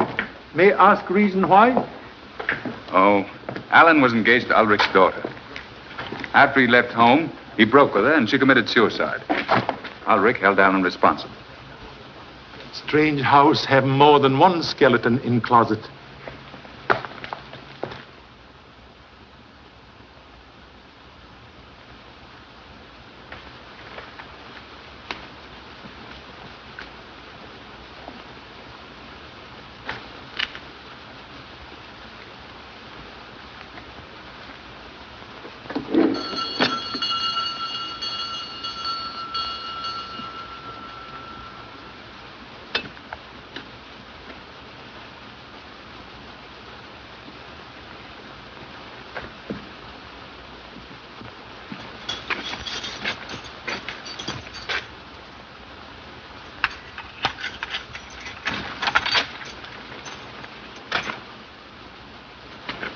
Good morning.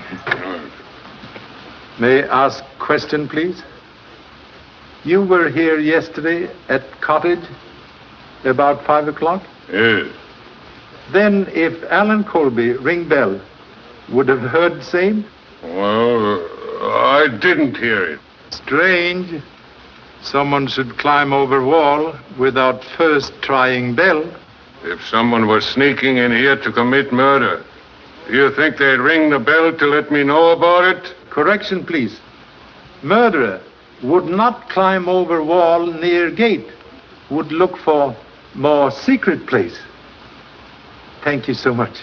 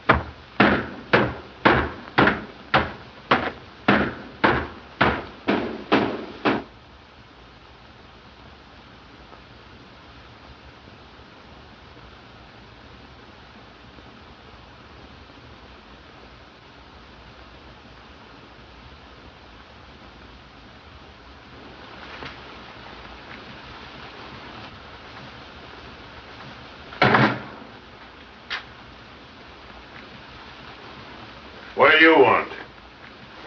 Pardon, intrusion, please. Observe radio aerial en route. Huh?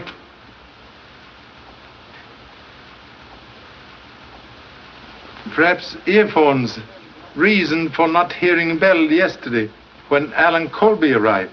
I tell you, I didn't hear the bell. I don't know where I was or what I was doing.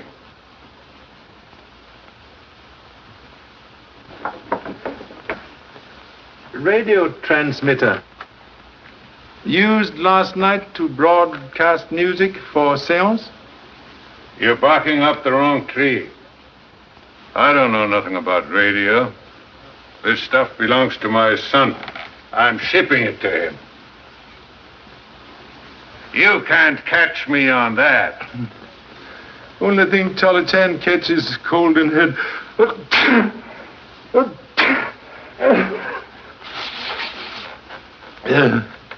Can spare quinine, please? I haven't got any. Perhaps give to Professor Bourne, who suffered from cold when visiting here yesterday. Why don't you go and ask him? Very good idea. Thank you so much.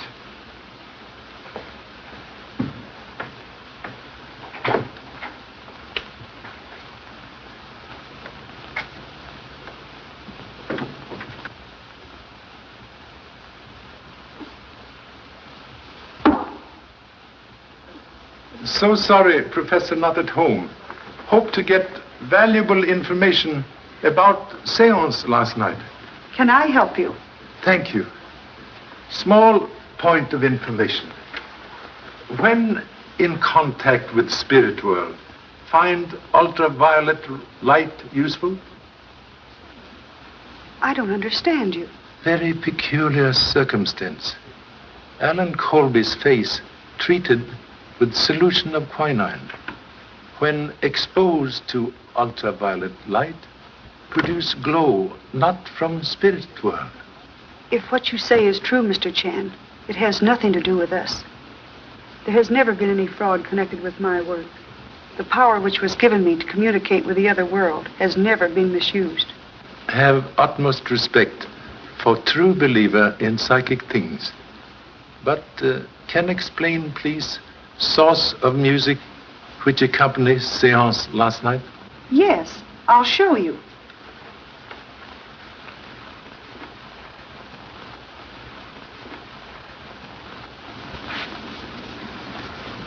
It was sent from this transmitting set.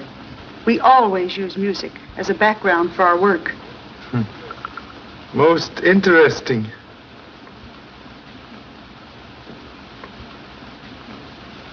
Repeating device with control switch at Colby House, so music can be picked up at any time. Shortwave coil.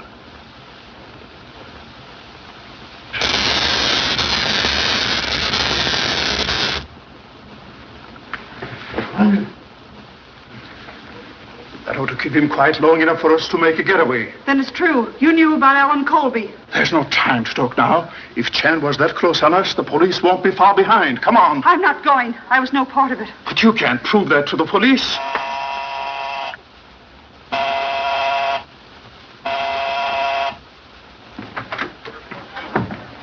Where's Bowen? You'd better go in there at once. Charlie, what happened? Get a chair. Are you all right? When firecrackers stop exploding in the head, we'll be quite all right. You need the aspirin this time, Charlie. Now, where's Bowen? He left just before you came in. So that's why you sent us in here. You were covering up for him to make a getaway. You're under arrest. Take her out, Harris. Let's go, sister. Get on the phone and send out a general broadcast. Yes, sir. I want to be the first to congratulate you, Charlie. You let the murderer of Alan Colby slip right through your fingers. So sorry. Like child who play with matches, get burned. Live and learn. Yeah, live and learn. When we pick up Bowen, I'll send you an invitation to the blow-off. Thank you so much. I guess Morton's right. It must have been Bowen who killed Colby and tried to get Mrs. Lowell last night. Wheel of Fate has many spokes. Which means you have something on your mind. What is it? Mind at present like hangover after misspent evening. Must keep important engagement with Mrs. Lowell. Hat, please.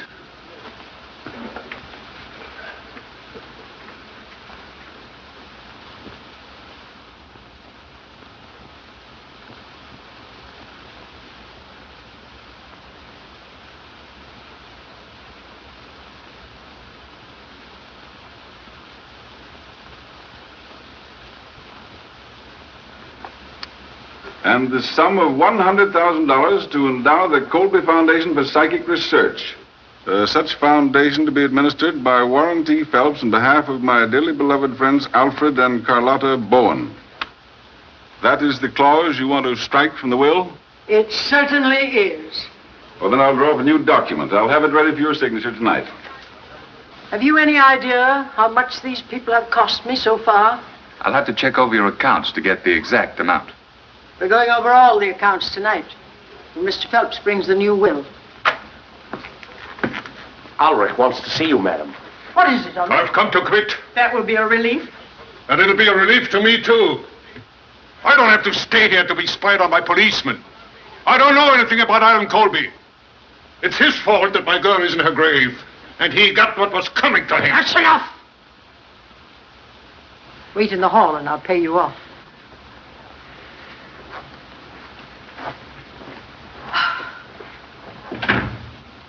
In my opinion, it would be better to watch Ulrich than look for Bowen. He's hated Alan enough to kill him. No one being overlooked.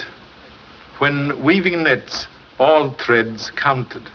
I'll be back with the new will after dinner. Make it 8:30. I'll have those figures ready for you by then. And don't worry. Mr. Morton will have a police guard here until Bowen is captured. Goodbye. Goodbye, Mother. Goodbye, dear.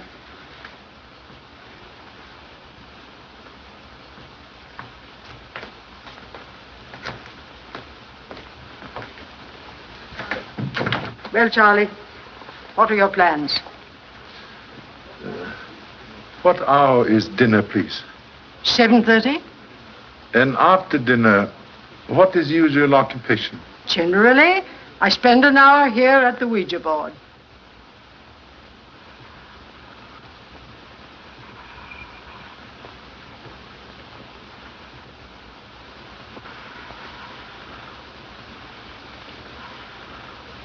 I must repeat, madam, that this sort of thing leaves me a little creepy.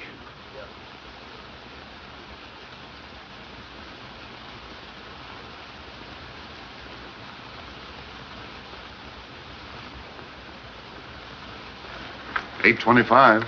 Not much chance of anything happening. Even one of Bowen's spooks couldn't get through this place, Ned. Unknown danger like summer lightning. Strike where least expected. I'll have another look around.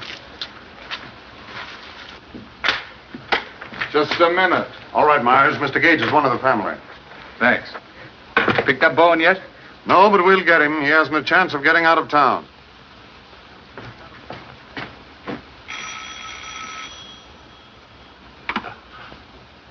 Excuse me, madam.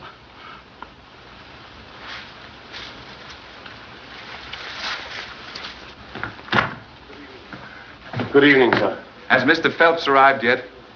Not yet, sir.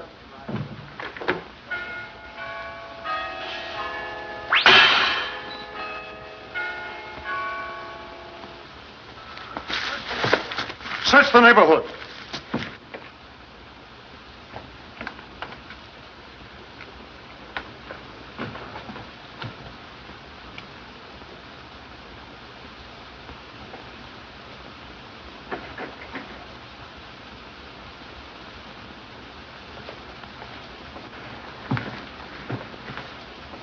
What's the matter here? Mrs. Lowell was shot through the head from outside the house. What? Must request no one enter except police at present. Yes, but you can't stop me. Better stay here. You wouldn't like to see it.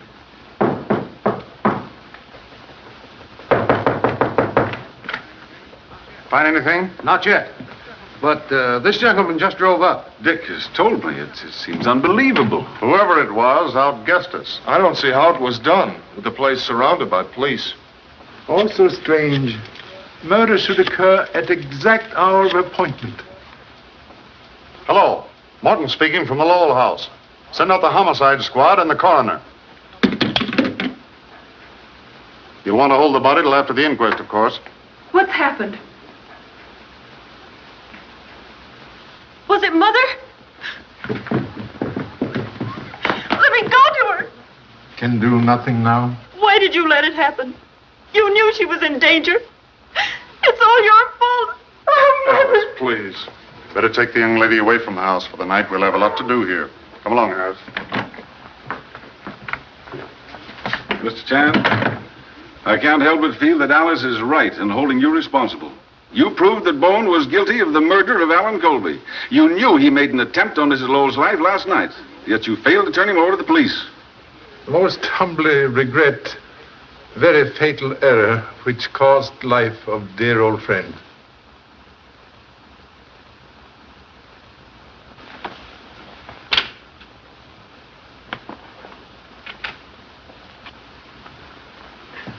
Mr. Chan, I'm sorry I lost my head. I know you did the best you could. Extend deepest sympathy. But though loved one seemed to be taken away, remain always near.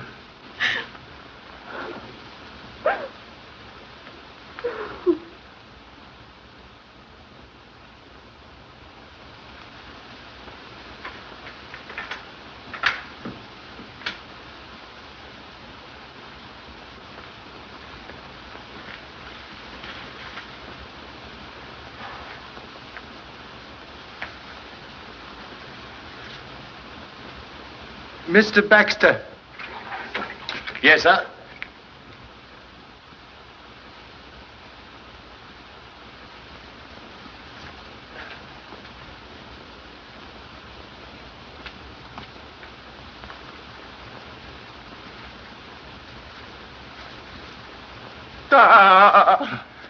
So sorry, but need your help.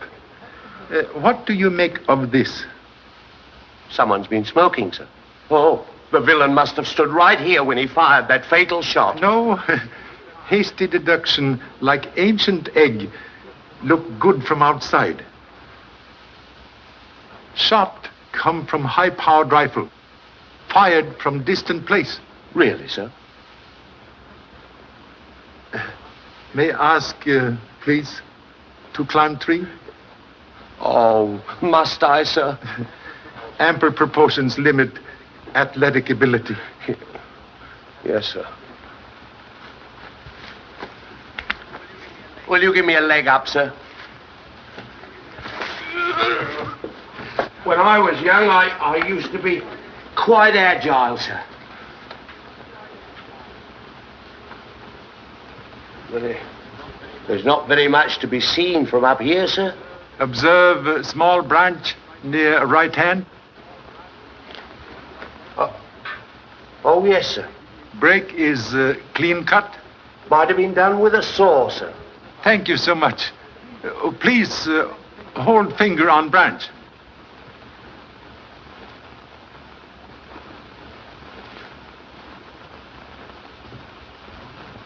Oh.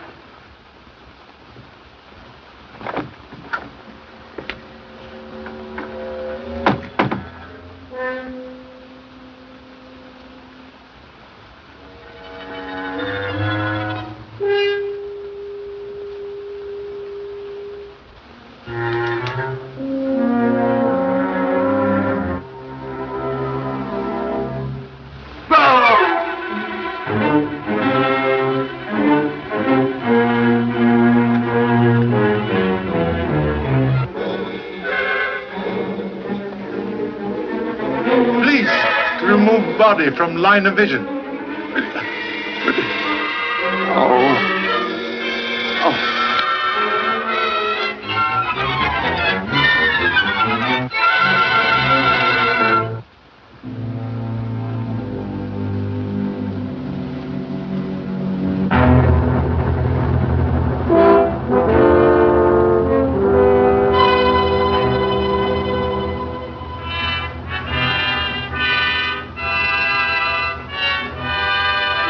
Oh, Mrs. Hey, Mrs. Hey! Oh, ow! Good morning. You're on the job early, Mr. Chan. Find anything? Hope to establish important fact. Let me in on it. Must first exact promise of silence. I promise. As Sunday would say, okie dokie, let us go.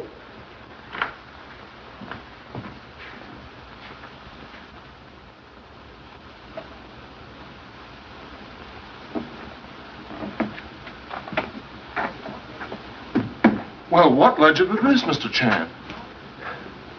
At last find use for simple geometry. High-powered bullet takes shortest distance between 3 points.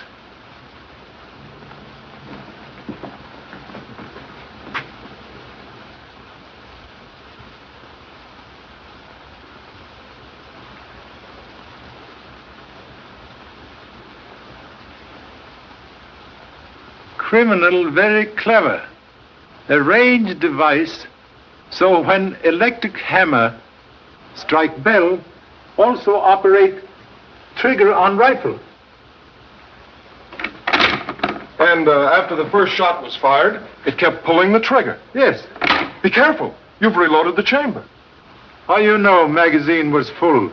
Well, I thought it might be. Quite right. But that's dangerous. Why, when the clock strikes again... Do not disturb. 20 minutes after 9. Suggest we return to Lowell House immediately.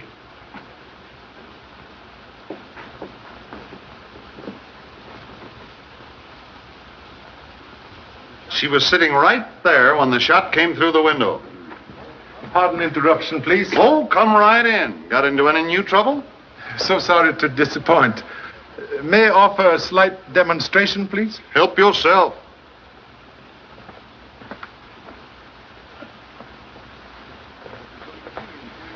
What's it going to be, interior decorating? Why don't you try a couple of sunflowers in it? Atrocious libel on Chinese art. Quite sufficient. I have only little time to wait. Please to stand back.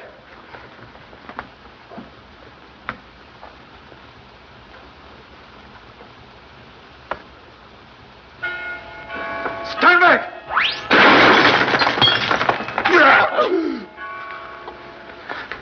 Are you all right, Baxter? I don't know, sir.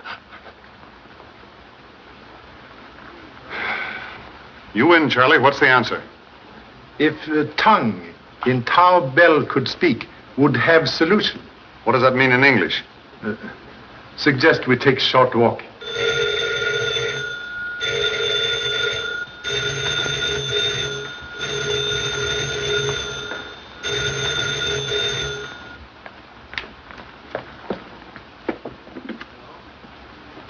Hello? It's your office, sir. Hello. Morton talking. Be there right away. Well, they've caught Bowen. Instead of your short walk, how about a short ride to my office? Voice of Professor may tell us more than tongue of silent bell.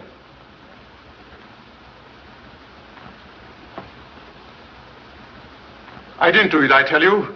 Whoever killed Alan Colby tried to hang it on me. And I suppose you didn't plant that trick light and wash Alan Colby's face with quinine so you could pull a phony ghost at your seance. Have you anything to say? Leave her alone. She had nothing to do with it. Well, how about it? You can save yourself a lot of grief by turning state's evidence. I have nothing to confess. I have always acted in good faith.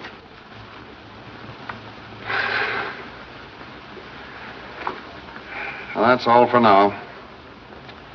Take him out.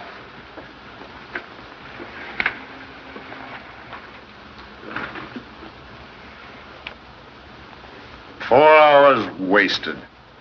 But I'll get it out of him if it's the last thing I do." Have idea. Another one? With proper lever, baby's fingers can move mountain. What do you mean? Believe have a plan to secure much desired confession.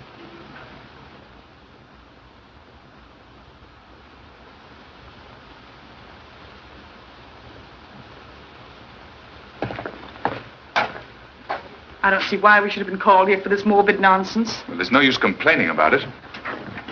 You have no right to bring me into this. Yes, well, you're here, brother. All right, Harris. Come on inside. All set, Charlie. Thank you.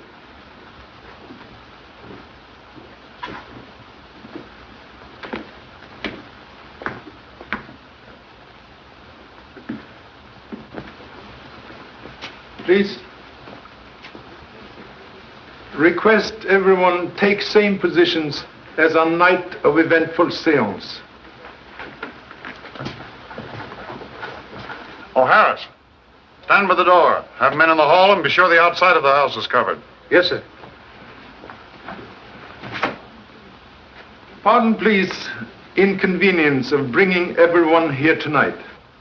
Motive for recent murders, like tangle of many strings, ends of which held by persons in this room.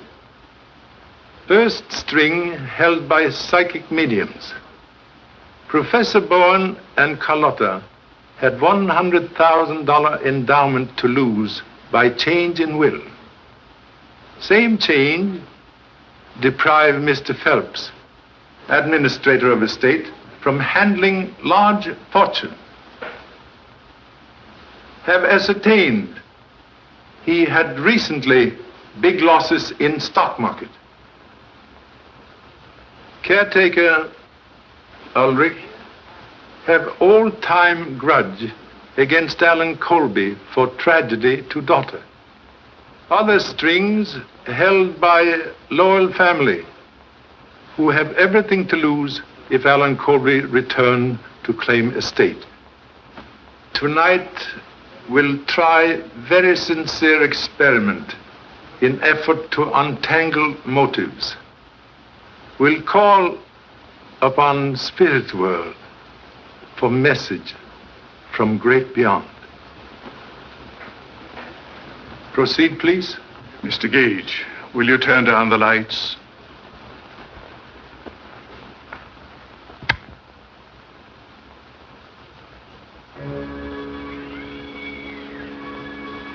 We will pause a moment in meditation.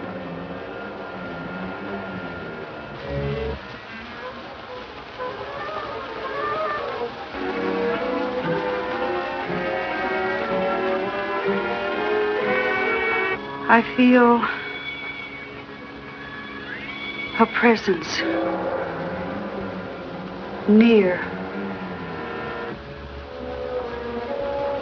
It is a woman.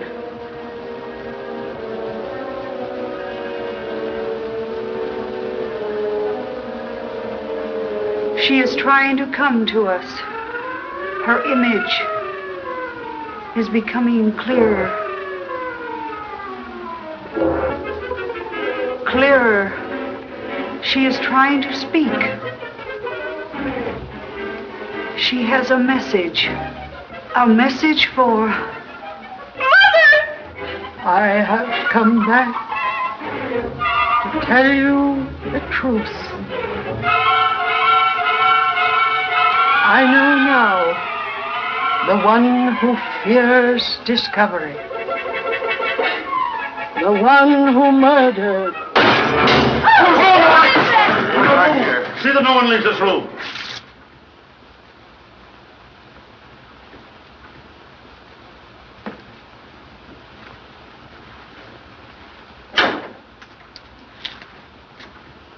Someone make very foolish mistake.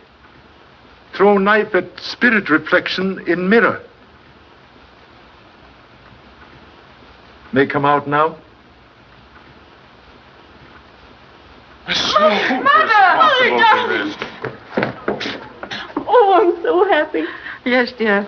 You have to die to really find out how much people miss you. But why did you do this? I let Charlie explain that, dear. Sincerely hope explanation will justify cause of anguish. Person who throw this knife also kill Alan Colby when he returned to claim estate. Place body behind secret panel.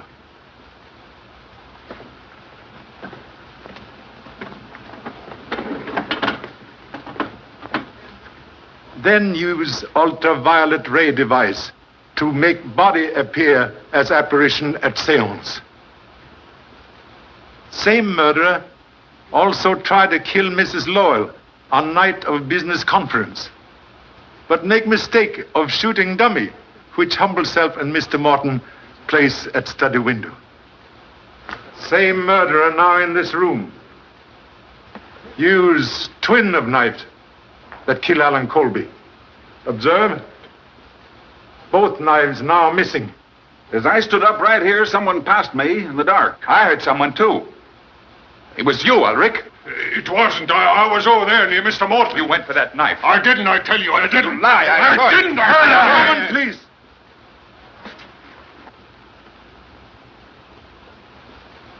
You are guilty man. I? You're crazy. Contradiction, please. Took precaution before seance tonight to cover blade of knife with graphite. Telltale fingers sign confession. Stand back. Everybody. Stay where you are.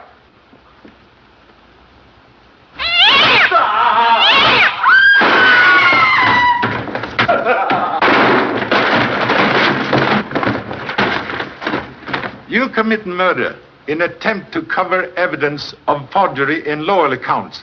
Own act tonight convict you. All right, Harris. Come on.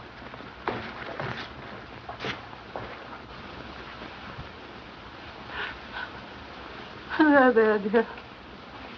I know you had nothing to do with it. Very grateful for valuable assistance. Believe that tonight you practiced deception for first time. Wish I could say the same for you, Bowen. After all, I'm the one who's imposed upon, and I withdraw all charges against them.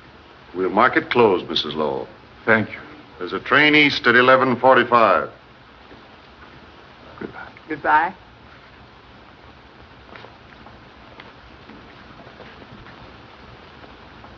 You take now. Charlie, I think you've earned a rest. Now we can settle down to a comfortable visit. So sorry, but must return to happy family in Honolulu. You've done a great job, Charlie. I wish I could make you president of the city hall. If family continue to increase, may consider generous offer. Thank you so much.